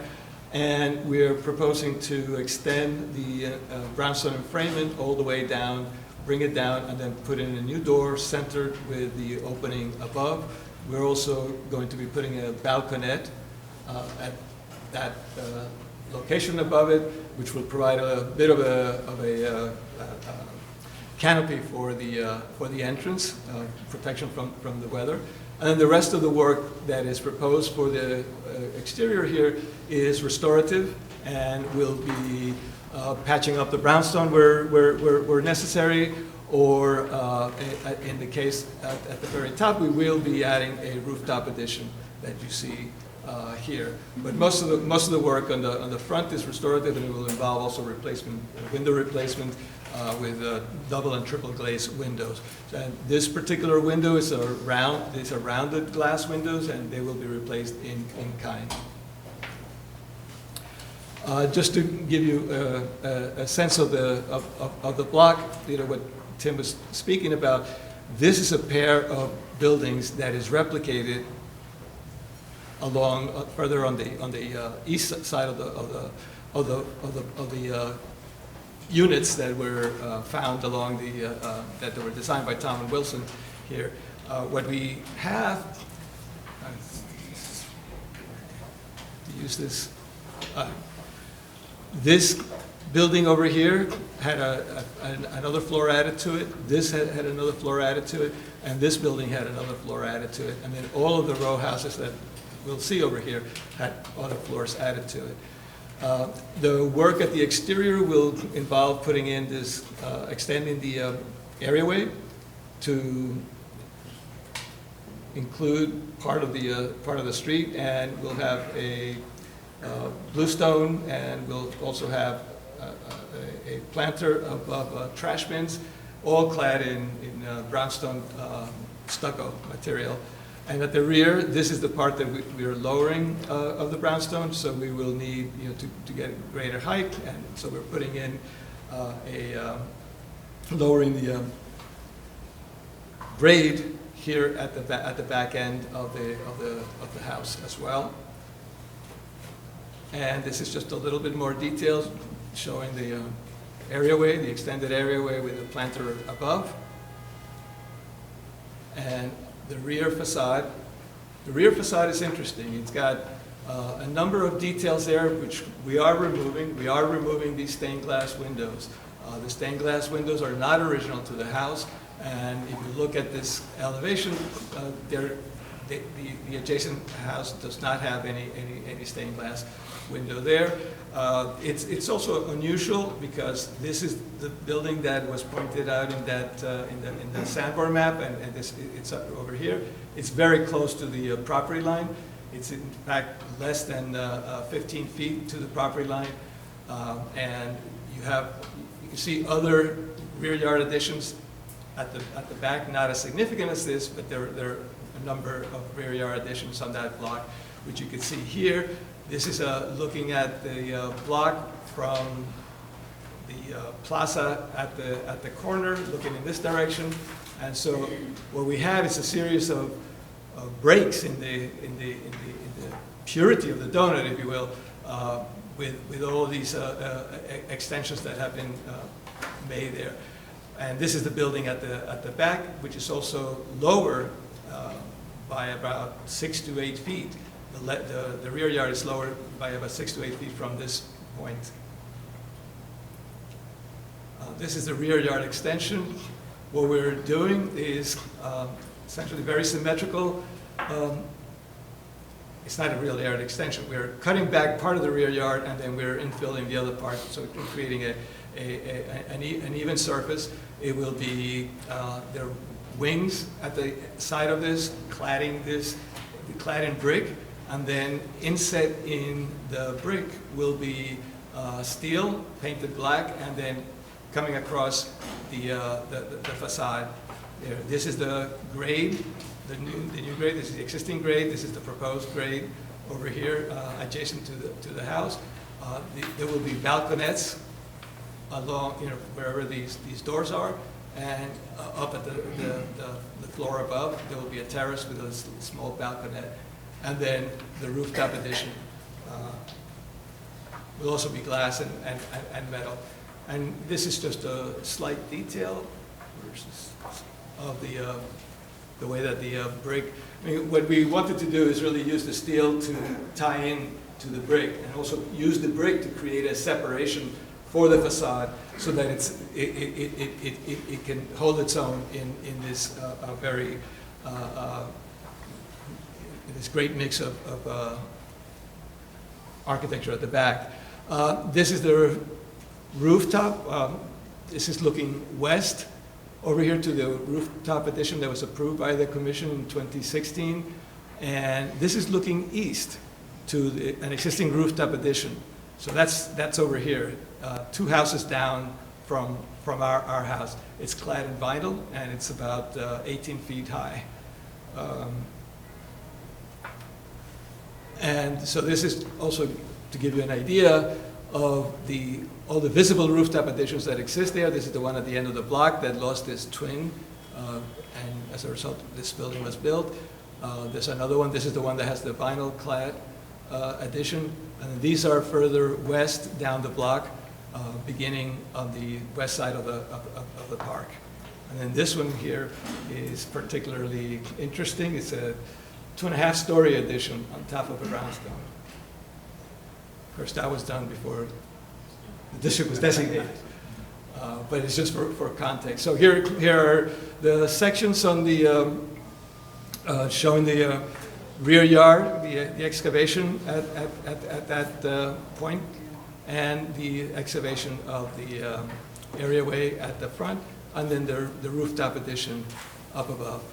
It's essentially the intention here was to sort of create a studio-like atmosphere at the very top, but not necessarily a direct extension of the front facade, but set it somewhat back from that point.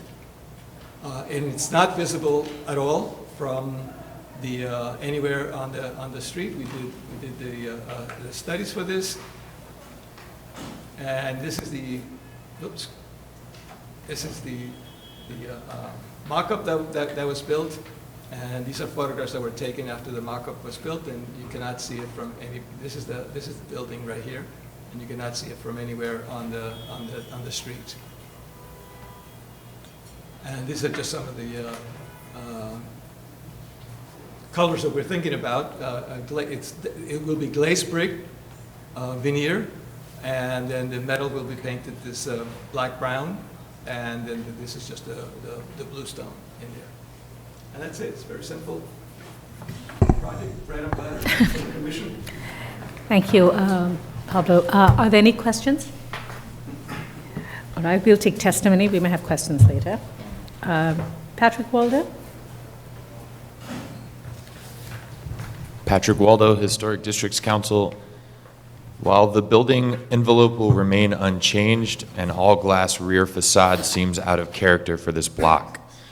As the commissioners are well aware, windows are not transparent as much as they are translucent, and what is being proposed here is the replacement of a solid masonry box with a shiny one.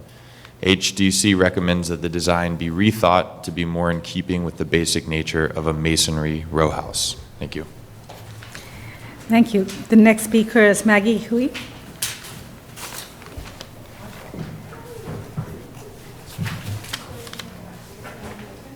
Landmarks West, is she here?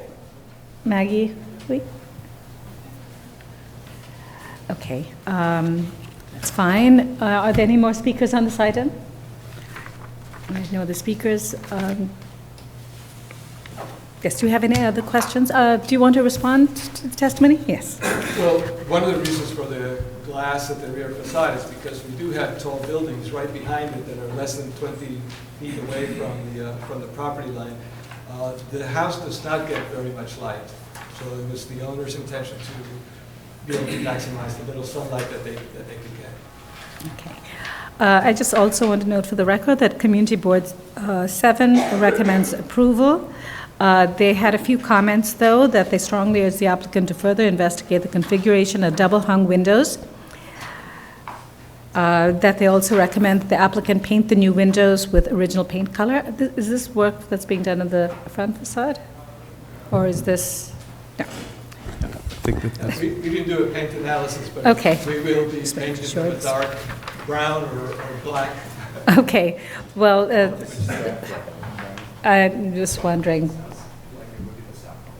Oh, okay, and, but their last comment has to do with the rear yard addition and whether there's a way to consider additional horizontal lines on each of the 3 floors at the rear to bring in more, I guess, more masonry into the facade. Right, they were talking about putting in transoms. Right. We didn't think that it was necessary. I think that it's a cleaner look without having the transoms. Also, the comment on the windows really has to do with, I think it has to do with these houses had 12/1 and 9/1 and 6/1. Our house did not have 12/1 or 9, so I think that the reference to this in the designation report is to these houses, not to our house. Okay, thank you. Yes. Sort of a silly question, and I think I think I'm reading it right. The number, the 248, exists currently on that, what is a window but was once a door? Yes. So Yes, it's still there. It's still there, and we're leaving it in the, let's see. I wasn't sure if it was still there, if you were returning it or what. And I'm just going back. Yeah, there. See, it's over here. It's existing. And if it's not existing, we will be putting it back right at that same spot. yeah, it's a strange vestige. Okay, thank you. Okay, if there are no other questions, we can close the hearing. Right, comments? Yes? This is like innumerable other townhouse rooftop additions that are minimally or invisible, and minimally visible or invisible. And the rear is typical of what we see a lot. Architect would know to respond to that top level and keep it intact, which he has. And so I think this is typical of what we approve all the time. So I think it's a nice addition, making a great historic home a little more livable in today's world. Good, I agree. Are there any other comments? All right. Adi, do you want to read? In the matter of LPC 196039, 248 West 71st Street, West End, Collegiate Historic District Extension, a Renaissance Revival-style row house with alterations designed by Tom and Wilson and built in 1892. The application is to modify the front facade and areaway, excavate at the areaway and rear yard, and construct rooftop and rear yard additions. I note that the building style, scale, materials, and details are among the features that contribute to the special architectural and historic character of the West End Collegiate Historic District Extension, and I recommend approval, finding that the work will not damage or destroy any significant architectural features of the building, that the proposed rooftop and rear additions will not be visible from a public thoroughfare, that the rear of the addition will not project further into the rear yard than the existing addition or the other rear yard additions within this block, and therefore will not further diminish the central green space, that the rear yard addition will not rise to the full height of the existing house, and that the top story and decorative coping will be retained. The proposed additions will not overwhelm the building in terms of massing, will maintain the scale and character of the building as an individual row house, and will blend unobtrusively with the scale and character of the surrounding buildings of the row and the block. That the design and entrance surround and infill will be consistent with a common early 20th century alteration to the row houses of this age and style, when a stoop was removed, including replicating typical parlor floor entrance surrounds and infill with a more simplified design. That the extension of the areaway will align with the adjacent areaways in the row, thereby helping to restore the unity of the streetscape. That therefore the proposed work will maintain the special architectural and historic character of the building, the row, and West End Collegiate Historic District Extension, and that the modest adjustment to the grade level at the rear yard will not affect the character of the central green space. All in favor? Aye. Any opposed? Application's approved.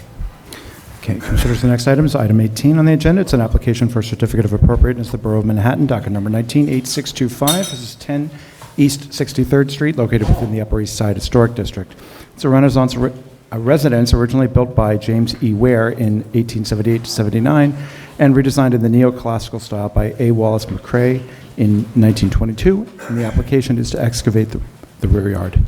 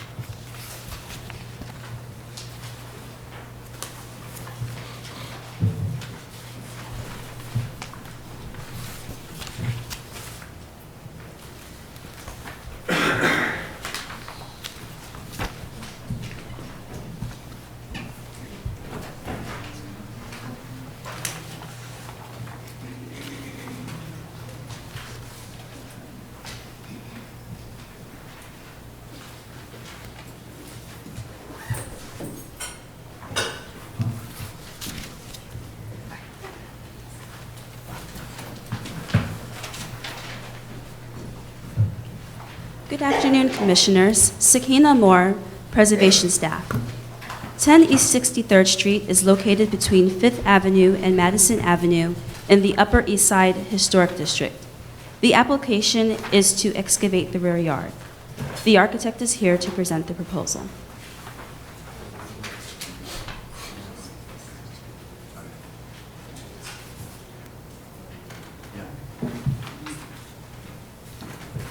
Hello, Sam Trimble, Trimble Architecture. So this proposal is for a cellar extension at the rear yard of this townhouse.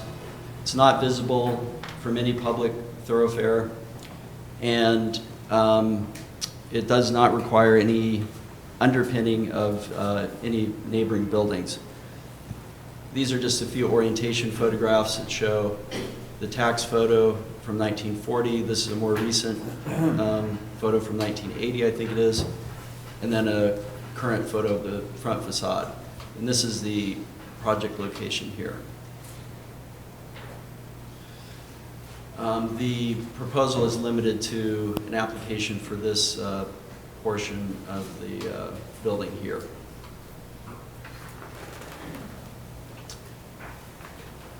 This is an aerial photograph just showing some of the character of the interior of this block, which has is fairly built up. There seems to be a little bit of green space towards Fifth Avenue, and then there's a little section over here towards Madison.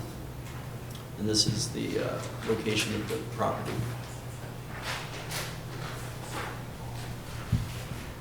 This is the rear yard in question here, as photographed from the roof of 10 East 63rd. And a few closer details.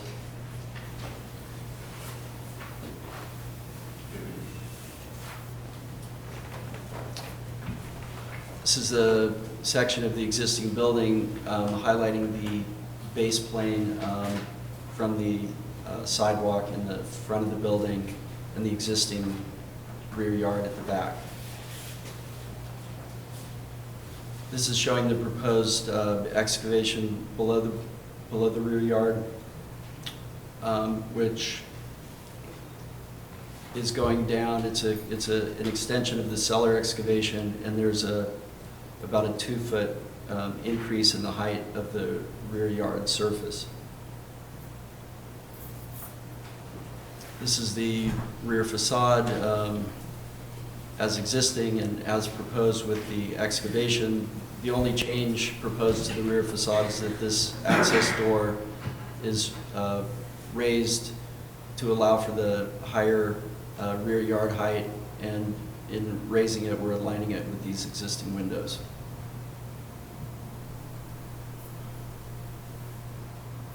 The existing cellar plan, the proposed cellar plan. This is the existing ground floor plan with the entry here. That was the door to the rear yard. There's an existing little areaway down with a stair, which in the proposed plan we are removing. And there is also the addition of 3 compressor condenser units concealed in a trellis structure here. And this is just a plan showing the detail of the existing brick pavers that are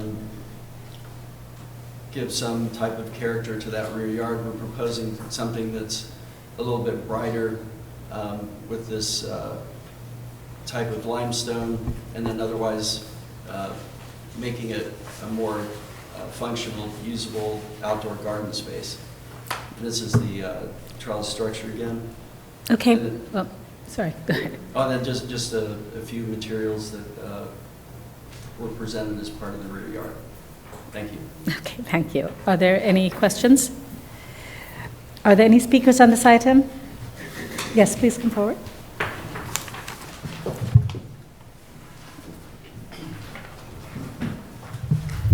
Hi, Elizabeth Fagan, Friends of the Upper East Side Historic Districts. Our Preservation Committee had no concerns about the changes to the height of the garden surface or the alteration to the garden level door, and the plantings will help enliven the space.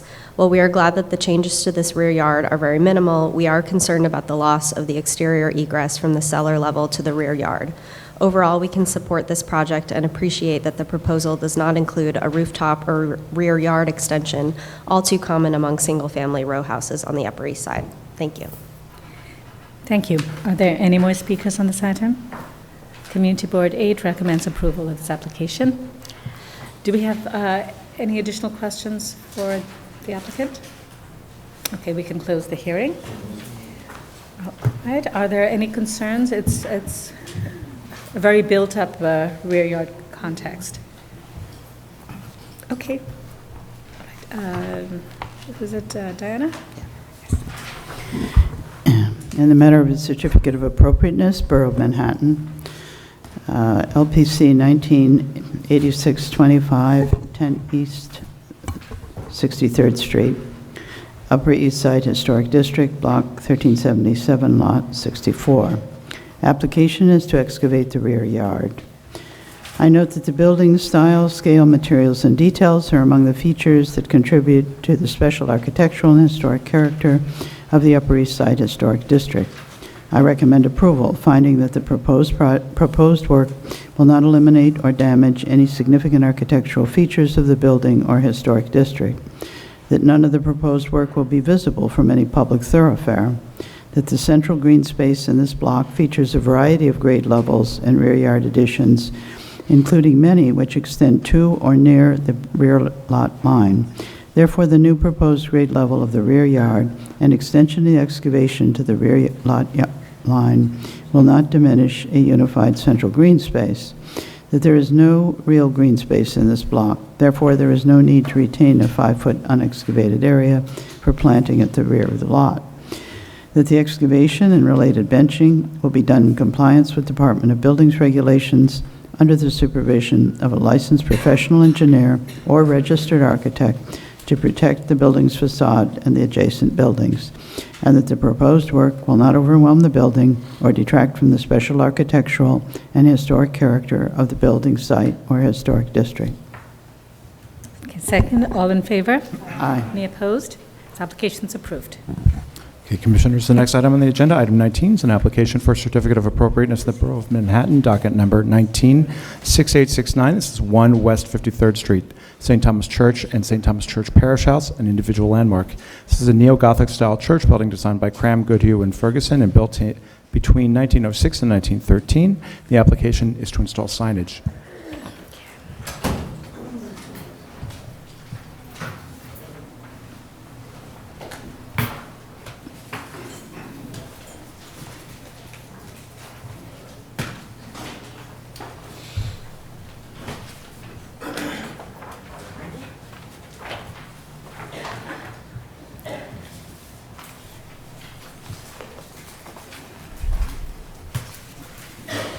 Good afternoon, Commissioners. Egbert Stolk, Preservation Staff, and I present you an application for 1 West 53rd Street, the St. Thomas Church and the St. Thomas Parish House, which is an individual landmark located on the corner of 5th Avenue and 53rd Street in Manhattan.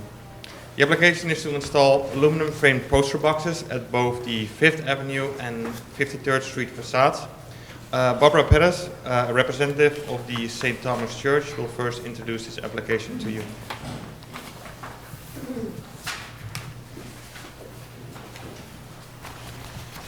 For the last 2 years, St. Thomas Church has been covered in scaffolding while we restored all of our stained glass windows and cleaned the facade.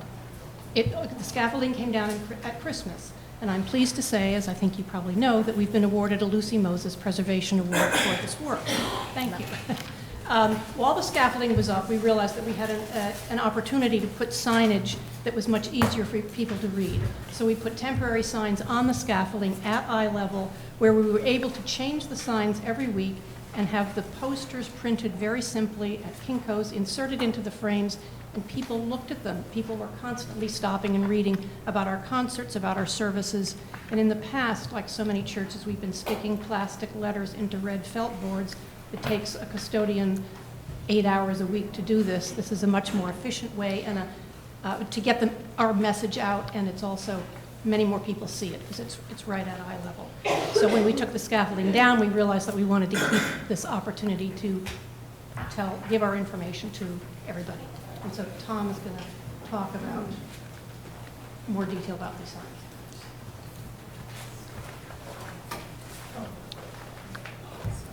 I'm Tom Lindberg with Barb Linder Bell Architects, and I helped with some of the restoration of the exterior, and this is kind of the final piece. So the signs are very simple.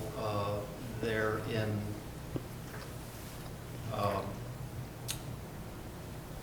two locations on Fifth Avenue at the base on either side of the entrance, and in one location on 53rd Street around the corner.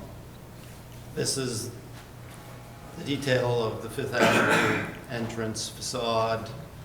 The proposed sign boxes are here and here. There's an existing one that's been there for decades, which is sitting at the top of steps to one of the doors that's not used by the public. That has the red velvet with the letters. And there were formerly two smaller signs on either side of the entrance mounted up high on one of the side return faces of the limestone. Those were taken down when the facade was restored, cleaned and restored, and the feeling was that they were too small and they were not in good location for people to actually read. So these sign frames will be their replacement effectively. So we're taking down two smaller ones, putting two larger ones in their place. And then this one here is at the base of, this is the bell tower that comes down. This is the side entrance just off of Fifth Avenue. And that has space for 3 posters. And over here on the side was another sign frame that came down when the building facade was restored. And again, that was high and not convenient for the public. So the goal here is to bring everything down to eye level. And the boxes will match the existing one that's been there for several decades. It'll be built out of aluminum, but will be colored to match that frame, which is a dark, kind of a bronze, statuary bronze color. Glass fronts with hinged panels so they can replace the artwork, the messages. And it will be mounted at a point that is convenient for the public to read. We are running it above a water table line that steps back, so it will stand proud of the stone, but we're detailing the back so that there'll be a kind of a sloped cricket that will allow the water to drain away from it, and the profile will be coped to the profile, so it's easy to maintain. And this is the 3-panel version on 53rd Street. And then just as a little historical background, we don't know exactly when the signs first appeared, but there are 2 pieces of evidence that we have found. This is a Norman Rockwell painting from 1957 that's known as Lift Up Thine Eyes, where they're changing the sign between the doors. We don't know that, I think that was the artistic license, but he does show the signs that were recently taken down. And then this illustration is from a church history that was published in 1965, and it shows the existing sign that's still there on Fifth Avenue. And then here's that sign, which is there to this day, and this is the sign that was taken down. Picture's not about the camels, but that happens to be the best picture we have of it. But you can. Going to Radio City. But you can see that it was high up and not acceptable to today's standards Unless for you want to. legibility and readability. So that's why we're doing this. And these are existing photos. You can see the whole facade of 53rd Street here, which is clean and untouched. And this is at the corner, around the corner of 53rd Street, which is where we would propose to put that sign. And then these are the two locations with the temporary signs on either side of the entrance. So that's our proposal. Yes, Michael. Is there a reason why this height doesn't work, which seems to be less invasive on the molding? Well, you can see that the slope actually rises as it turns the corner. So on 53rd Street, if we brought it down to a lower level, it would be, you'd have to bend down to see it. So and above the molding would be too high. Yeah. So the solution is just to have it span. That molding steps back about 3 or 4 inches, and we think that it's better to get it located at a consistent height that is more at eye level. I'd like So to- the mounting won't be in the molding? You'll be mounting, it'll the be penetrations for mounted, mounting it will yeah. be above and It'll below the just molding? You won't disturb them? Across that, there will be locating anchors into the mortar joints, which is always preferable. And because we're creating a back to it that will allow water to drain off, that we can bracket back and tie the top of the frame back. What was your reason for not going all around with the freestanding, the stanchion kind of signage? That Well, the main reason is that on Fifth Avenue, There's not enough room? it's very busy, Yeah. and we Trip want hazard, yeah. to keep it, make it possible for people walking on the sidewalk to read without having to go up steps. And we Right. don't want to, the church doesn't want to put anything on the steps because that would impede the entrance traffic. I mean, so you have that, is that wood thing temporary? Very. Temporary. So you bring it out day and night? Just, no. Oh. Just for Easter week, where we had some postcards about our Easter soup. Uh-huh. Never going to do that again. Yes, Diana? Yeah, I just had a question about the sign, the existing sign on Fifth Avenue, which we were just discussing a minute ago, I guess.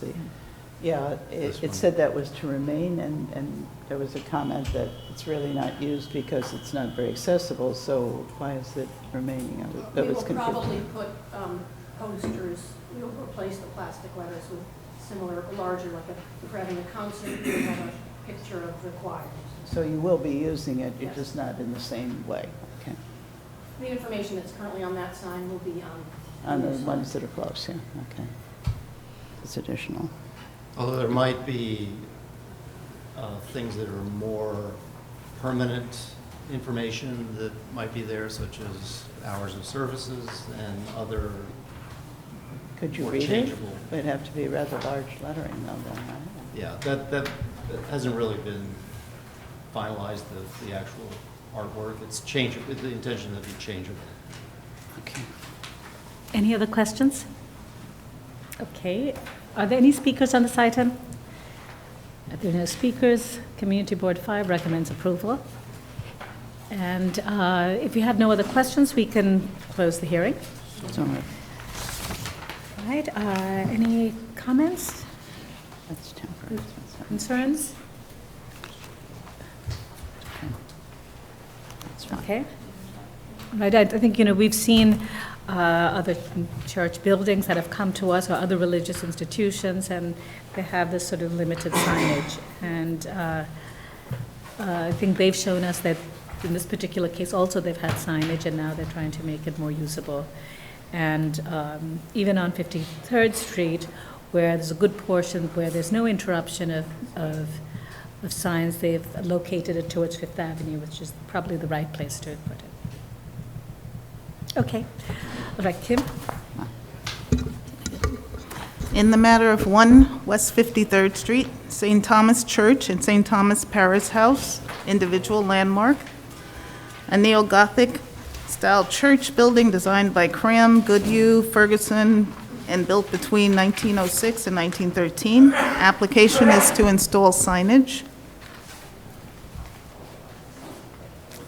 I recommend approval, finding that the proposed aluminum frame poster box with pediment and black painted finish is typical for church signage and will not call undue attention to itself on this sculptural facade, that the placement of the signs at the water table provides eye-level accessibility, and while it will cover a portion of the profiled feature, the installation is reversible, and that the signs are modest in scale and non-illuminated and therefore will not overwhelm the base of the building nor diminish the special architectural historic character of this individual landmark.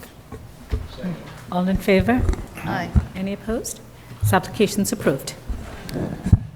Okay, Commissioners, I'll read the last two items into the record at once, and we'll move on with the presentation. What? I didn't understand what you said. I'm just saying I'm going to read the last two into the record. Okay, so it's item 20 is docket number 1909644. This is 301 Park Avenue, the Waldorf Astoria Hotel interior, individual and interior landmark, an Art Deco-style hotel skyscraper designed by Schultz and Weaver and built in 1931. The application is to alter proportions of the designated interior space. And item 21, docket number 1909647, 301 Park Avenue, the Waldorf Astoria Hotel, an individual and interior landmark, an Art Deco-style hotel skyscraper designed by Schultz and Weaver and built in 1931. The application is to alter the facades, create window and door openings, construct rooftop additions, and install marquees and storefronts.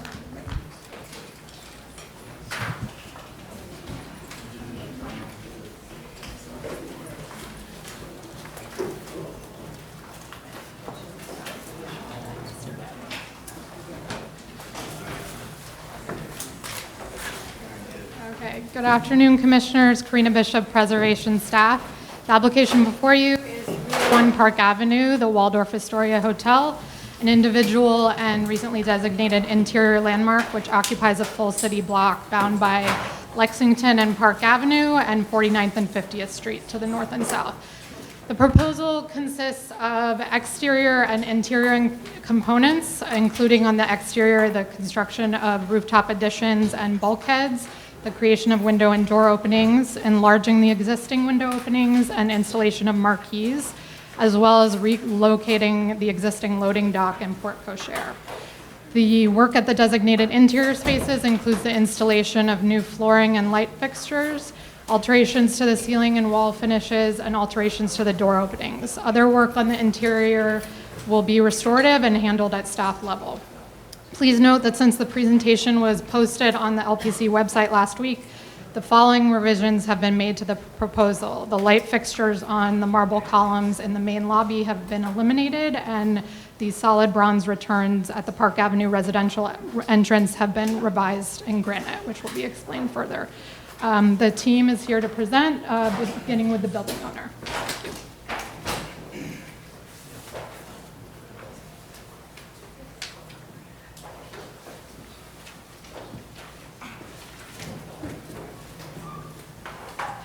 Good afternoon, Commissioners. My name is Philip Yee with Embank Insurance. On behalf of Embank Insurance Group, we want to thank you for this opportunity to present this proposal. Since acquiring the Waldorf Astoria, we've been awestruck by the building's beauty and have engaged in many stakeholders to listen to them and to better understand what this extraordinary building means to New York. It is truly a landmark and an icon with a rich history and stunning, irreplaceable features. The entire team has dedicated many countless hours studying the Waldorf's history and devising an integrated plan for restoration and modernization that treats the building as a unified whole. We have sought to be respectful, sensitive, and thoughtful. restoring the key elements of the Waldorf with a focus on detail and limiting modifications to those necessary for continuous success of this icon. Our collaboration process with the LPC and the community led to this proposal that will return this Art Deco masterpiece to its original intent. And we want the look and feel to ensure that it remains a truly lively, vital, and thriving destination. Thank you again for your support.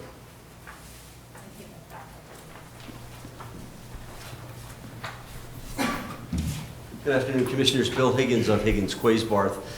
We have been the historic preservation consultants for the Waldorf Astoria project since it was first conceived by Anbang.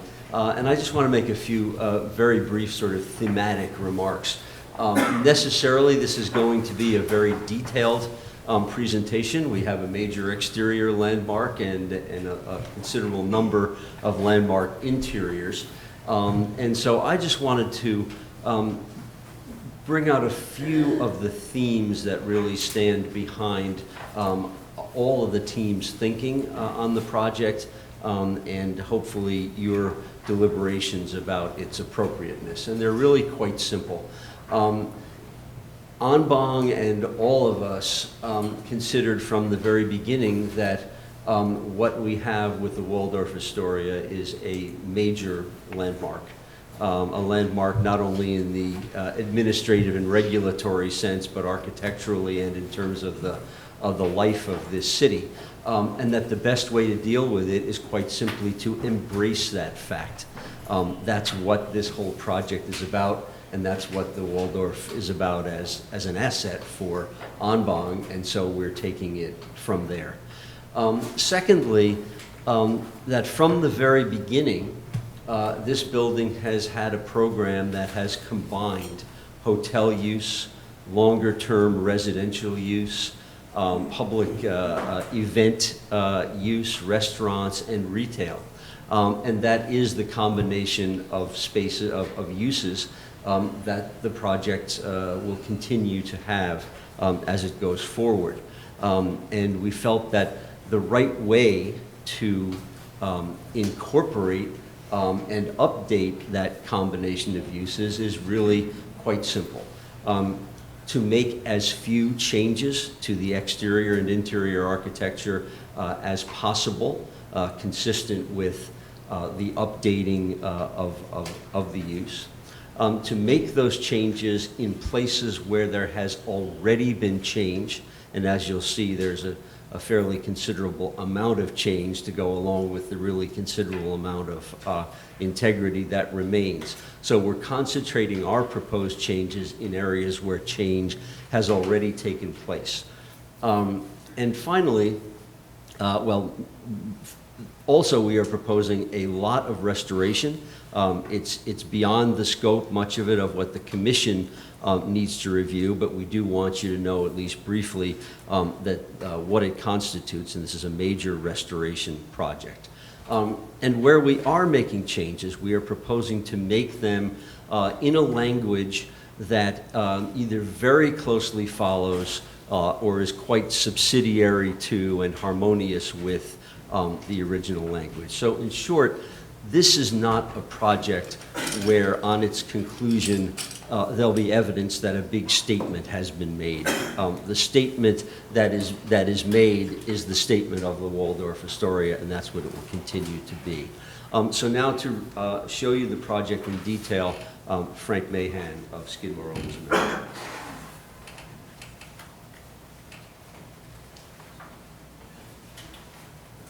Hi, I'm Frank Mahan. I'm a senior designer at Skidmore, Owens & Merrill, and it is my great honor to show you this fantastic project today. We're all well aware that this is an important civic landmark for New York, as Bill mentioned, but I'm personally aware that there are also many personal memories here. I was sitting over there during the designation hearing and saw maybe a little competition among the commissioners for who could share the most personal remembrance of being at the Waldorf Astoria and staying there and so forth. So we're taking that to heart, and I think that you're really going to like the proposal that we have to show you today. It's going to be long. I apologize in advance, and thank you for your patience. So I'll do my best to move quickly and as concisely as possible. We'll start with the exterior and then move on to the interior. But before we do, let's look at just a little bit of history to set the context. As you may know, the Waldorf Astoria has not always been at its current location. In fact, originally it was at the current location of the Empire State Building. And it looked like this at that time. And at that time, its original location, it was a mixed-use building. It had a hotel, it had residential apartments, it had event spaces, and retail. That is the case today. That will be the case in the future. That is not changing. Representative of that diversity of uses was a diversity of styles, even in the original hotel. And that's much the case today. It's all under the rubric of Art Deco, but there's a kind of eclecticism to the interior decor that remains from the original to the existing today and will remain in the future. There are some elements that are taken specifically from the original hotel, namely Peacock Alley. Takes its name from the original location. This was a corridor where socialites, I suppose, would strut and display the latest finery in sort of a see and be seen type of place. And we have the Peacock Alley again today in the current hotel. So the Waldorf Astoria moved northward in 1931 to take advantage of the still relatively new Grand Central Terminal and the potential business that brought along with it because of rail travel, of course, and become a new kind of hotel, taking advantage of this new thing, rail travel being so easy into the center of the city. And when it opened, this audacious hotel was praised with all kinds of superlatives in the contemporary press. It was the biggest hotel, the tallest hotel. It had manufactured weather. It had a telephone and a radio in every single room. It was incredible. So this bet really paid off. And it continued to pay off for about 3 decades. So this audacious bet turned into New York's unofficial palace. Celebrities wanted to stay here. Politicians stayed here. Treaties were signed here. JFK spoke in front of here. All kinds of fantastic things. Really, the unofficial palace for some 3 decades. Beginning in the 1960s, you might say that it began a very slow, long decline.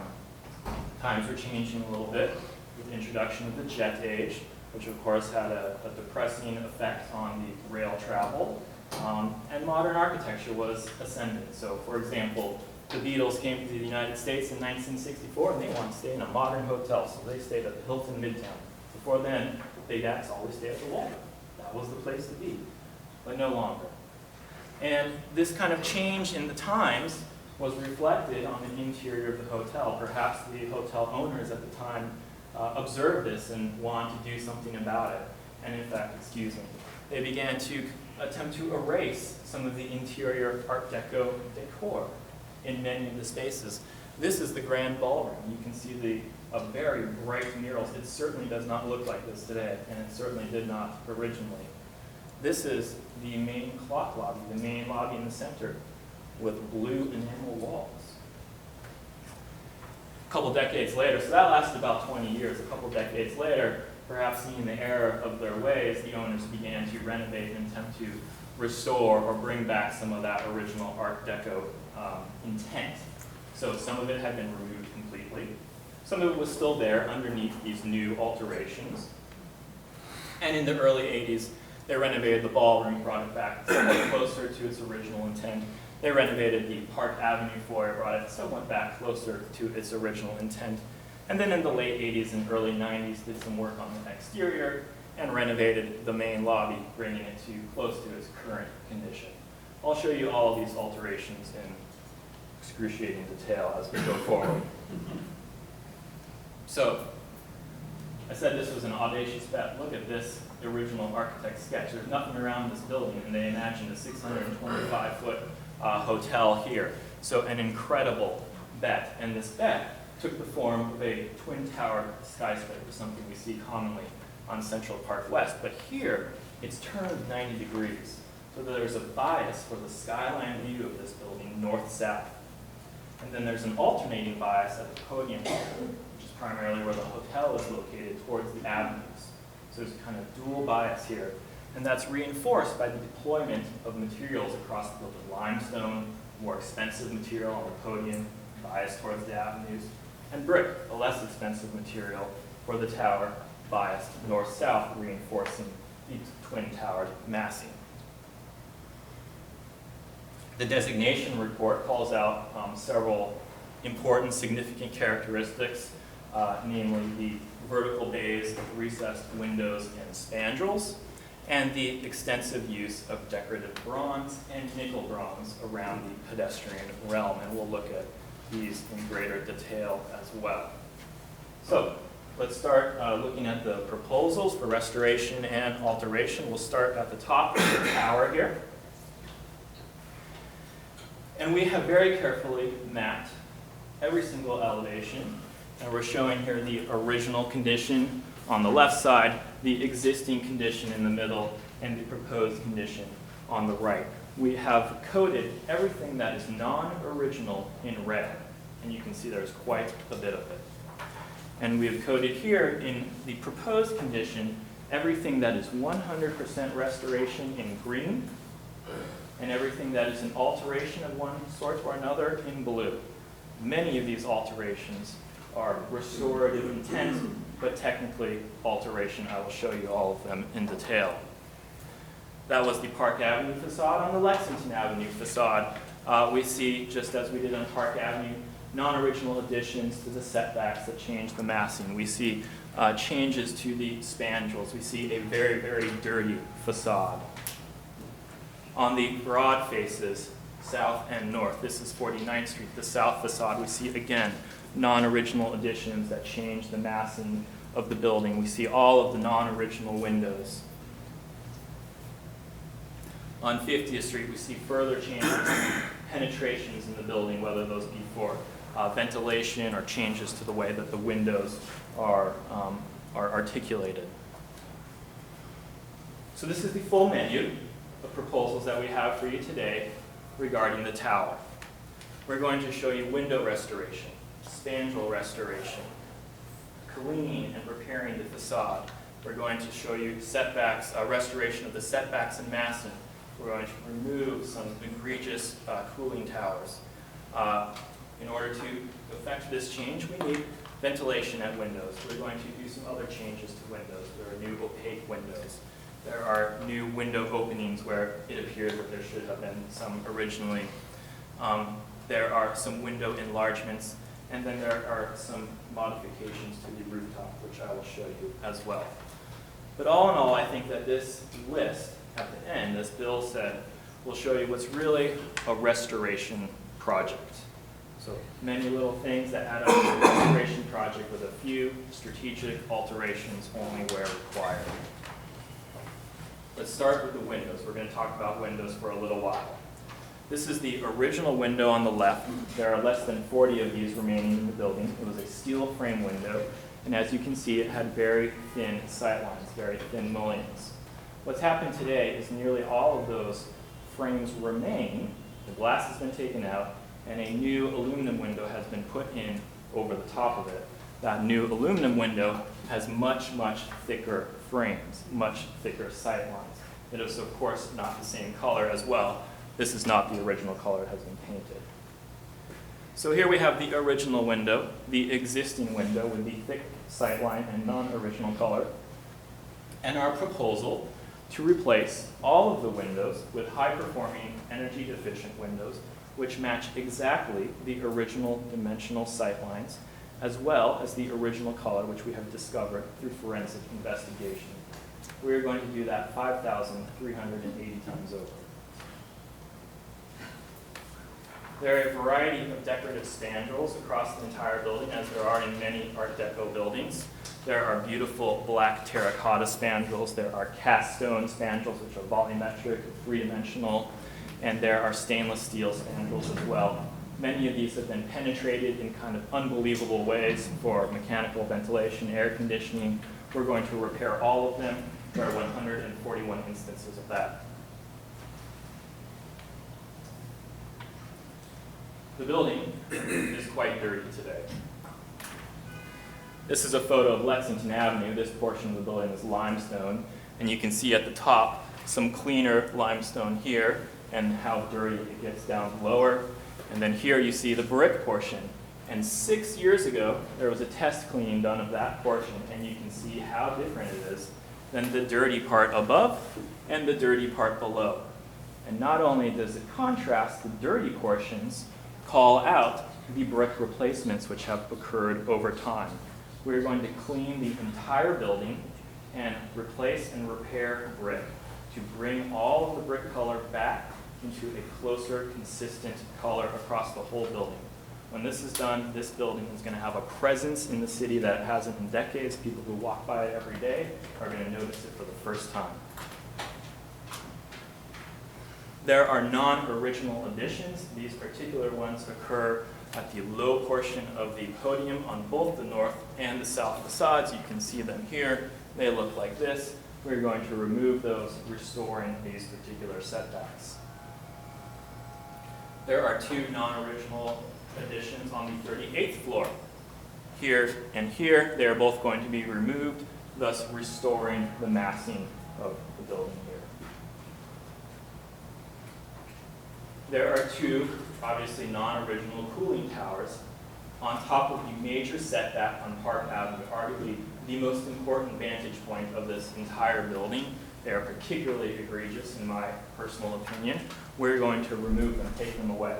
They have to go somewhere, of course.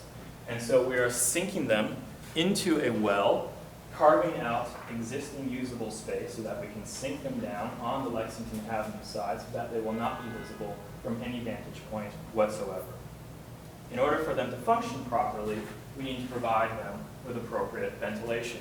And we'll do that through some open windows on the side. Let me show you those. This is Lexington Avenue running north-south here. The cooling towers will be on the northern portion, and indicated in blue are the windows which will be open to allow ventilation to those cooling towers. There are 32 instances of this, and we will install this new frame, which matches exactly the existing dimensional sightlines and color, simply without glass, so that air can run through it here.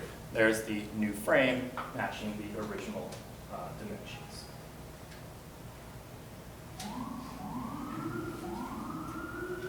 We have indicated these particular openings in perspective from 50th Street and Lexington Avenue.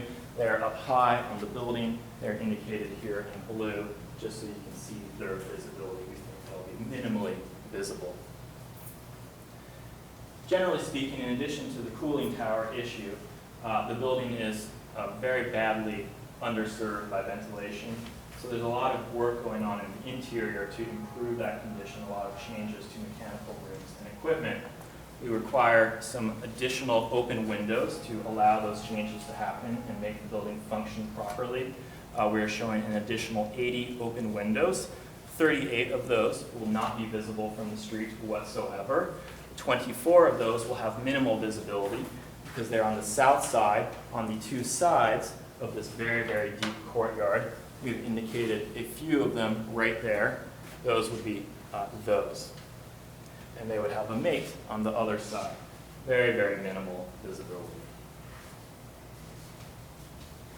These are the remainder of those, 80 in total that I showed you. Another 18. These are on Lexington Avenue. They are beyond the first setback, reducing their visibility. Up high at level 15, we've indicated their visibility here from 49th Street and Lexington Avenue.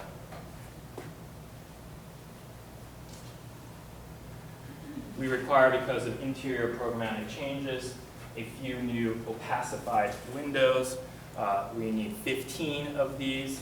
These will be, again, the new frame. You can include glass. They'll simply be back painted in a color which closely matches the way windows generally will appear from this building from a distance. 4 of these will not be visible whatsoever. 11 will be minimally visible, and we've indicated for you here their visibility there, again, in one of the major courtyard setbacks of the base of the building.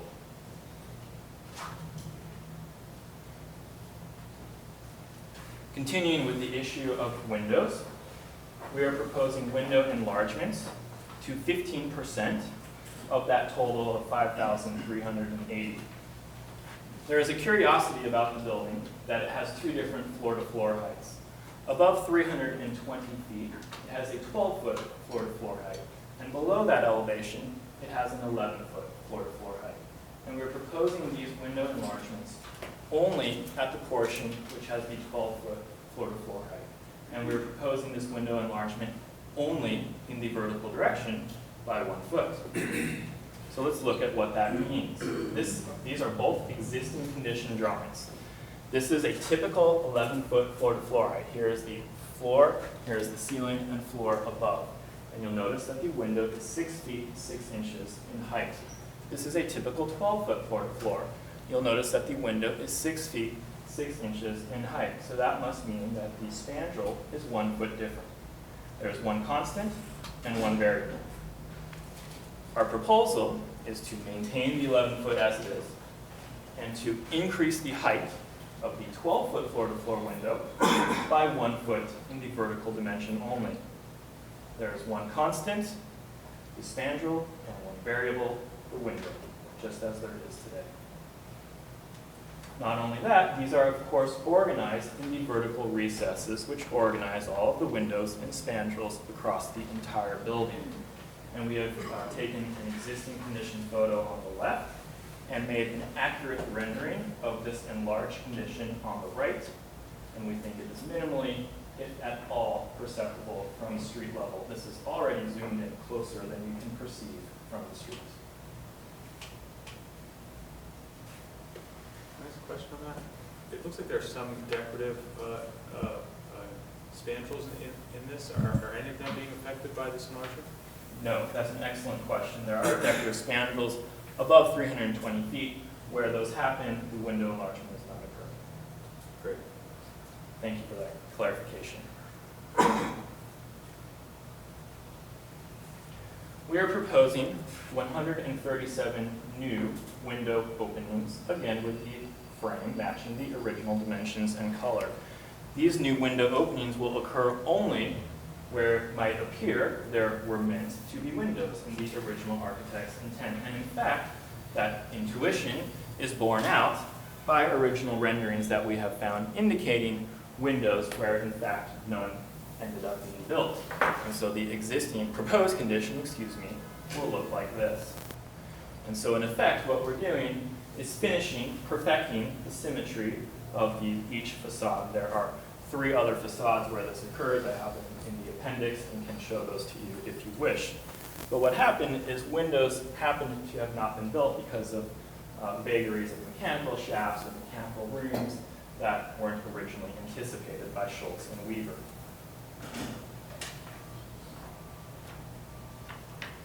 We are proposing some new rooftop additions and mechanical bulkheads in 2 locations.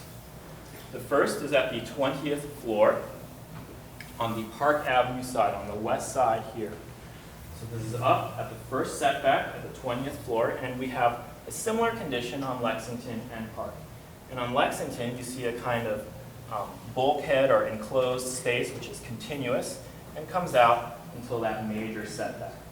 On Park Avenue, we have a similar condition except for a kind of alleyway. There's a freestanding bulkhead of sorts here, and that's indicated in this particular elevation.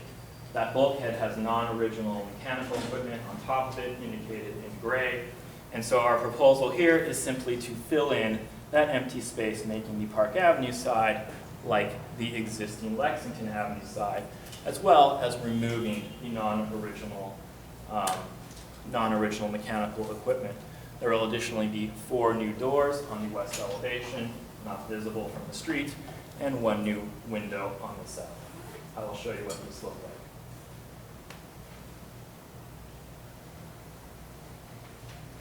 We are proposing a new addition and 2 new mechanical bulkheads required to make the building function properly at the top of the building. I will show you that these will not alter the primary twin tower massing of the building. This is the existing condition on the left and the proposed condition on the right. There is a new addition proposed in blue, which is bounded between 2 existing bulkheads here and here. That addition is right here. And there are 2 new bulkheads indicated in brown there. These will all be built out of similar materials, brick and cast stone, so that they harmonize with the existing architecture. We have mocked up all of these additions and bulkheads at level 20 and the top of the building to show you photos of.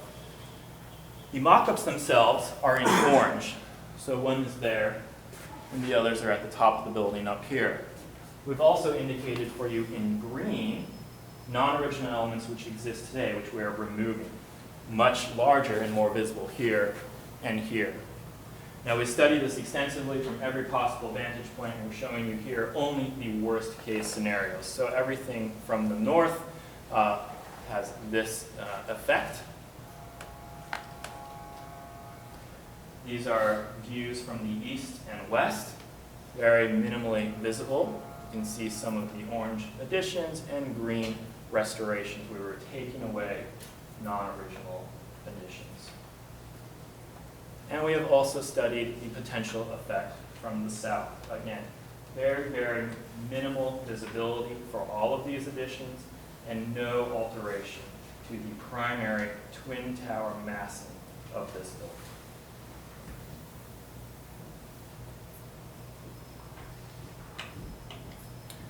The 2 pinnacles, here and here, have 4 vertical openings with cast stone grillage in them, one on each of the cardinal axes for each of the 2 towers. This is an existing section with that cast stone grill, which looks like this. It is approximately 10 inches deep and is open air. We are proposing to make this a weather enclosed opening, so we are proposing to put glass here behind a new grill of a slightly thinner dimension so that natural light can actually get through this grill. It's very, very dark currently at 10 inches. This new grill is proposed to be 2 inches, and we've selected a paint color which matches perfectly the cast stone that they currently are. Generally speaking, from a distance, these are not visible much at all. They appear as openings without any sort of level of detail from the street. This photo is taken from very, very close to the towers. Okay, so it feels to me like we're making good time. I don't know about you, but that's the tower portion. We're still on the exterior though.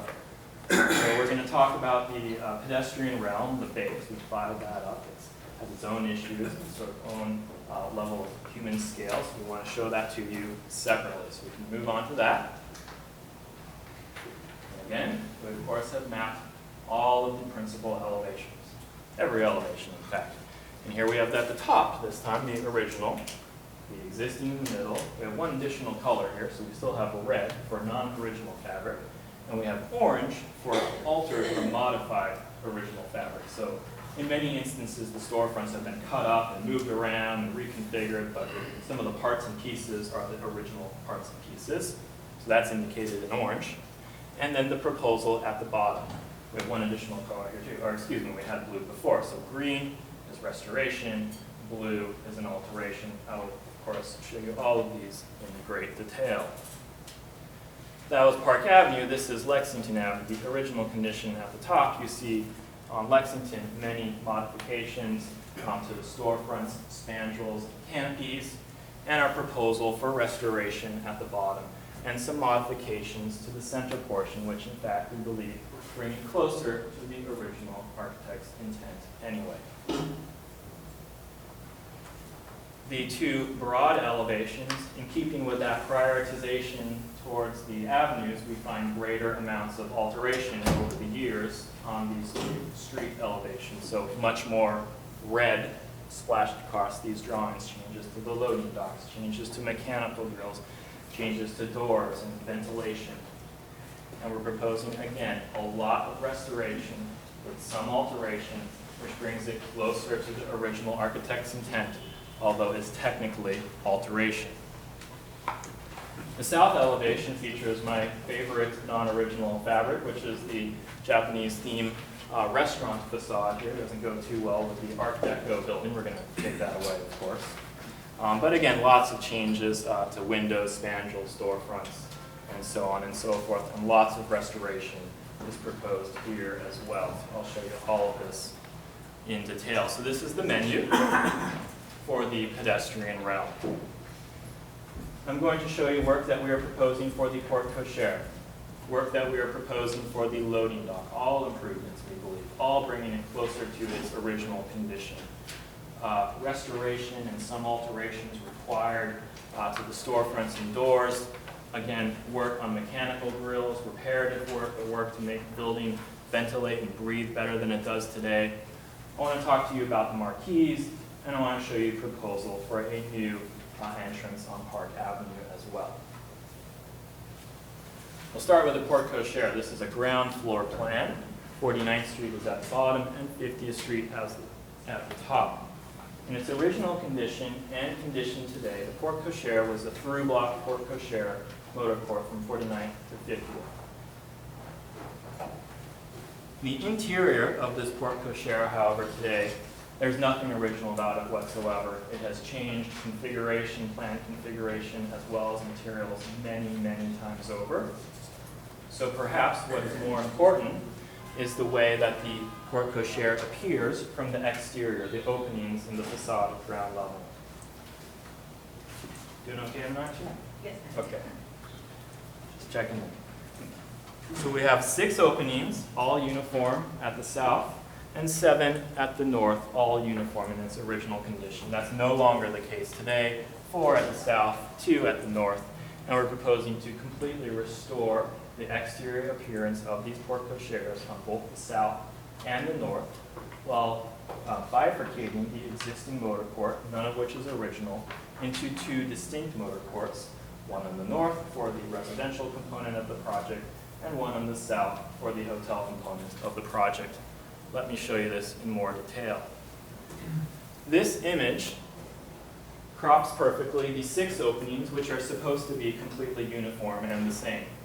One of them is bricked in, one of them has a roll-down gate, one of them has a man door, on and on and on. And our proposal is to unify them as originally intended by installing new open-air grills. The precise design of the grill is taken from an existing grill on Park Avenue, an original grill. It's the same design. And it's installed in each of these openings, thus unifying them as originally intended. We're also proposing 4 new sconces in the location of non-original existing sconces. The sconces that we are proposing are taken from the original Waldorf lighting catalog, the entirety of which we have in our possession and take advantage of. Some of these openings, of course, will be operable, 4 of them to be precise. 2 for entrance and exit for the cars, for vehicular entrance and exit, and 2, one on each side, for pedestrian entrance and exit.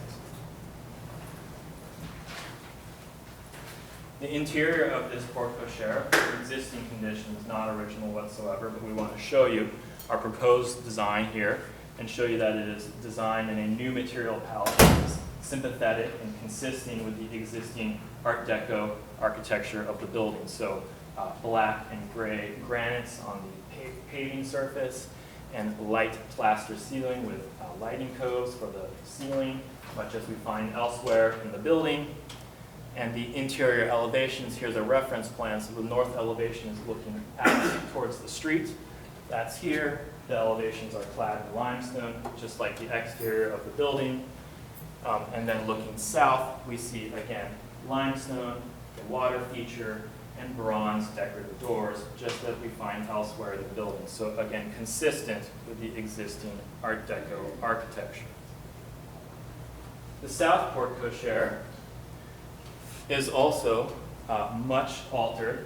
In fact, the Japanese themed restaurant facade kind of grabs and claims part of the original 6 consistent uniform openings. So no uniformity here whatsoever. We're going to completely restore the original appearance of this porte cochere from the exterior. Just a note, this element in the middle is an original elevator which goes down to the railroad tracks below. It was there in the original condition. It will remain in the future condition. The interior of this porte cochere, again, is designed with similar vocabulary and materials, black and gray granites, just like the previous porte cochere, in a slightly more graphic pattern. That pattern on the paving is reflected in the reflected ceiling, I should say, in a painted pattern at the top drawing there. The walls here, again, are in similar materials to the other porte cochere we just saw. Limestone, decorative plaster, decorative bronze work and doors, black granite, and there's some greenery as well. Again, consistent with the existing Art Deco architecture. Immediately adjacent to the porte cochere here is the loading, as it was in its original condition and its existing condition. Now today, loading is simply 3 openings in the side of the building. And this worked just fine when the trucks that loaded this building looked like that, and the traffic still went by. But today, this is what it looks like when the building loads. Traffic is backed up for blocks, pedestrians have to find their way around this, it's unsafe, it's a total disaster. So to rectify this unsafe situation, we are going to take loading away from the north side, move it to the south side of the building, where we have the space to recess it completely inside the building, as any modern loading dock should be. Door rolls up, truck goes in, door rolls down, everybody's safe, and it's clean. Those 3 new loading doors will be located where there is no existing original fabric. This is where the Japanese themed restaurant facade is. So there will be 3 new loading dock doors here. We have selected a paint color which is harmonious with the adjacent limestone, and then the limestone will be repaired around those new doors.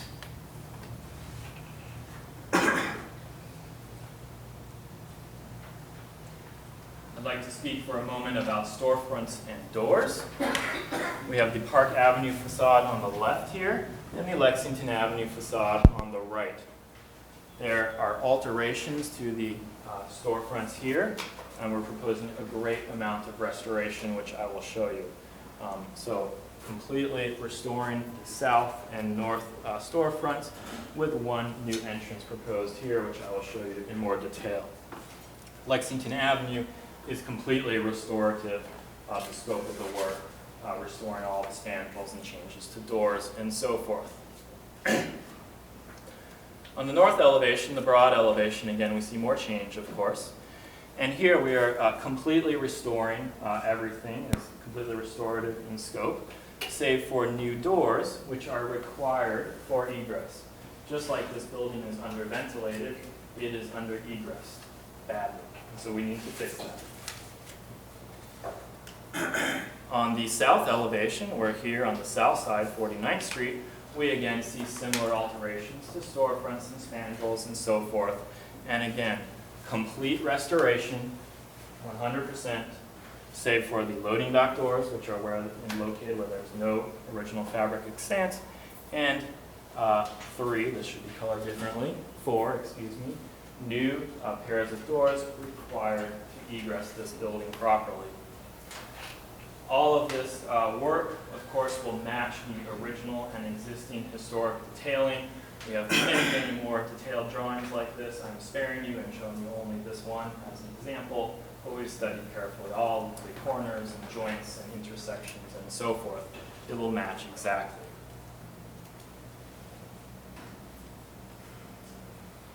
Stepping back to ventilation for a moment, a significant issue we have to deal with. We talked about it up in the tower, so we do have to deal with it again here at the podium. And we're going to deal with it in 2 ways. Right now, it's dealt with in a quite ad hoc manner. There are some decorative cast stone grills that exist on the building and are original. And this is how it exists today. And that one, of course, is not original. It was placed quite curiously. So we're going to remove that. It needs to be replaced. And put it where it seems as if it should have been, aligned on center with the vertical rows of windows. There's a second type of ventilation we are proposing for the podium level of the building. And that is in these windows here.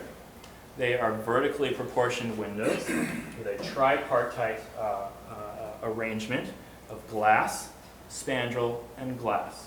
And our proposal is glass, spandrel, and louver, as indicated in the drawing here. So the top portion will have louvers to allow for ventilation. You can see that the mullions run across the louver portion, thus unifying the entire vertical windows. We've mapped all of these conditions for you here.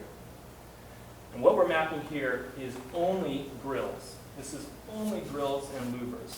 So you can see the ad hoc way that grills and louvers are handled today in the building on the 50th Street side and the 49th Street side. And everything in green will restore an existing louver to what it should have been, a window, limestone, whatever the case may be. And you can see that we are able to organize all this mess that exists there today into louvers only at the center of the building, in those tall vertical windows I showed. So great improvement here as well. Quick question. Yes. Are any of those new louvers going to be providing or modifying the interior, any of the Landmark's interior? No. Good question. Thank you.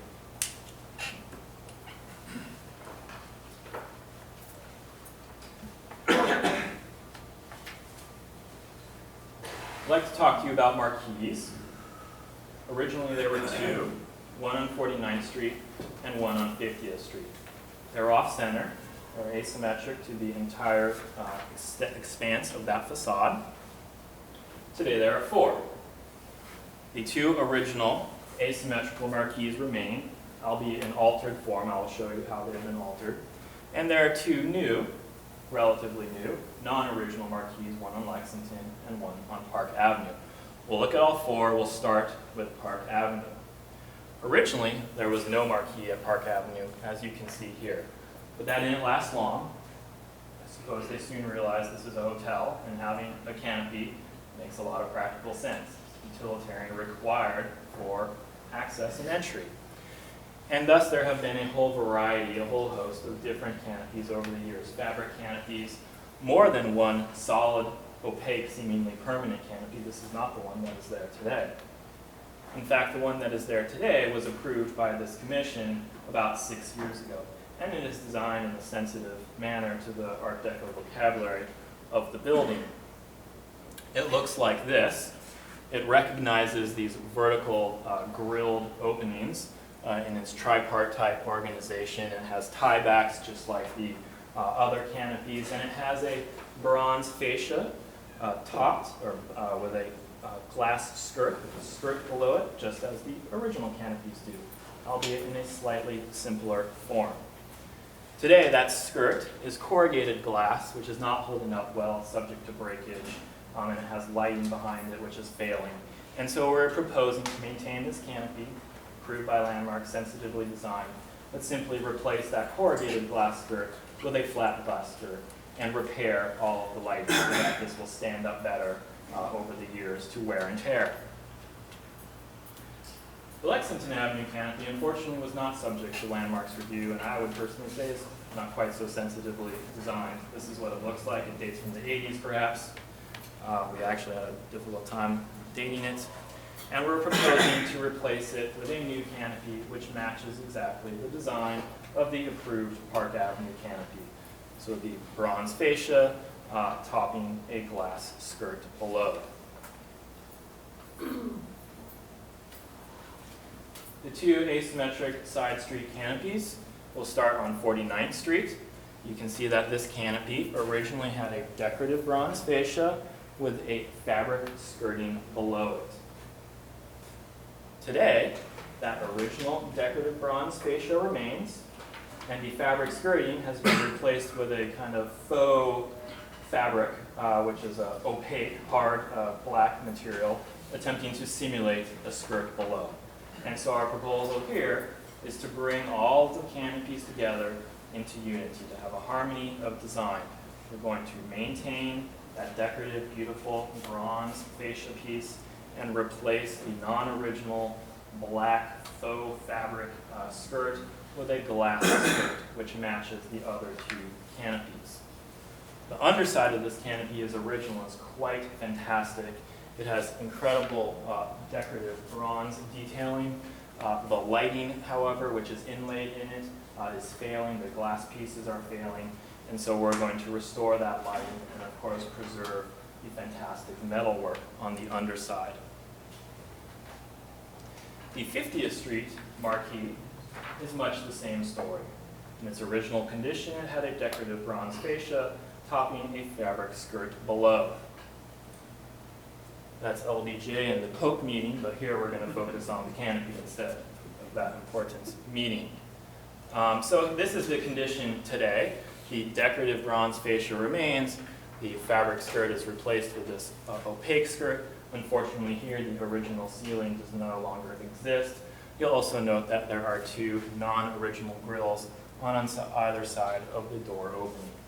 So our proposal here, again, is to restore the decorative bronze grill, put a new glass skirt below, remove the non-original grills on either side of the door opening, bring the door into the opening. It's currently recessed very deep into the building, and to restore, to replace the existing ceiling with a new ceiling which matches exactly the original design intent.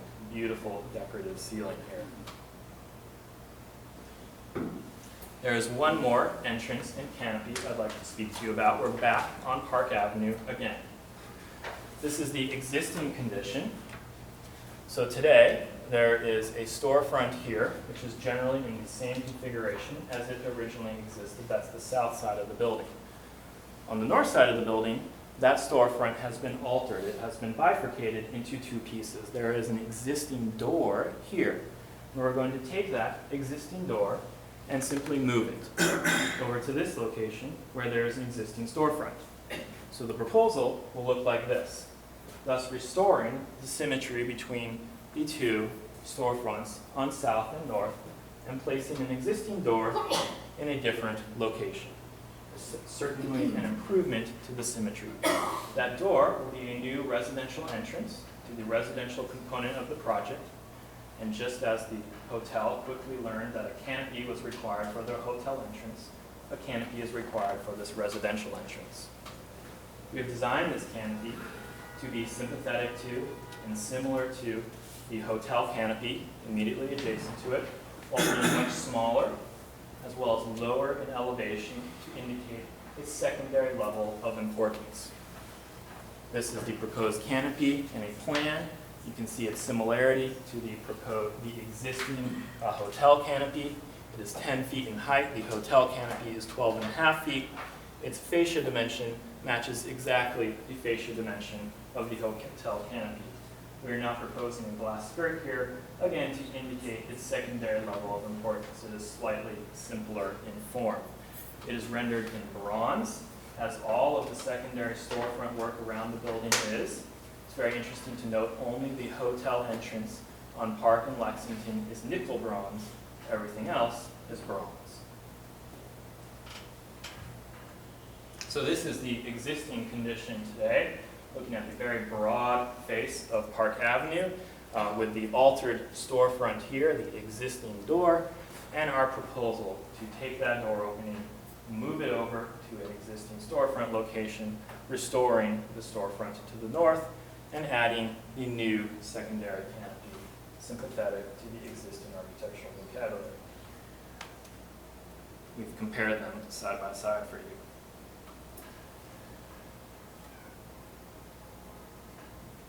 So, many pieces on the exterior, lots of little pieces, for example, individual windows, but we think when you replace those windows over 5,000 times over and you add in the spandrels and the cleaning and so on and so forth, that this building really is going to be a kind of revelation. We're taking it closer back to its original design intent, but it's going to be a surprise. People are going to walk by this building and notice it for the first time in decades. So really, I think, proud of the proposals and hope you like them too. We can move on to the interior. Yes. Okay. I'm going to take a drink of water. Yes, John, you can see. We can, but I think, the testimony is on both items together. Yes. I don't have testimony. Right, so I think some of the testimony is on both, they've been making their presentations on both pieces together. It's fine, quizzically. I'm waiting for you guys. Okay, so, I know it's a lot to absorb, but if I may suggest, we'll finish the interior as well, and we'll take testimony and then we can discuss the exterior. We can have a discussion, we separate the two so it doesn't, everybody's not talking about it at the same time. Does that seem reasonable? Okay, all right, so why don't we continue the presentation and then we'll take testimony, because we'll hear on both items. If we take testimony right now, we'll be hearing on something that we haven't been presented. It's a little complicated, but go ahead. A little complicated, but thank you for bearing with me. I will keep plowing through. And you know, we have really thought about this project as a totality as we've worked through it with Meenakshi and her staff, and the interior and the exterior really go together and reinforce each other. So I'm really happy that we have the opportunity to speak to you about them both together. So let's look at the interior. The brick says Waldorf Gray on it, which I love. It stamps on it. In fact, every single original brick. Sorry for that distraction. But so the interior, the exterior is a significant cultural landmark in the city. Interior is no less significant. We have here a collection of the most important rooms, landmark rooms in the entire city. And as an architect, I love that we can see all of the designated spaces, nearly all of them, in this one section. So this is an original Schultz and Weaver drawing. We've been utilizing their archives at the Wilsonian extensively throughout this process. We have their drawings, we have their full specification book. And this is one of the presentation drawings that they made. And we've redrawn it, using computers this time, of course, to match the existing condition. And we'll look at this as a kind of roadmap. We'll use this as a roadmap to look at all the alterations that have occurred over time. And we've also drawn the proposed condition, of course. So this fantastic collection of spaces can be experienced continuously in one loop from Park Avenue all the way to Lexington Avenue, and looping up to the third floor meeting spaces up here at the top. So that continuity I mentioned from Park Avenue to Lexington Avenue, of course, displays itself in the plan. So we have here an enfilade arrangement of rooms, which are not only sequential and arranged from Park Avenue to Lexington Avenue, but they expand and compress in the north-south direction in perfect alternation. Expansion, contraction, expansion, contraction, so that as you move from one end of this axis to the other, there's a sense of surprise and a sense of rhythm and a sense of mystery as you move from one space to the other. That's reinforced by their decoration, which is eclectic, as I mentioned earlier, just as the original Waldorf Astoria was. Unfortunately, that fantastic, perfectly alternating expansion and compression can no longer be experienced because it is no longer there. Everything in red has been completely filled in by a new program. There's a gift shop here, and a bar here, and a restaurant here, not only changing that perfect expansion and compression, but violating the perfect sort of prismatic shape of the original lobby. That existing condition, of course, is reflected in the designation. Something that doesn't exist can't be designated. Nevertheless, we are proposing to completely restore that perfect alternating expansion and contraction, restoring the full extent of these two north-south lounges, restoring completely the main lobby as well as other spaces so that you can experience them the way that they were originally intended to be. Let's look at them each, again, in great detail. So we'll start with Park Avenue on the west side, and we will move space by space to the east, ending on Lexington Avenue before we go to the third floor. This is the way the Park Avenue foyer looked Shortly after construction was complete, we're looking out towards Park Avenue.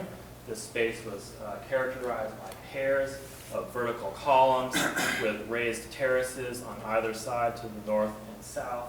There was decorative bronze work, for example, these murals and doors and panels on either side, and there was a decorative, beautiful plaster and luminous ceiling.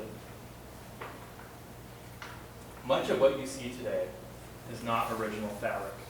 Most notably, the ceiling, which has changed significantly from the original condition. There are other changes which I will show you as well. So this is that original building-wide section that we've drawn, and we've zoomed in just on the Park Avenue foyer here, and everything that is annotated on this drawing is non-original. So the light fixtures, both on the sides and the center, are non-original. The transoms above the panels and doors are non-original. The panels and doors themselves are non-original. The decorative urns and decorative marble spheres are non-original. The entire room has been painted a different color than it originally was, and there is a change to this particular door and alcove. This is our proposal to restore this space and make a couple of minor alterations. We are proposing to completely restore the ceilings and the lighting, both at the sides and the center. We're proposing to illuminate in a different way than it is illuminated today, I will show you, the fantastic murals that ring the room. We're proposing nickel bronze framed glazed doors on the two terraces on the two sides. I will show you those in detail. We're proposing to restore the urns. We're proposing to repaint the entire room in a color that matches the original limestone color, which we have discovered through forensic investigation. Just before you go to that, just going back to this, so I know that this, the legend or the green and the blue, these colors, I think are very helpful to us because it shows what's restorative and what's being altered. But you mentioned certain things that you're changing over here that's not identified. As, for example, the doors are not identified. So is that identified? The doors are not identified right here. Oh, sorry. Okay. All right. And that is in greater detail in a couple slides. Got it. And that is green. So that's going back to historic. It's restorative. Okay. There are some changes to the way that it was originally intended, or originally existed, I should say. But it is restorative intent for sure. Okay. All right. And I'll show it to you right now. So thank you for that segue, Meenakshi. So here we have the original elevation showing these doors and panels. So this is on the raised terrace, which exists on the north and south sides of the main Park Avenue foyer. Originally, there were glazed doors, two pairs of doors, and glazed panels. They were glazed with mirrors, and they were framed with decorative nickel bronze trim. They had a particular alignment at the top dab. Today, it's completely non-original. There are non-original plaster panels of different sizes, non-original opaque doors of different sizes than originally existed, and they are not aligned in the way that they originally were as well. We are proposing to restore the doors here and here, and we're proposing new doors here where the existing plaster panels are today, and new doors here where the existing plaster panels are today. We will restore their alignment at the top as it was originally intended. These will be glazed. They will be glazed with transparent glass, and they will be framed in nickel bronze trim, decorative, matching the original exactly.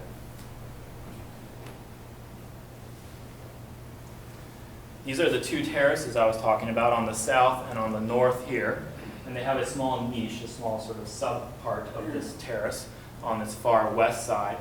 And interestingly, in its existing condition, and in fact in its original condition, these are not level. So the south one is higher by 3 feet than the north one. So this is the north elevation as it exists today, and you can see that the south elevation is raised by 3 feet. We are proposing to raise, here, the north elevation by 3 feet so it matches the south elevation and is symmetrical with it.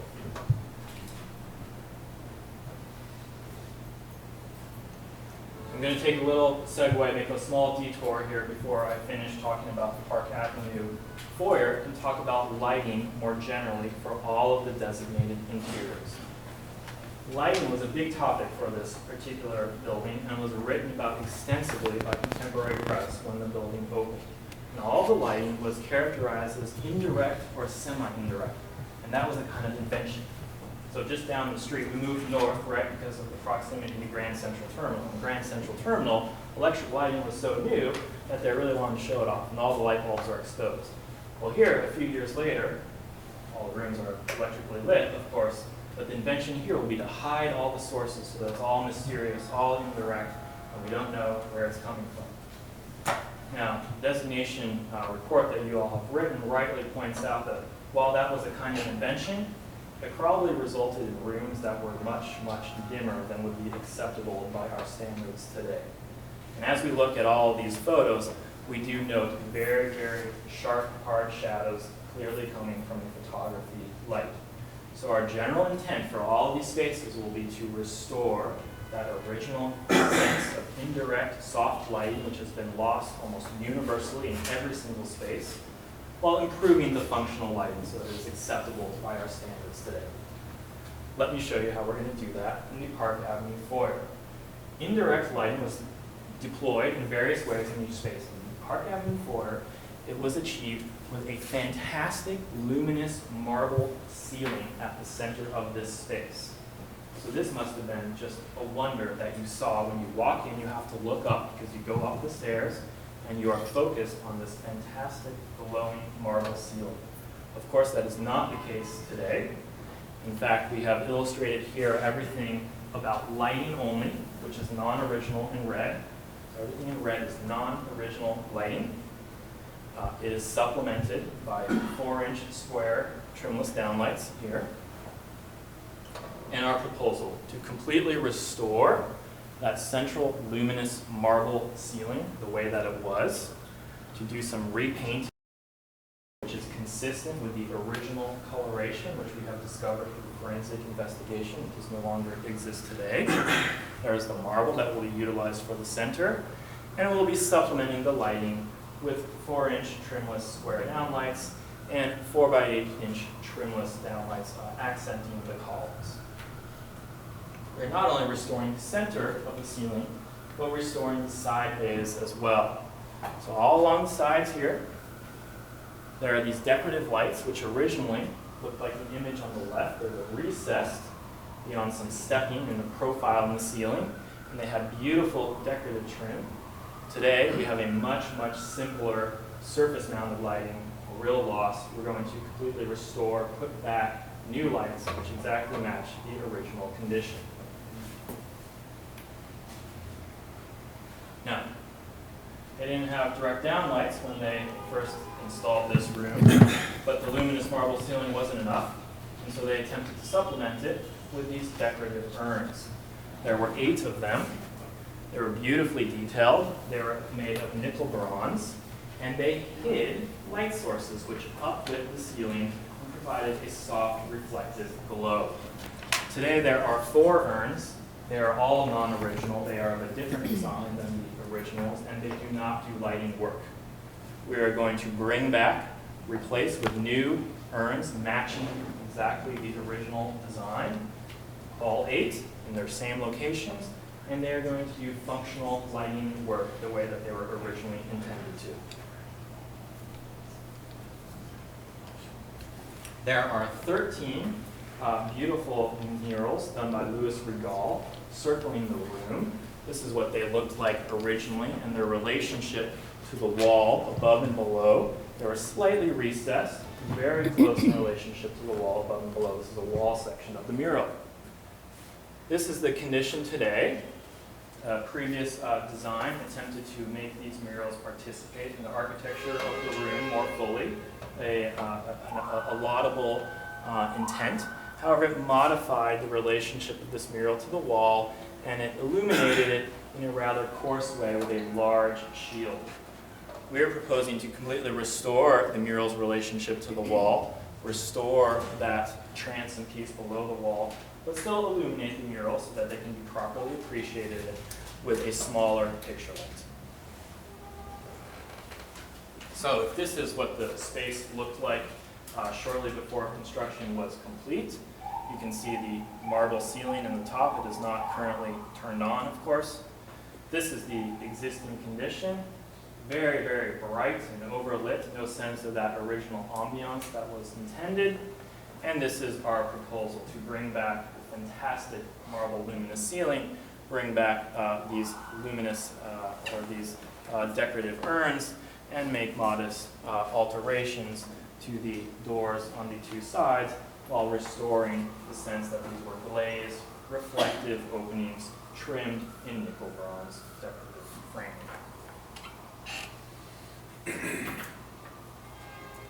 So the first couple spaces take a little longer, but we'll pick up pace here as we go.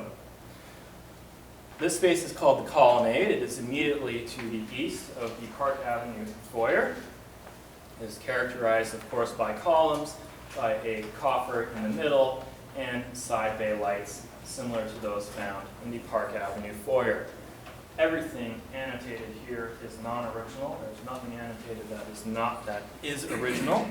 So the lighting is non-original, the plaster walls are non-original, the door frames are painted in a non-original manner, there are new sconces, so on and so forth. This is our proposal for restoration. We are again restoring the lighting.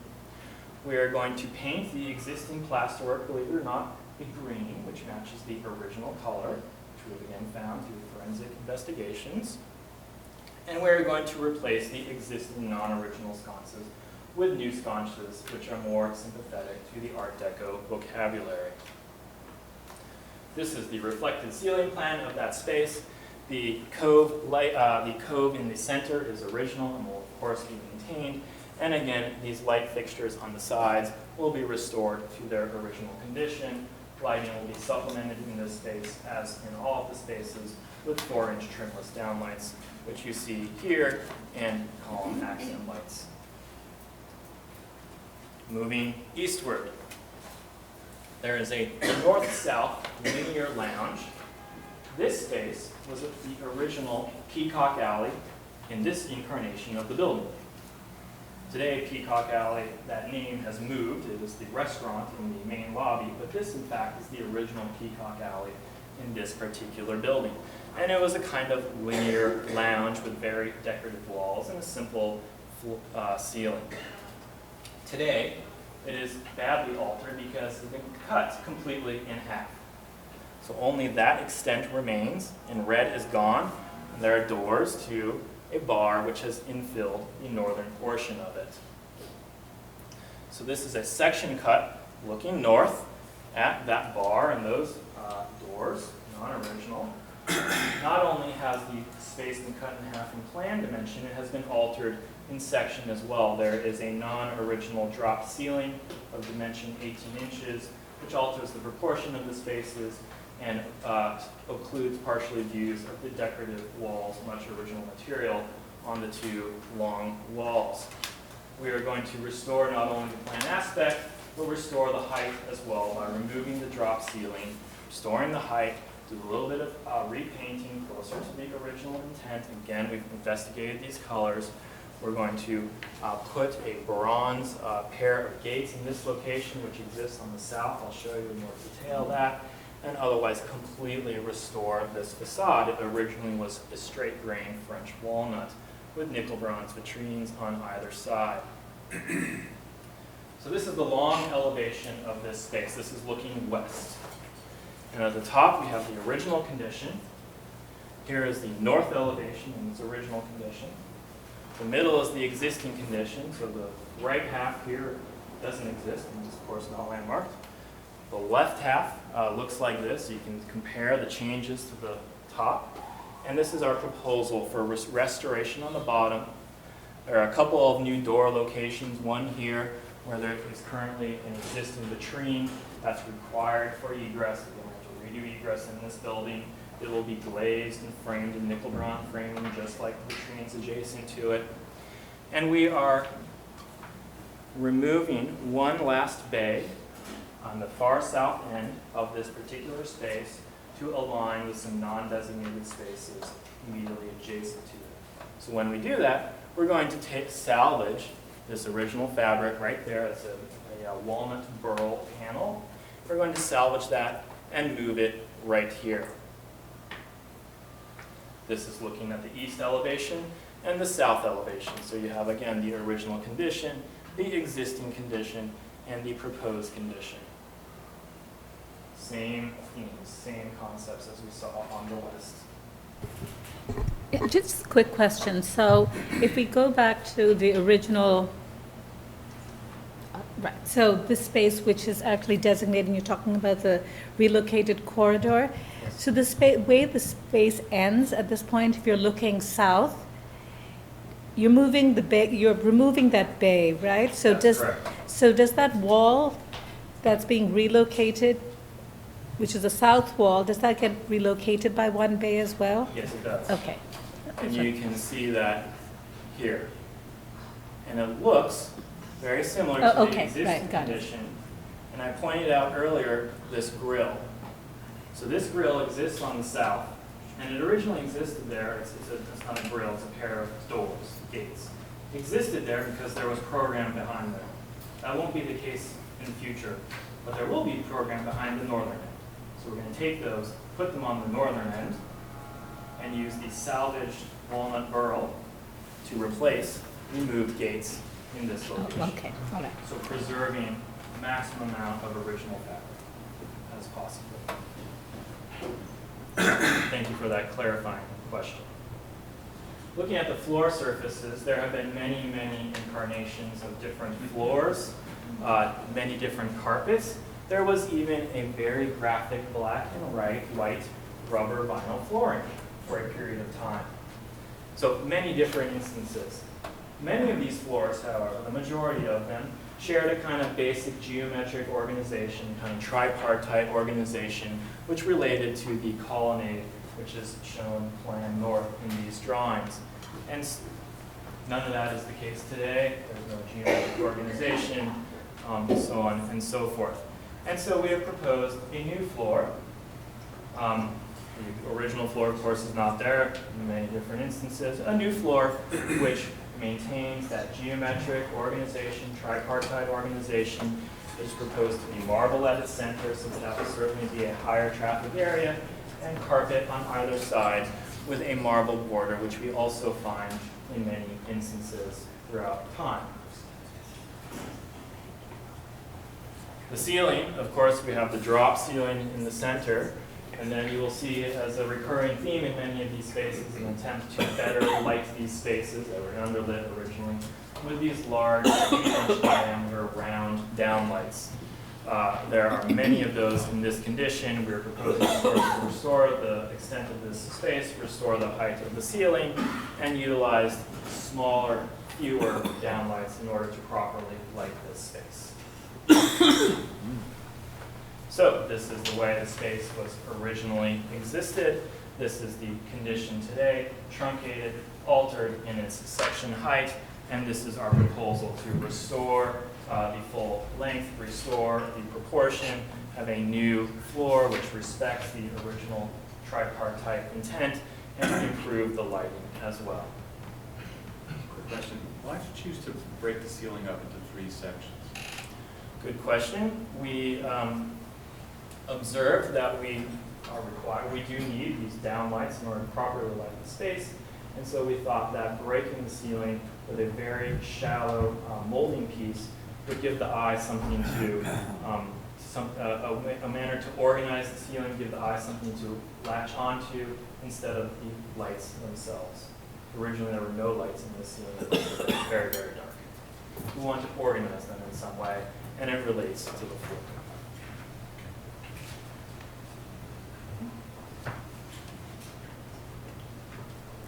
Okay, moving eastward, we find the west elevator hall. This particular photo is taken at a moment when this very graphic black and white floor existed in the building throughout many of the spaces. This space has changed somewhat today, most notably the walls. The ceiling is intact, save for changes to the lighting, and we've mapped all of that here for you. Everything annotated is non-original. So the chandelier is non-original. The wood veneer that exists today is non-original. The door frames are non-original, as is signage, of course. The elevator doors themselves are original. They're beautiful. They are these pressed nickel bronze doors, fantastic. They will, of course, remain. But we'll restore the original wood species, which was a straight grain French walnut. There was contrasting ebony framing, and we'll restore the way that the ceiling was meant to function. Let me show you. This is the flooring. We're again taking the same intent from Peacock Alley, which we just saw, bringing it through to this space. It recalls this graphic flooring that we see in this photo and other historic photos. Looking up at the ceiling, the coffering here is original, and indirect lighting was deployed in different ways throughout each space. So this was meant to be illuminated by coffers only. What actually happened is a chandelier was installed as well as 2 downlights. We will be removing those. You can see the architect's original intent for coffers. You can see the little cove light there, which would uplight this coffered ceiling, and we will install those coves, which uplight the ceiling, and this space is lit only with indirect lighting as originally intended. The main lobby at the center of the plan on the first floor is characterized by tall black marble columns, relatively light maple burl wood veneer walls, and a decorative plaster ceiling. That is no longer the case today. The space is much, much darker. That maple burl veneer wood paneling has been replaced with a much, much darker mahogany wood veneer. And in an attempt to make up for that much darker environment, a non-original plaster frieze has been inserted in a rather failing attempt to lighten and brighten the space. The decorative plaster ceiling still exists, albeit in altered form. I will show you that. And the tall black marble columns, of course, still exist as well. So let's talk for a moment about how this space originally worked. It could be accessed from 4 points on all 4 cardinal axes. And there were counters on both the south and the north. That is no longer the case today. The space can be accessed only from the 2 sides, east and west, and the nature of the openings on the south and the north has been badly altered in both instances. So we are proposing to bring back the ability to circulate along all 4 cardinal axes, as was originally the case and originally intended, and we are going to move reception out of this space to a non-designated space and make this a dedicated food and beverage outlet. So architecturally, this space landed right at the center of the first floor plan, right? This is an axonometric drawing. We've taken the ceiling off, and we're looking down at the space. Because it was right at the center of the first floor, it was perfectly bilaterally symmetrical. That is not the case today. That is not the case because the opening on the north has been heightened, has been raised, and the character of the 2 openings on the south and the north has been altered. We are proposing to restore not only the ability to circulate along the 4 cardinal axes, but also the perfect bilateral symmetry of the space by raising the height of the opening on the south to match the existing height of the opening on the north. So this tells the full story. We have the north elevation on the left and the south elevation on the right. The original condition is on the top. And you see symmetrical condition between south and north. In the existing condition, everything that's annotated is non-original. You see non-original wall surfaces, non-original dark mahogany. You see the non-original plaster frieze. And you see the asymmetry between the height and character of the openings. Our proposal is to completely restore the decorative, beautiful maple burl veneer, remove the plaster frieze, restore the decorative grills which existed directly in the maple burl veneer, and restore symmetry between the openings on the south and north sides.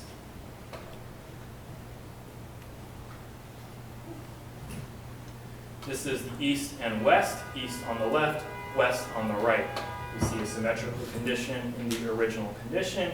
You see the non-original mahogany and veneer and the non-original plaster frieze in the existing condition.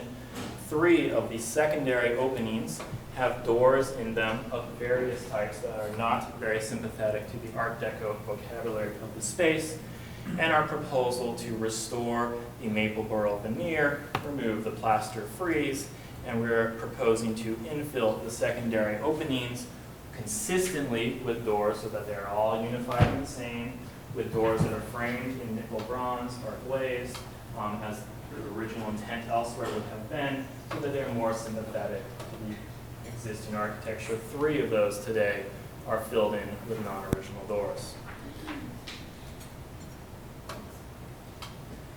The flooring, much like Peacock Alley and many other spaces, has seen many, many incarnations, hard surfaces, soft surfaces, so on and so forth. But there are a couple of consistencies that we find among many, not all, of those floor treatments. One is a marble border, which you can see in this photo, and the second one is a geometric arrangement of the floor pattern, which organizes the space into 4 quadrants at the corner and a kind of center at the middle. We are proposing a new floor surface with a marble border and a geometric arrangement organized in 4 quadrants at the corners and a central point at the middle. The ceiling, this is the original plaster ceiling that we are looking at. However, it has been punctured with 102 non-original large circular downlights, which are not doing a great job anyway. We are proposing to replace those large circular downlights with fewer, smaller, less obtrusive lights. This is the original condition, and you may notice there's no clock, but the clock will remain, so you can still say, meet me at the clock. That's going to remain in this space. This is the existing condition with the dark wood panels, the plaster frieze, the alterations to the north and south side. And this is our proposal to restore the maple burl veneer, restore the softer lighting of the space, improve the ceiling, restore symmetry of the space, and of course keep the clock and light it properly.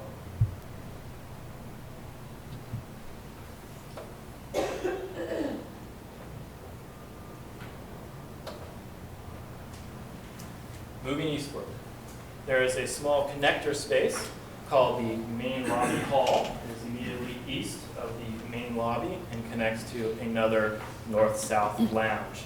This is what it looks like today, and almost all of the fabric, I should say all of the fabric actually on the walls is non-original. The plan configuration is completely changed. Part of the ceiling is original, and that's about it in this space. So this entire elevation is totally changed, both in plan and materiality, and we're proposing to completely restore it to the way that it originally was. Its plan will be restored. It will be restored using a fantastic Japanese tamo ash, which was the original material, another very decorative, beautiful wood veneer species. There were ebony wood columns and bases as well. There originally were 2 glass and nickel bronze latrines, one here and one here. In this location, we are proposing doors where there originally was a latrine. They'll be detailed and framed in a similar manner. The floor continues the theme that we have laid out elsewhere, picking up on the black and white graphic historic flooring that we find. Hard surface again here, appropriate for the heavy traffic that this space will see. This is the existing condition of the ceiling. The ceiling coffers themselves is all original, so that's really all we have in terms of original fabric to work within this space. However, the extent of it is non-original. And so we're proposing to restore the plan aspect. The red line is the existing extent of the plan. Maintain, of course, all the existing coffers, extend the ceiling southward and replace the little notches on the north. We're proposing to replace the non-original chandeliers with the light fixtures that were originally in this space, and to replace the non-original 8-inch circular downlights with fewer smaller lights. This is called the East Lounge. It is a kind of twin or cousin to Peacock Alley. It is on the east side, immediately east of the main lobby hall. It was another kind of lounge space with decorative walls, vitrines, and provided circulation access to other spaces as Peacock Alley did. It has been badly altered over time, most significantly in its plan aspect, like Peacock Alley. It's been shortened nearly in half. It looks like this today. So this is a section cut looking north at that non-original elevation there to the north. Here the ceiling height remains as it originally does. However, it has a lot of non-original lights. So we will completely restore the plan aspect of this space, restore the principal elevations here. This north elevation originally had a decorative volumetric bronze and glass vitrine set within, again, the Japanese Tamil ash, framed by green serpentine marble columns, or pilasters, I should say. These are the principal long elevations. This is looking west and looking north up here. We have the original condition at the top, the existing condition at the middle, with the non-extant part on the right side of the page, and the proposal at the bottom. Restoration, again here, save for the insertion of new doors here required by egress. They will be detailed in a manner that is consistent with the vitrines, and they're inserted in a location where there originally was a vitrine. They're not part of the designated space as well. This is the opposite elevation looking east. Here a big difference is that we have the fabulous original nickel bronze elevator doors which went up to the ballroom. They will remain, of course, and be restored. There are changes to the way that the center portion is articulated in the existing condition versus the original, and we will restore that as well. Again, you see doors indicated in one location here where there originally was a vitrine. This is outside the designated space, but will be detailed sympathetically. The floor surface here continues the theme from elsewhere. It is all hard surfaces here. This space will see heavier traffic than Peacock Alley because of the ballroom elevators. The ceiling here is at its original elevation. However, it has these non-original lights. The existing condition, to your earlier question, has some trim around it, and so that's a theme that helps to organize the ceiling in the existing condition in this space. We are continuing that with a more subtle trim that organizes the ceiling, and again, we have fewer, smaller lights. And at the furthest east extent, we have the Lexington Avenue foyer. So this, if the East Arcade is a kind of twin or cousin to Peacock Alley, this is the twin or cousin to the Park Avenue foyer. Right? There's a continuous enfilade arrangement of spaces from Park Avenue to Lexington Avenue, and this plan is conceptually perfectly symmetrical. However, when we enter the Lexington Avenue lobby, we find a much less gracious entrance, a much more compressed space when compared to Park Avenue. We also find non-original escalators and other non-original elements. Above the Lexington Avenue lobby is a space called the Stair Hall. It is here, and it is again a kind of mate, a kind of cousin to the colonnade, which is open, visually accessible to the Park Avenue foyer. Right? This plan is perfectly symmetrical. This enjoys no visual accessibility to the lobby below it. Why is that? We find a very curious mechanical space in the existing condition. It shows up in the original drawings as well. But when we think about this space in the context of the entire plan, this cannot have been the original architect's intent, because you enter into this very compressed space and don't have any visual accessibility to the space above and don't have any natural light. That's how it remains today. There are additionally these non-original escalators that come up behind this wall, and lots of other non-original material. Everything annotated here is non-original. So our proposal is to transform this space into a double height space as compared today, albeit something more comparable and a better mate to the Park Avenue foyer. So there's a floor slab here which we're going to remove. And we're going to remove that mechanical space which we think showed up, perhaps not expected by the original architects, and sort of harmed the original symmetry of the building. We can take that away, make this space double height, and make that stair hall visually open and accessible to the main lobby, just as the colonnade is visually open and accessible to Park Avenue. So we have the full building section as it exists today. Park Avenue foyer is 35 feet high, and the existing Lexington lobby is 13 feet high. They are not well balanced. By making this a double height space, we can make this 27 feet high, making these two spaces well balanced in a better axial enfilade arrangement of spaces. Not only that, removing this mechanical room allows for natural light to enter the Lexington Avenue lobby as it does in the Park Avenue lobby today. That is not the case at Lexington today.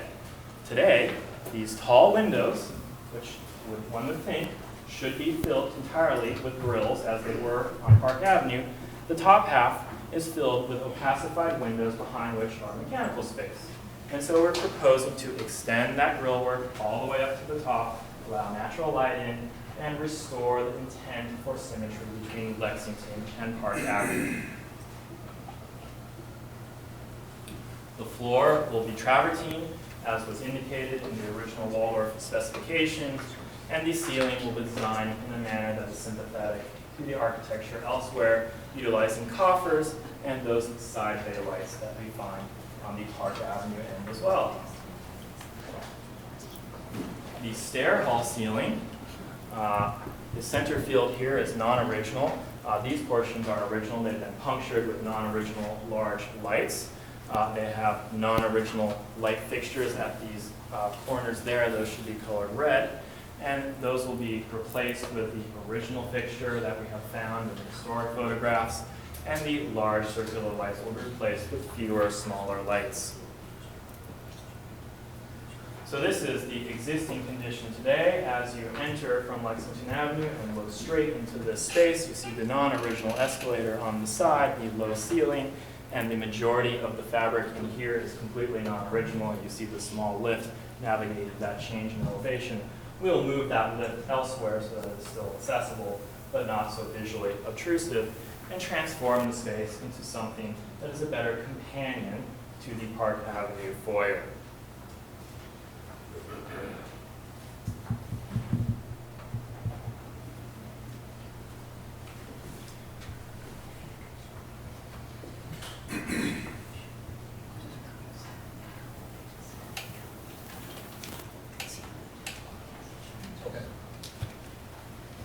The final topic is the third floor. This is where all of the meeting spaces are organized.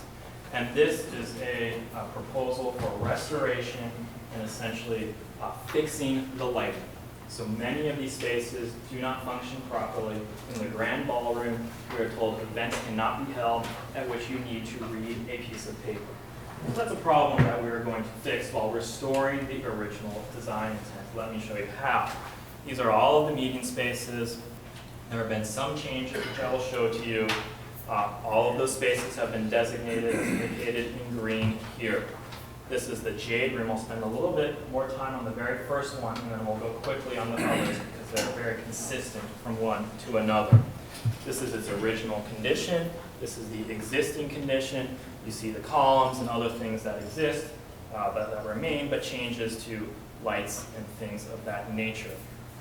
So we'll spend just a few moments on this piece here. We're proposing a scope of restoration for all of these spaces that will be consistent. So you'll see this show up over and over. We're going to replace and update the lighting, and I'll show you that one for every space. There are bas-reliefs in this space, as there are in many. We're going to restore those.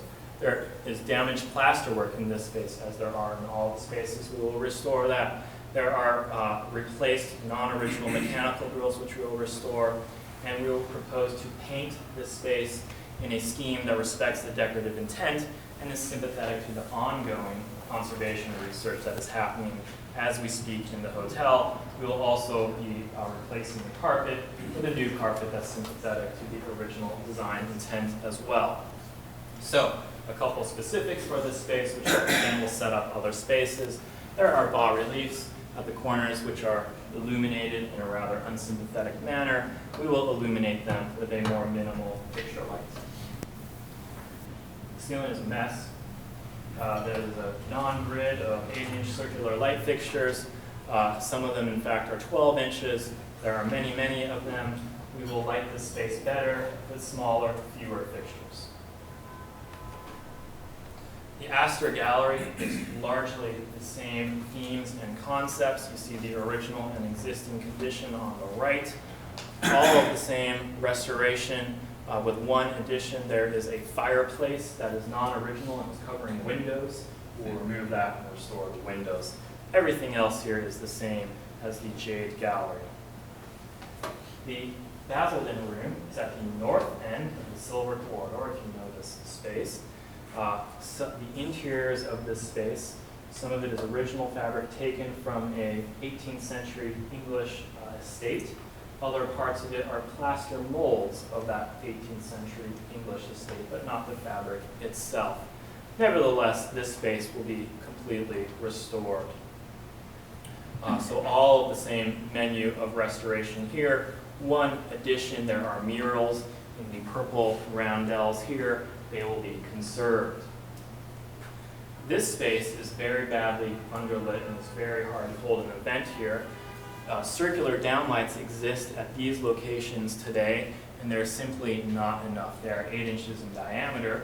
We are going to replace them with 4 new, smaller fixtures, 4 inches in diameter. At these locations, they're in a plaster molding of a beam. We'll restore that centerpiece as well to the rosette that it originally was. This is the Silver Corridor. It is a long space that connects all of the other meeting spaces on the 3rd floor. It was characterized by its volume, by chandeliers, by mirrored surfaces, and wood panels. These wood panels were a fantastic hair wood that was characterized as silvery and shimmery. And in fact, we have a sample and it has an iridescent quality to it. And we think this is called the Silver Corridor because of the wood, not the mirrors and bronze decoration. That's no longer the case today. Those panels have been replaced with very dark mahogany wood panels. We're going to restore all of that silvery hair wood that's indicated in green here, and we're going to improve and fix the lighting, conserve the murals, and so forth. There is one instance right here. It occurs in a regular rhythm of openings where there is a stairway existing today going to spaces on the 4th floor, which we will no longer need access to in the future. We are going to close that off with a pair of doors. This is the existing condition and proposed condition that is consistent with the other openings we find elsewhere. This space, like all the others, is underlit. It is lit only by 7 downlights as well as the chandeliers. We will remove those 8-inch downlights, which occur today at the center of these plaster surfaces, and replace them with 4 smaller downlights at the corners here.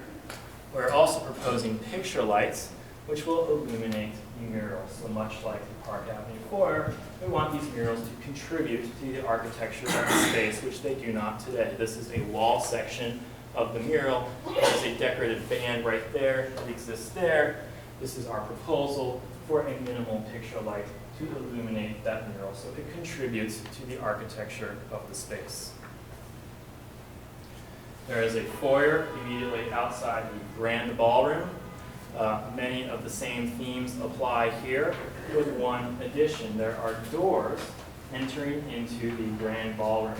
These doors originally were mirror glazed doors. Today they are hollow metal doors that are simply painted. We'll restore them to the original mirror glazed doors. They're indicated in green. The ceiling has the non-original lights, which will be replaced with fewer, smaller lights. There are 4 grills which we want to contribute to the architecture, so we will illuminate them. They are not currently illuminated. This is the grand ballroom, the way that it originally looked. And it was characterized by this fantastically modern ceiling.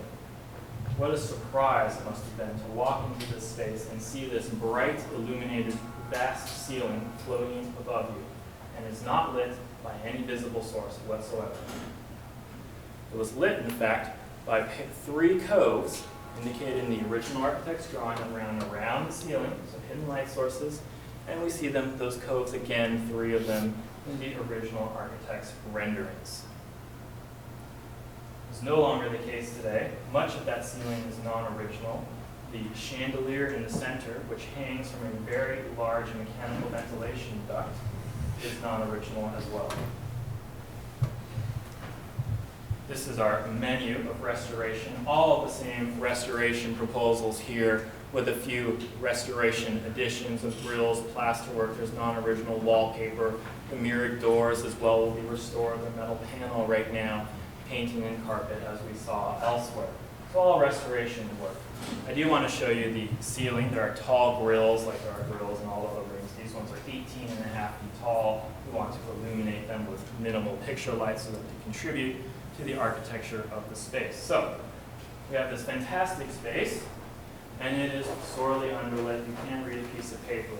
And there are many, many attempts as it exists today, all circled in red, to rectify this poor lighting situation, all failing when put together. And so we want to restore the original lighting intent while fixing the way the space functions. So we're going to look at each reflected ceiling plan. This is the lowest level. This is the first balcony level. There are non-original sconces and non-original circular lights. We will replace both of those with new light fixtures taken again from that original Waldorf Astoria lighting catalog that we have. And then there will be new 4-inch round trimless downlights making this space function the way that it should. Same story up one level, except for one addition. Incredibly, there is a 14-inch diameter light placed right at the most decorative part of this beautiful plaster underside of these cantilevered balconies. So we will remove that and restore the decoration in this balcony. Same sconces and round lights, same small 4-inch diameter downlights. The main ceiling at the top of the space today is illuminated by 1 cove. You see it here doing a rather poor job of illuminating its small portion of the ceiling, and a line of downlights indicated in blue here. Our proposal is to maintain that line of downlights in its existing location, to restore 3 coves, and to utilize these existing grills, which you saw right there, for additional locations for downlights. So if we look at what that means in section, this is a section of the ceiling taken for half of the ceiling. You have the original condition at the top would be 3 coves, the existing condition with 1 cove, and the proposed condition with 3 coves, restoring the original intent while making the space function the way that it should. So hopefully, like the exterior, like the Park Avenue floor, like the main lobby, we're bringing these spaces closer to their original design intent, but paradoxically, that's going to create a kind of revelation. People are going to walk by this building, walk inside this building, and experience it in a way they haven't for decades. They're happy to answer questions. Thank you, Frank, for a very thorough presentation. It has a lot of aspects to it, and but why don't we have some, I'm sure the commissioners have questions, so I want to spend a little time where the commissioners can ask questions, and then we'll take testimony. So, yes, Adi. A couple of just simple clarification questions, if you don't mind. Yes. Going to page 58, and then it happens again on page 61. Okay. Can we go to it for a sec, if you don't mind? We're going to have a technical assistance here. Oh, great. And I think it's on 71 again, too.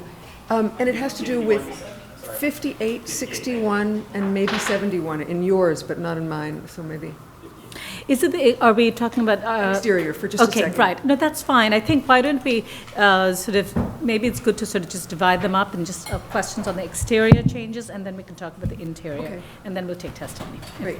I'm sure I'm just misreading it, but if you could just clarify. It looks like the existing windows have a cant in the sill, in the bottom sill, and that they don't in the in the newly rendered, but so I'm just wanting to make sure that you're not There's no change. displacing the There's no Kent. change, so the rendering is taken at a different elevation. Okay, so in all cases, it's not when you're inscribing changes, new louvers? No, okay. And is there a cant, or is it just a? There is a cant, yes. Okay, all right, and it'll remain. Okay. And then wondered about the thinking on the residential entry, and whether or not programmatically it had been considered to not happen on Park Avenue, and if you'd thought about anything else other than, you know, this kind of diminutive canopy. If there was other thoughts about that, and distinguishing it from the form of the main canopy. Well, we certainly considered all possible options, but really, you know, in today's marketplace, an entrance on Park Avenue is required to make this the residential component of this building work, and that, of course, is the vehicle for all of the restoration work that I just showed you. So, you know, that residential entrance is required, and a canopy over it is required to make this happen, to make this work. And so we've attempted to design it in a manner that is sympathetic to the original architecture, sympathetic to the canopy that is immediately adjacent to it, but also secondary in nature. And in fact, we find many examples. We've done a survey, I can share it perhaps, of contemporary hotel buildings from sort of the 1900s to 1930s. One of them is by Schultz and Weaver, many of their contemporaries, and they all have asymmetrical canopies, many similar to our condition as well here. But formally the same, asymmetrical, but... No, why don't we look at a couple of those houses if we can. And I should also say that the previous entry into this hotel was, and the premium was incognito rather than, and vehicular. So I understand you're making a distinction, but I'm asking, you know, there are other considerations for entering. You know, that's an interesting point. The fact that it had a motor court certainly was a distinguishing factor of this hotel. On the flip side, this particular incarnation of this hotel was referred to at the time as a transient hotel. It was taking advantage of rail travel and a much faster turnover. The original incarnation was really only for the elites, and it was at its original location. And that wasn't actually the intent, court cochere aside, for this location. But we've done, you know, just by way of example, a quick survey. This is the Schultz and Weaver building, of course, the Sherry Netherland, a generally symmetrical facade with an asymmetrical canopy. The plaza, the Central Park South elevation in particular, a generally symmetrical facade, a symmetrical canopy with an additional asymmetrical canopy, quite similar to what we're proposing, in fact, here. The Carlisle, 1930, generally symmetrical facade, asymmetrical canopies. The Ritz Tower, 1927, symmetrical facade, asymmetrical canopies. The Menschman Hotel, symmetrical facade, asymmetrical canopies, and so forth. So we think there's precedent for it, and we've attempted to do it in a sensitive Right, in most of those, the canopies were different from one another, right? They weren't the same, almost the same, but one being diminutive. So, and that's what I'm trying to get at, is whether or not there can be more of a distinction. Okay, anyway. Okay. Yes, Diana. Thank you for an excellent presentation. Page 49 in the exterior. Well, my one question is really about whether the crenellated, and I've taken the wrong page, I'm sorry. The crenellated parapet, that's what I'm looking at. The effect of, yeah, that one of those, that's fine. I agree that the towers are not, the effect of the towers is not really affected by the rooftop addition, but I think that that appearance of crenellation is kind of important in the appearance, and I'm wondering if you think that the addition is sufficiently recessed that you do detect the crenellation. It's a little hard to tell from them.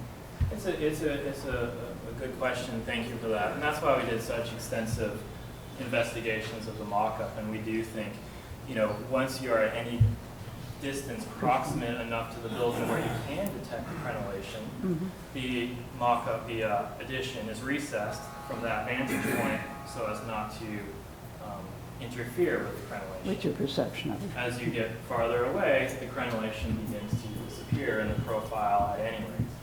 So we looked at that very carefully. We recessed the addition as much as we possibly could. It's quite small in plan aspect. Thank you. Thank you. All right. Michael, Devonshire, did you have a question? Okay. Are there other questions on the exterior changes? All right. Are there any questions on the interiors? I'm sure there'll be more questions, but so then why don't we take testimony and then see where we're at. Okay. The first speaker is Rebecca Kriegman from Manhattan Borough President Gail Brewer's office.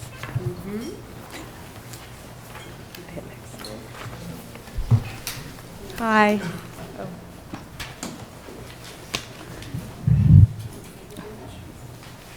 I don't know if I have to do anything.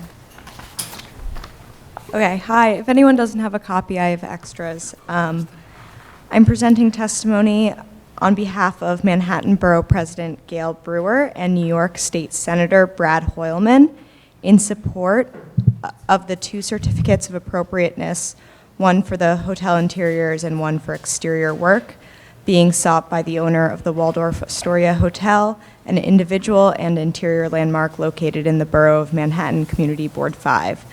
It is not often that a developer actively seeks and supports the designation of a marquee property, especially one in Manhattan, and especially with ideas for change to that structure on the immediate horizon. While the exterior of this Art Deco masterpiece has been protected under the Landmarks Law since 1993, the significance of the interiors were not. It was therefore with release that these offices heard from the current owner on the profound respect held for the history, culture, and architectural merits the building, edifice, and interiors held in New York City and Manhattan history. We thank the LPC for designating these spaces in March of this year. The applications before the LPC today continue to reflect that high level of respect and are thoughtful in the interventions proposed. The proposal of replacement in historic kind of 5,380 windows is a historic preservation feat in itself. The restorative work also includes a full facade cleaning and repair, the removal of non-historic additions that affected the original tower massing, restoration to the storefronts and marquees. The openings proposed to accommodate off-street loading needs are minimally invasive and will aid in the relief of congestion and pedestrian conflicts along the street. For the interior, we would echo the support with conditions reflected by the Community Board 5 resolution dated April 14th, 2017, and the remarks to be given of the Landmark Conservancy. The same restraint shown for the exterior in terms of changes and flourishes should be exhibited in the interior restorations. These spaces are grand. There is no need to overgrand all visible surfaces, and we agree that special attention should be paid to the lighting. Thank you for your consideration of our concerns and those of the Community Board. Thank you. All right, the next speaker is Krista Belga.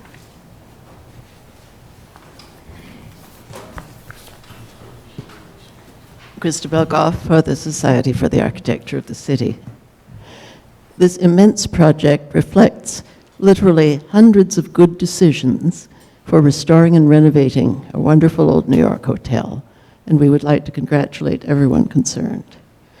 Given the scope of the project, one question has been raised by lovers of Art Deco, whether it would be possible and whether you think it would be a good idea to replicate the original triple waterfall chandeliers in the Silver Corridor, which are shown in the historic photo you produced on page 206.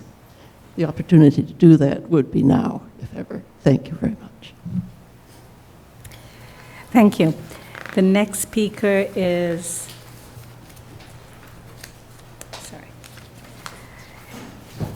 is Megan Weatherby.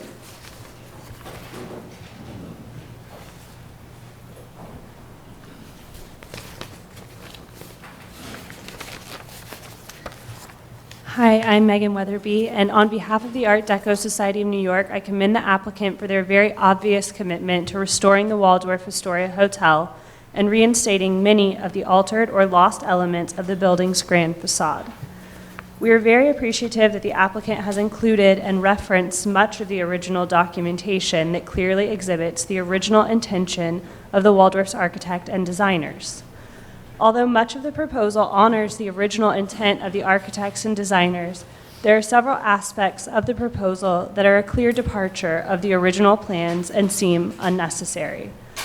I am exceptionally concerned about the applicant's proposal to punch a new residential entrance on Park Avenue. In the presentation, it was said that the proposal is finishing and perfecting the symmetry of the building. However, this unnecessary change will forever destroy the intended symmetry and design of the building's most recognizable facade. There seems no need or justification for this major alteration since there already exists a long-used private entrance to the Waldorf Towers, which I believe can and should become the private entrance of the new condominiums. This will not detract from the residents still having the cachet of a Park Avenue address, as well as a privacy and security of a separate entrance. Thank you for your presentation and commitment to honoring the much-loved and widely recognized Art Deco masterpiece. Thank you. Ms. Weatherby, is that your testimony for both the interior as well as the exterior? I can do the other as well. Because I know, why don't you do that? Okay. Okay, I'll skip the beginning part.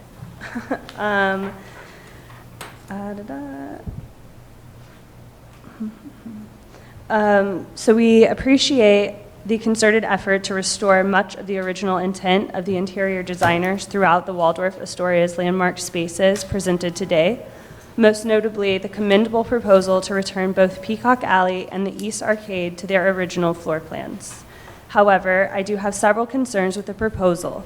The Waldorf is a premier example of Art Deco design principles and design innovations. First and foremost, Art Deco designers introduced pioneering indirect lighting techniques. This practice was instituted throughout the Waldorf, and while we understand that the addition of trimless, recessed downlights are necessary to meet modern codes and standards, we do hope the original intent of the designers will be considered. Art Deco designers used indirect lighting to give the Waldorf's modern interior a specific ambiance that would be thwarted by harsh overlighting. Throughout the presentation, the applicant was thoughtful enough to reproduce original lighting features in several of the spaces. We commend the proposed recreation of the Park Avenue lobby's Caldwell urns, which were originally used for indirect uplighting, as well as the recreation of original pendant fixtures in the main lobby hall, the stair hall, grand ballroom, and elsewhere. However, since the applicants have the original designs and lighting fixtures for many of the rooms, we would like to encourage the applicant to consider recreating all of the original fixtures in landmark spaces, especially the Silver Corridor. Thank you. Thank you. The next speaker is Patrick Waldo.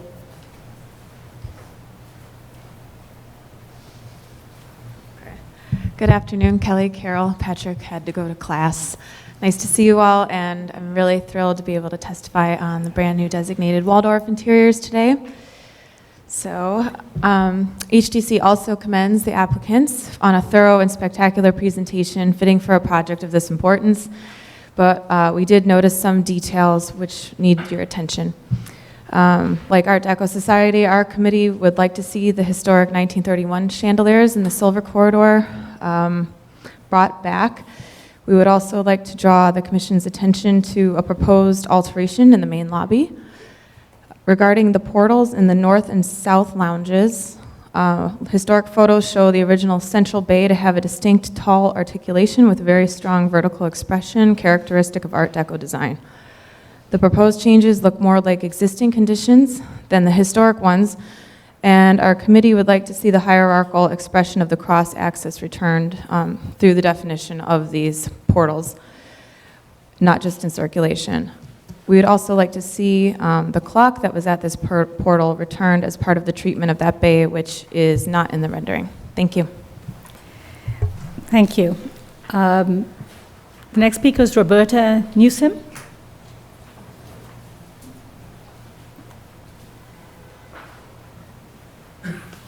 Hello, I'm here to speak today both as president of the Art Deco Society of New York and a member of the board of the International Coalition of Art Deco Societies.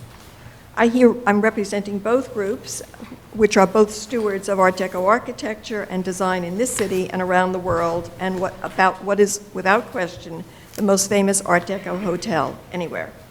I want to first begin by commending the LPC, SOM, and Anbang for their thoughtful analysis and commitment to the landmarking restoration of the Waldorf Astoria back to its original grandeur. In a preliminary review of the impressive and extensive plans submitted, we applaud many of the proposed restoration details, and we support most of them. However, there are a few that concern us. I will echo again the concern we have about the applicant's proposal to build a separate entrance and the additional canopy on Park Avenue. We believe that this is unnecessary and will forever destroy the stunning symmetry and design of this important facade, the important Park Avenue facade. The presentation today talked about other examples where such asymmetry has been effective, but we do not believe that those accurately represent the special Art Deco characteristics of this building. Another concern that we have is the enlargement of the windows, but we feel reassured today that the enlargement of the windows will not necessarily cut into any of the spandrels that feature Art Deco elements. One of the concerns we have about the interior is the clear glass doors leading from the Park Avenue lobby into the ballroom spaces. This very contemporary-looking material does not seem to honor the intent of the original designers. When the Landmarks Preservation Commission first designated the interior spaces of the Waldorf, the commissioners praised the success of the connectivity and circulation created in all the spaces that unite the two avenues. These clear glass doors could confuse and significantly alter the flow of those spaces. We're impressed with the amount of original images used throughout the presentation, and we would urge the applicant to refer to these images to create original interior elements such as the flooring throughout the many rooms, as well as touches such as the elevator indicators shown in the west wing. These are initial reactions to the early review of these plans. We remain very engaged and hope to be helpful in any step of the restoration process. We would be happy to collaborate with the applicants in any way that they see fit. Thank you all. Thank you. Are there any more speakers on this item? Yes.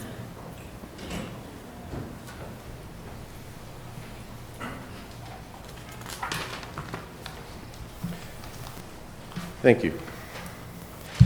My name is Walter Sedovic. I'm principal and CEO of Walter Sedovic Architects, Modern Ruins, and a member of the board of St. Bartholomew's Conservancy.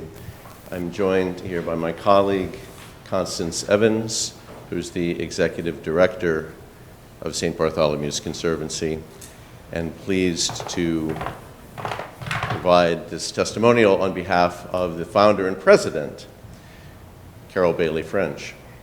St. Bartholomew's Conservancy is concerned with the care and preservation and stewardship of that other masterwork nearby, immediately to the north of the Waldorf Astoria. Dear Madam Chair, Commissioners, and the Anbang Waldorf Astoria Hotel project team. With their 19th century roots and respective completions just several months apart, St. Bartholomew's Church and Community House, 1930, and the Waldorf Astoria Hotel, 1931, have coexisted to anchor Park Avenue in a way that defies superlatives. They are a resplendent pair. It is all the more poignant, then, that as the new owner of the Waldorf, Anbang Insurance Group seeks approval of its proposed extensive restoration program, That major restoration of the St. Bartholomew site, recently designated a National Historic Landmark, is also commencing. This pairing, as it were, fares well for the neighborhood, but it also may serve as a model for New York City and well beyond the borders of the United States, of an approach to developing, vetting, and executing a well-grounded plan that celebrates the architectural, social, and cultural heritage of two of the city's iconic landmark structures. In its own way, the en banc proposal reinforces the work contemplated for St. Bartholomew's, demonstrating a particular devotion to getting it right. Their project team clearly has done its homework, thoroughly researching, rediscovering, and embracing the myriad signs of life and time-honored patina that uniquely flow from a vibrant, multi-generational connection to the community. Equally impressive through the lens of landmark preservation, the en banc team has immersed itself in critical philosophical and technological issues that promise a genuinely authentic and sustainable result. They have specified materials and related construction technologies that are appropriate. They understand the nuances and power of civic space and street presence of all four facades. And no small matter, they demonstrate courage in identifying and undoing conflicts resulting from the effects of ill-advised past restoration attempts, this time getting it right. Getting it right as it regards the care and stewardship of our cultural heritage is, in a brief phrase, the paradigm upon which the St. Bartholomew's Conservancy was formed and thrives. It is why we feel a deep, strong, symbiotic partnership with the ideals embedded in en banc's restoration program. Our shared goals promise to enhance our engagement with neighbors and visitors while strengthening our sense of permanence and place, a commitment that has the power to create a sense of wonder and joy. As to the specific issue on which we were asked to comment, the proposed transfer of the hotel's main 50th Street loading dock to a new enclosed facility on 49th Street, our view is that the proposed transfer is a desirable one, especially given the current facility's proximity to the entrance of the St. Bartholomew's preschool. In sum, the St. Bartholomew's Conservancy sees restoration of the Waldorf Astoria Hotel as complementing and reinforcing our own efforts, and like our project, an important contribution to the national and international awareness and understanding of the importance of historic preservation. Very truly yours, Carol Bailey French, President, April 25th, 2017, New York City. Thank you. Thank you. Thank you. There's another speaker. Yes.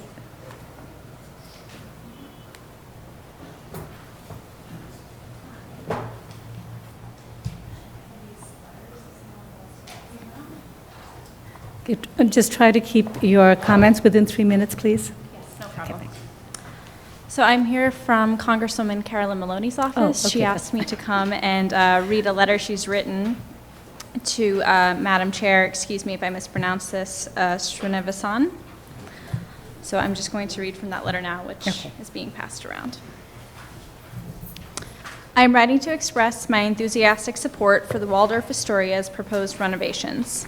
Anbang Insurance Group, the owners of the Waldorf Astoria, recognize its role as one of the most storied and remarkable buildings in the world and have engaged the noted architectural firm Skidmore, Owings & Merrill, SOM, to design a major renovation with special attention paid to restoring and highlighting the original design elements of the buildings.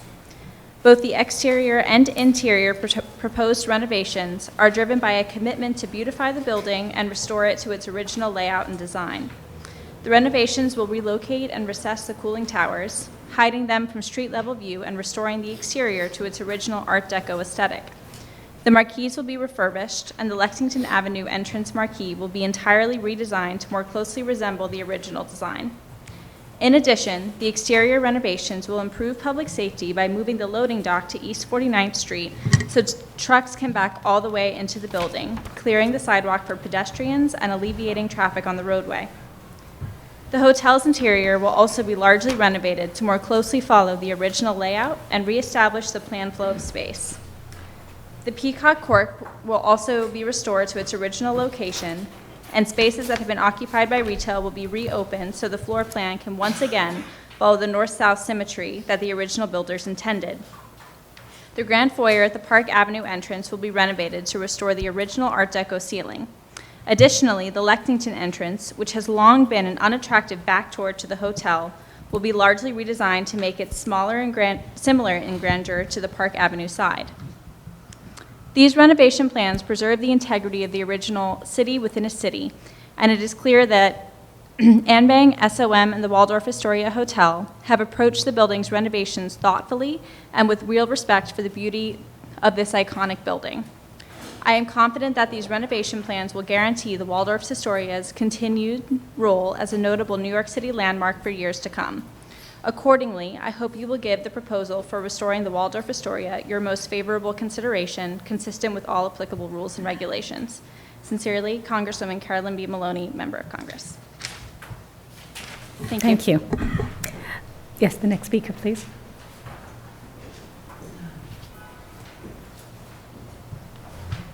Hi, I'm Emily Kearns-Minugu, and I'm here on behalf of REBNY. The Real Estate Board of New York is a broadly based trade organization of over 17,000 owners, developers, brokers, managers, and real estate professionals active throughout New York City.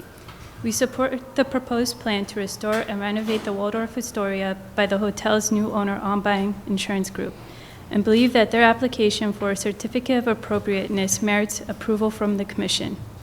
Anbang has demonstrated a tremendous commitment to both the history and future of the Waldorf, including their most recent cooperation with the Commission to support the extensive interior designations.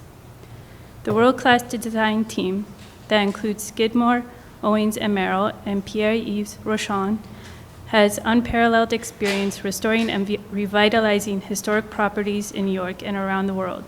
The proposed restoration and renovation of the Waldorf will be amongst the most sensitive, complex, and intensive landmark restorations in New York City history. The exterior will be restored to its original splendor by removing many changes that have been made over the years, including cooling tanks visible from Park Avenue. Additionally, more than 5,000 non-original windows will be replaced and the entire facade will be thoroughly cleaned. The interior changes are aimed at reclaiming the original appearance and improving operations in order to provide the level of service for which the Waldorf was always known and that today's luxury traveler expects. The first floor spaces that define the Waldorf will be restored in exacting detail, returning the unique flow of spaces, including the original Peacock Alley, and the materials and lighting that define the Waldorf experience. The Grand Ballroom, one of the few spaces in the city that was able to host major gatherings, will be preserved and enhanced as an event space. The Waldorf Astoria is a New York City icon. REBNY supports a restoration plan and thinks that it will both preserve the Waldorf's unparalleled history and ensure that it remains a central part to our history moving forward. We urge the Commission to approve the application for a certificate of appropriateness for the Waldorf Astoria. Thank you. Are there any more speakers? Yes, please come forward. Hi, my name is Chris Barraza. I'm here from the Association for a Better New York. The Association for a Better New York is a 46-year-old civic organization that promotes the effective cooperation of public and private sectors to improve the quality of life for all New Yorkers. And I'm here today on behalf of ABNY in support of the Waldorf Astoria's New York's renovation and restoration. Since the beginning of the renovation planning, the Anbang Insurance Company, Skidmore, Owings & Merrill, and Pierre-Yves Rochon team has demonstrated an extraordinary commitment to preserving physical and historical features of the storied hotel, which has become a New York institution. We applaud the Landmarks Preservation Commission for the preservation of the interiors of the hotel, including Peacock Alley and the magnificent ballroom spaces, to ensure that they will remain as part of New York's offerings for the foreseeable future. Anbang's support of the landmarking and the interior is consistent with what we see of the overall approach to the building, preserving the magnificence of the Waldorf Astoria while mobilizing the facilities and upgrading where appropriate. We are excited that the proposed renovations will not only modernize the building, it will reverse some of the non-conforming adaptations to the building made over the years. We are particularly encouraged by the changes to the Lexington Avenue facade, raising the elegance to match other entrances to the hotel and removing the backdoor impression of that side of the building. Additionally, the modernization of the loading docks will create a substantial amount of relief to the congestion on the streets, as well as the emissions in the immediate area.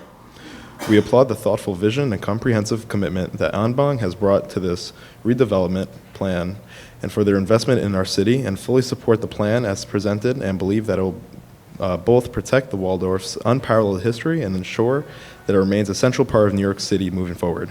Thank you for the opportunity to testify. Thank you. Are there any more speakers on this item? All right, I just want to note some testimony that we've received in writing. So we received testimony from Councilmember Daniel Garodnick, who supports the project. I think he just asked the commission take a look at some of the recommendations from Community Board 5, which I will just get to in a minute. And so Community Board 5 supported the project. They had a few recommendations and conditions. So the first had to do with the interior lighting, that it should be restored. Let's see. The comment was that the lighting should remain soft and similar to, I guess, the elegance of the lighting historically. That the applicants consider less modern marquee glass additions in keeping with the original intent and design. That the applicant consider the importance of symmetrical treatment of the Art Deco Park Avenue facade and the relationship between the marquees. And the applicant strives to salvage and restore historic fabric in rooms that are not designated, which isn't necessarily before us, but it's encouraging them to continue to do that. And I think their last comment is, again, something that is really, I don't think they can address or we can address, but it just notes that all new materials used to match historic materials should be deemed original and part of the original fabric of the Waldorf. And obviously, that's not the case. I think that if this is successful, changes to that would anyway come before the commission, and the commission can always review those kind of changes. We also received a letter from the New York Landmarks Conservancy, who support the project. They had a few suggestions, which included giving consideration to the symmetry along the street facade on Park Avenue. They raised an issue regarding the type of flooring that was proposed for Peacock Alley in the main lobby, and suggested the materials and composition be more restrained, and that would be more appropriate, and that particular attention be given to the Basildon Room. And then, of course, they just wanted to, again, I think they're appreciative of the applicant and the entire team for taking such a restorative and sensitive approach to the proposal. All right. So would the team like to respond to some of the testimony that we've heard? Yes. Very briefly, and okay. aware of the time. Bill Higgins, two short things. First of all, many of the comments dealt in one way or another with the question of restoration.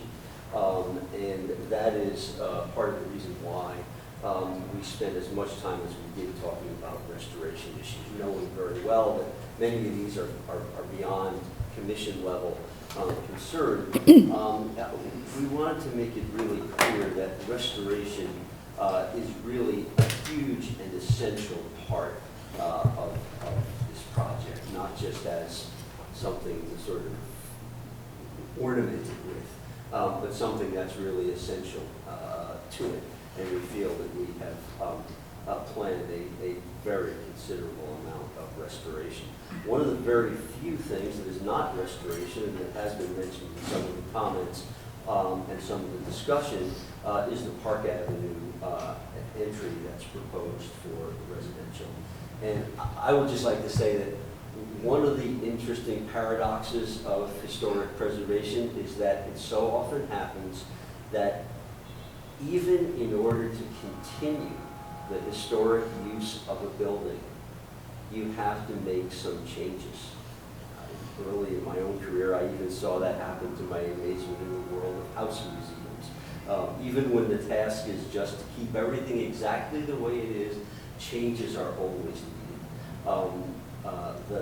This is a Park Avenue building. I think everyone has always recognized and spoken of the Waldorf as a building on Park Avenue, not a building on 50th Street or a building on 49th Street. It's essential to its identity, and that's part of the use and the lure of the building. So there is a new entry proposed there, and there are some aspects of asymmetry, but without going into more detail to the examples that Frank showed, so many buildings of this period, and so many of them hotels, and many of them by Schultz and Weaver, had these interesting interplays of symmetries and asymmetries, and very often the reason the asymmetries within the symmetries occurred was to accommodate entries. And so there is a certain practicality here that we think we have sensitively accommodated without in any way violating, and in fact working with the spirit of this building and other markets. So we hope you can find that very crucial proposal to be appropriate. Thank you. Do we have questions for the team? No questions? All right, I have a question which has to do with the Silver Corridor. I guess it's on the 3rd floor, and it was the lighting fixture that they talked about. And since you're in spirit and intent is trying to be restorative, what was I think at least remarkable to me was that you had very good photographs of really of the older chandeliers, and yeah, what was the triple waterfall, and I think there was a clear recognition that the existing chandeliers are not historic.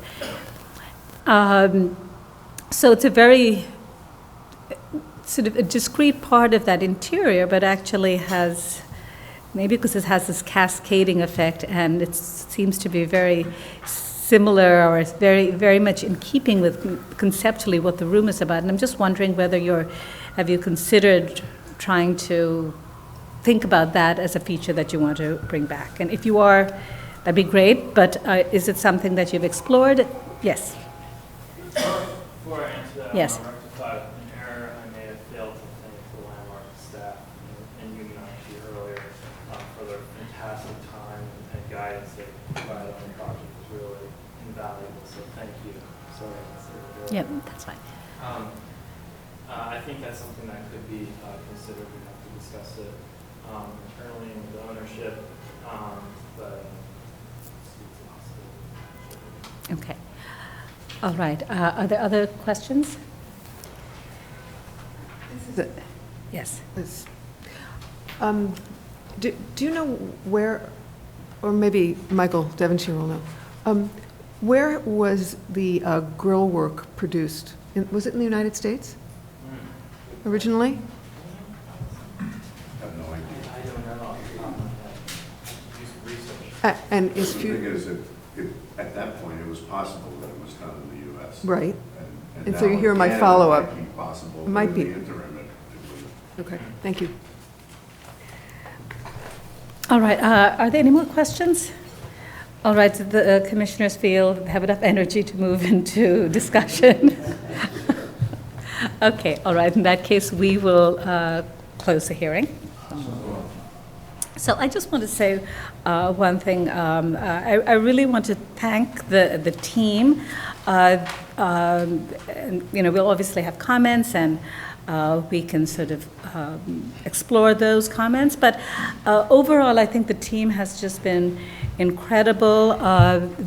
Even during the designation process, they were very open to our suggestions and have embraced that. And I think it made the designation of these really remarkable spaces so much easier for us to to actually designate, and with the willingness and really the fact that the owners and the team embraced this designation.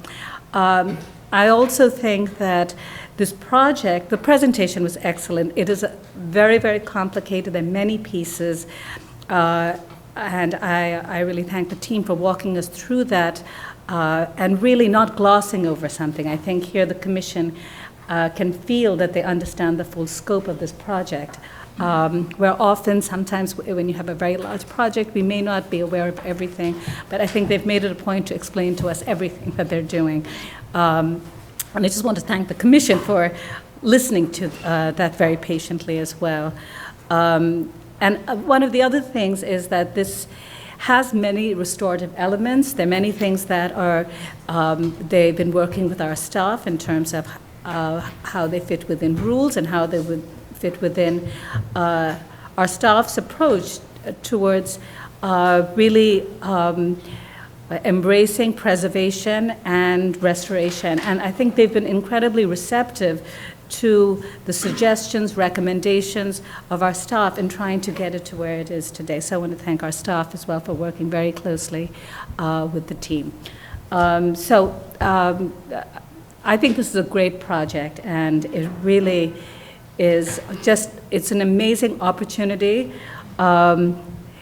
in the context of change happening within this building to really bring back so many really important features, both in the exterior as well as in the interior.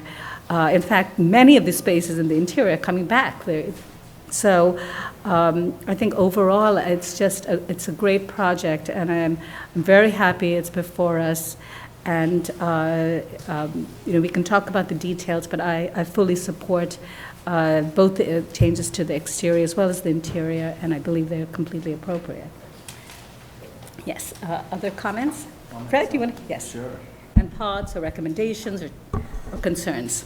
I think there were perhaps different tacks that might have been taken. To me, this was a paradigm of how to approach the preservation and restoration of an icon of our city, much loved, as we all know. It's changed even more than I had ever known over time. Many of the changes that we live with and sort of love to some degree today, I realize they're not even that old. You could have taken another tact, I suppose, and we could have found ourselves agreeing that yet another layer of change, authorship, identifying an author, a current author, let's say, could have been found an appropriate way of approaching this. But you didn't take that way, and I think probably the city and 8 of us left right now, but 10 of us around this table are breathing a sigh of relief that you've chose a brave but maybe an obvious way to tackle this problem, which is to go back with the incredible scholarship that you did to research origins and then tried to bring that back. When you couldn't literally bring it back, lighting, for instance, other things, a few functional issues, including a second entry on Park Avenue, which I can support, maybe others won't. You did it with the spirit of the original intact, and I think that is what is the spirit of this whole extraordinary presentation and approach to this problem. In 1998, when my firm had just completed the restoration of Grand Central Terminal, Adam Gopnik described our work as something like making exquisite adjustments. And then he went on to say, in a way that you could hardly tell what we did. For 19 years, my firm has valued those 2 words extraordinarily, and I never thought anybody else would ever deserve these words. But I'm here to pass those words to you. I think you've made exquisite adjustments and very appropriate adjustments, I must say, because that's the word that we legally must find, and I think it's an extraordinary job. I wouldn't quarrel with any of it. A few little things here and there, maybe others will point those out, but they're all within the range of acceptability and appropriateness in my judgment. Thank you very much. All right, other comments? Yes, Diana, and then Michael. Yeah, I'd also like to thank the owners for the support for preservation. They have shown both through the designation process and in the current proposal for restoration, and in the way that they sensitively achieved the changes that were made. And one of the things that impressed me was actually that they've extended areas beyond those which were designated in the interior, and really followed a concept of trying to open up the passageways and those beautiful spaces, and try to come back to something close to what was original. And I'm only regretting that we couldn't designate those as well at the time, but anyway. And on the one kind of, I guess, most maybe sensitive issue of the private residential entrance, I myself put it in the context that there's so many other hotels and special landmark hotels, in fact, buildings, where there are private residential entrances. And it's a change that's being, made, but it's to my mind, a very appropriate change for this kind of very large building, which an individual landmark, which has not only hotel use, but residential use and storefront use. And we've always permitted a lot of change to storefronts. And I think in the context of all the great restoration and positive changes that are being made to the hotel, I think that having that one component is appropriate in this case. So, thank everybody, including our staff, for the work on this. Thank you. Michael? Yeah, I would like to echo what Fred had said, and I have to say, whenever I see a package like this coming in the room, I'm just thinking the circus is about to begin. But you, sir, gave the most lucid and illuminating description and explanation for everything that your expert team has done here. And I think you've shown an amazing amount of scholarship, incredible amount of scholarship in your research and finding out what the real essence of this building was. And I appreciate that greatly. And I think your team has shown an enormous amount of restraint in your approach to this restoration, and I personally appreciate it greatly. Thank you so much. Adi? Yeah, I echo all of those sentiments, and part of the reason that I asked about the grills, and Commissioner Devonshire answered in part, was that I think that part of the reason that this is so exciting, rather than sort of something we have to do, and the issue around your partnership, the commission and the team, has to do with this moment where there really is the possibility that craftsmanship on some of this interior work can be kind of authentically current. And I think that that's a really interesting possibility, that there are people now who are interested again in this work in veneers and plaster and doing the work. And it makes this thing have a certain currency that's real. All right, other comments? Yeah. Yes, of course. Go for it. Again, the restraint is so enormous here, and I'm not trying to get political here, but the temptation of most projects like this is to create an interior that is so what I call Trumpian that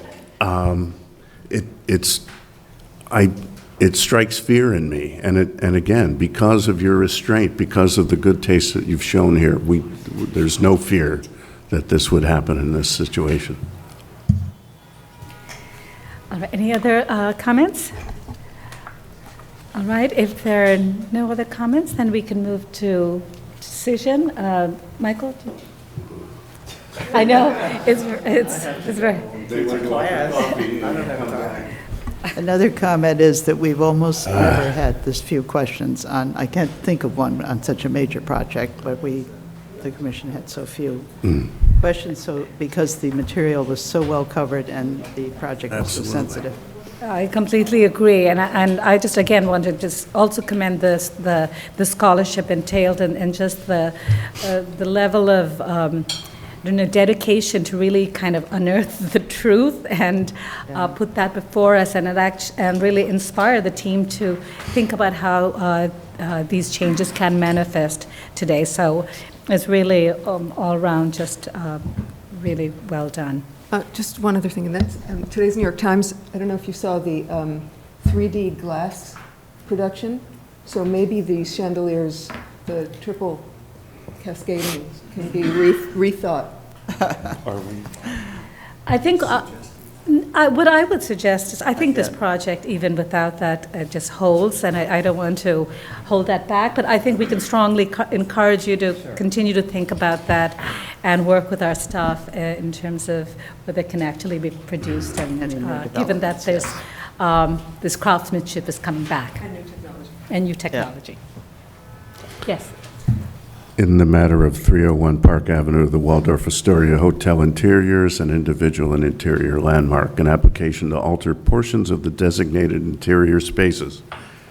Ready for takeoff. That the proposed work, I recommend that the proposed work on the ground floor will restore the historic procession of spaces at this level, anchored by the Park Avenue foyer on the west and the Lexington Avenue entry on the east, compressing and contracting the north-south axis intersecting at the main lobby. That unsympathetic later alterations will be removed from these interiors, including ceiling lighting fixtures, flooring, carpeting, drop ceilings, plaster infill, wall panels, and partitions. That original finishes will be maintained or fully restored, or where restoration is not possible, the proposed finishes will be in keeping with the Art Deco combined with modern classical style of the interiors. That the proposed work at the West Elevator Hall Colonnade, Main Lobby Hall, East Arcade, Silver Corridor, Basildon Room, Jade Room, Astor Gallery, Ballroom, and Ballroom Foyer will result in the full restoration of these interior spaces with the exception of updates to the lighting and flooring.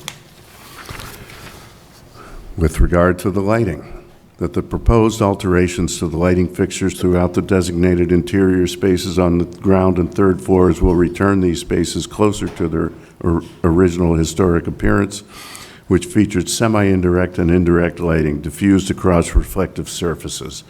That the ceilings have been heavily altered over time, and the proposed ceiling schemes featuring a combination of 4-inch round recessed trimless downlights, rectangular column accent lights, concealed sprinkler heads, will require a minimal removal of historic fabric and be located at discrete locations to fit neatly within the geometric ceiling patterns.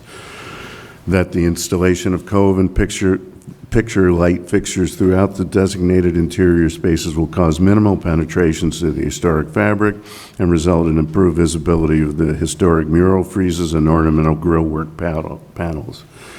That the design of the new proposed wall sconces at the colonnade and ballroom balcony ceilings will be installed at the same location as existing fixtures and be in keeping with the Art Deco style of the interior in terms of material, dimensions, finish, profile, and details.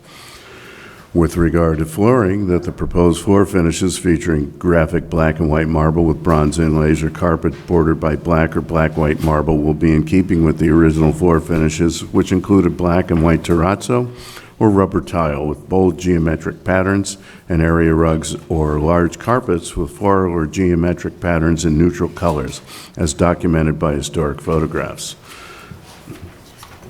Seriously.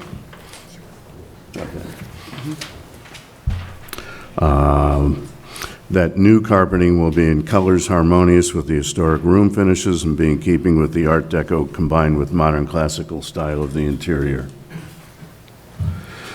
With regards to the Park Avenue foyer, that the installation of clear glass and nickel bronze doors and transoms featuring vinyl lettering within the existing openings at the raised terraces on the north and south elevations of the foyer will harmonize with the existing historic finishes and will not diminish the monumental character of the space.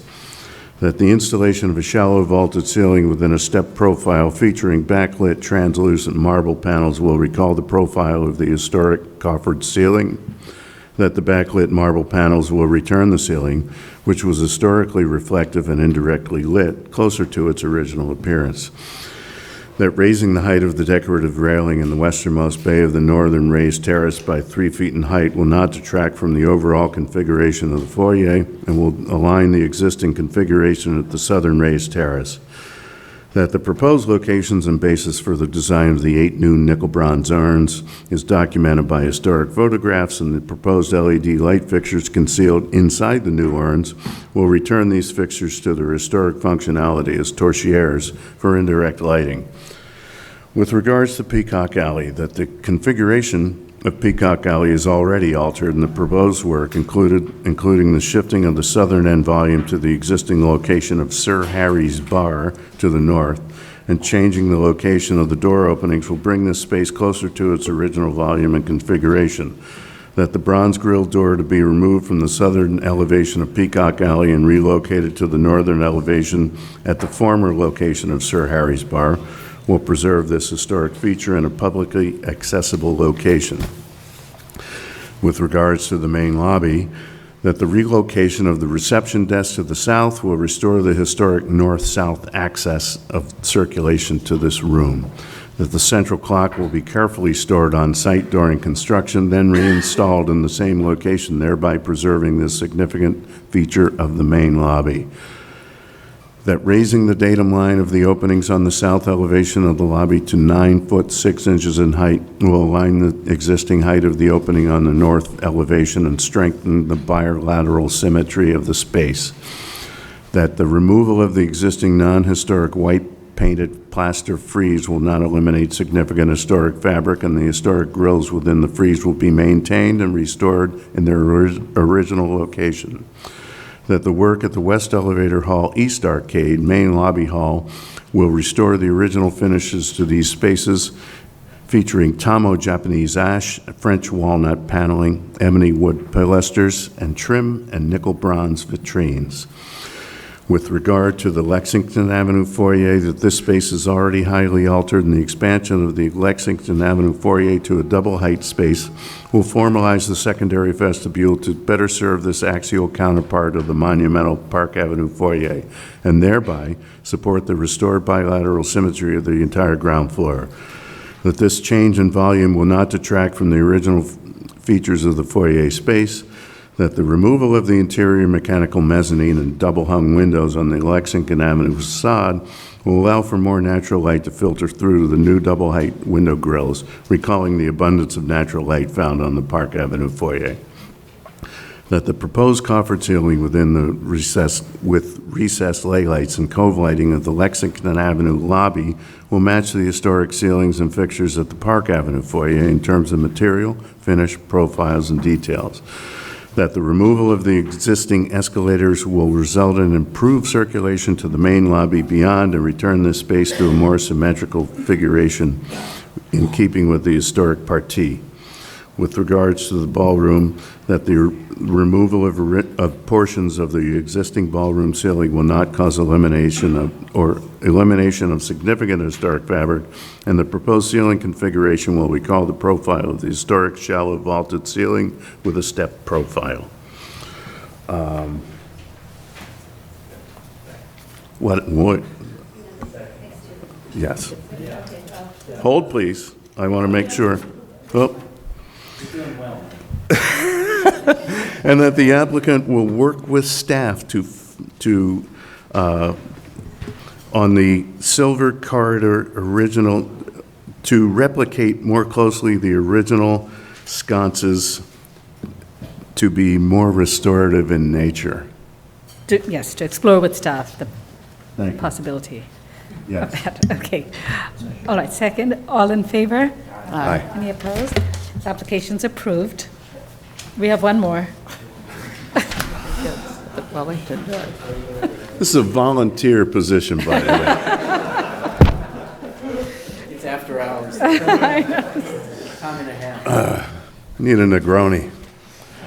In the matter of 301 Park Avenue, the Waldorf Astoria Hotel, an individual and interior landmark. Wait, did I do this already? No. An Art Deco-style hotel skyscraper designed by Schultz and Weaver, built in 1931, an application to alter the facades, create window and door openings, construct rooftop addition, and install marquees and storefronts. I recommend approval. Finding that unsympathetic later alterations will be removed from the exterior of the building, including rooftop cooling towers, bulkheads, the penthouse additions, mechanical penetrations, replacement windows, storefront infill, and alterations to the marquees. That the new window openings in the area of Plainstone will maintain the window pattern previously established on other facades of the building. That the windows to be enlarged are all above the 28th floor, set within recessed vertical bays, and therefore 12-inch enlargement in height will not be readily perceptible from the street. That window enlargement will regularize the brick spandrels to a consistent height of 4 foot 6 inches and will not cause the removal of significant architectural features. That the removal of glazing from windows to create openings for mechanical ventilation at the 32nd floor will maintain double-hung sashes within the openings and not detract from the monumental character of the building.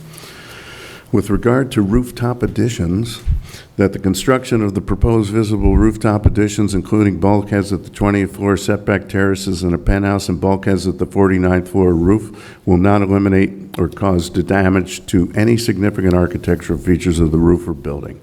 That the materials and details of the rooftop additions featuring buff brick, cast stone cladding, glass fenestration will be harmonious with the Art Deco features and color palette of this individual landmark. That the presence of rooftop additions and bulkheads at 1 and 2 stories in height set back behind the crenellated parapets will be seen within the context of the irregular skyline of the towers. That although the rooftop additions will be visible from the north on Park Avenue, south on Lexington Avenue, and west on 5th Avenue, east on 2nd Avenue, their presence will not detract from the prominent twin tower silhouette and overall monumental scale of the building. With regard to the storefronts, loading dock, and porte cochere, the storefront and loading bay will return the ground level of the facades to a condition more in keeping with their original appearance. That the proposed restoration of the storefronts will be based on original architectural drawings and historic photographs. That the new bronze mullions, doors, headers, and sills will match the historic storefront metalwork in terms of placement, material, dimensions, texture, finish, profiles, and details. That the proposed changes to the composition of the storefronts are minimal given the scale of the building and will not disrupt the composition of the facades. That the new porte cochere openings will be located at the existing loading dock, and the loading dock will be relocated to the area of non-historic storefront infill on 49th Street. Therefore, these alterations will not cause the removal of significant historic fabric. That the proposed work at the porte cochere will maintain the rhythm of the openings at the ground level and the impression of a through-block passageway as perceived from the street. That the black and gray striped granite paving pattern in the motor court will recall the historic geometric pattern terrazzo floors in the interior lobby spaces and be in keeping with the materials and color palette of the building. That the ornamental bronze screens in front of and within the porte cochere entrances will be reminiscent of the Art Deco grillwork found elsewhere on the building. With regard to the marquees, that the underside of all existing historic marquees will be restored to their original condition. That the removal of existing black metal and bronze skirts on the marquees at the 49th and 50th Street entrances will not result in damage to or loss of any significant historic fabric and will return these elements to a condition more in keeping with their original appearance. That the minimal design and profile of the proposed frosted glass skirts at the historic marquees featuring minimal vinyl lettering will be discreet and in keeping with the existing glass skirt found at the Park Avenue marquee. That the removal of the existing Lexington Avenue marquee will not result in the removal of significant historic fabric. That the installation of a new marquee at the Lexington Avenue entrance will complement the design of the window grills above and will match the existing Park Avenue marquee in terms of placement, material, dimensions, texture, finish, profiles, and details. With regard to the Park Avenue entrance, that the removal of the existing non-historic revolving entrance doors at the third northernmost bay of the Park Avenue facade will return the storefront to its historic configuration, helping to restore the symmetry of the ground floor of the facade with 2 3-bay fronts flanking the primary hotel entrance. That the proposed Park Avenue residential entrance will fit neatly within a single vertical bay of the facade and therefore will not detract from the prominence of the central multi-bay hotel entrance.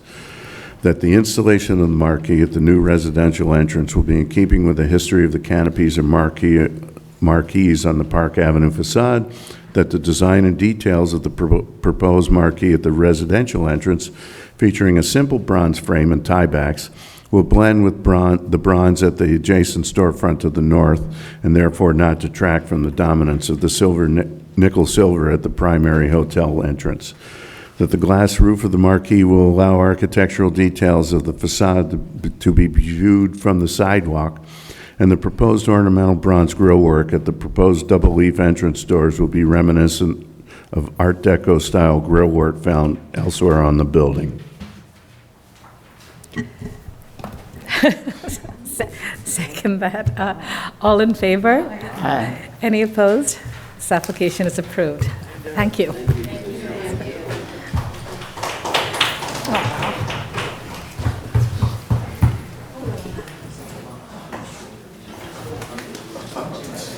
Congratulations, guys. Started by Principal Higgins.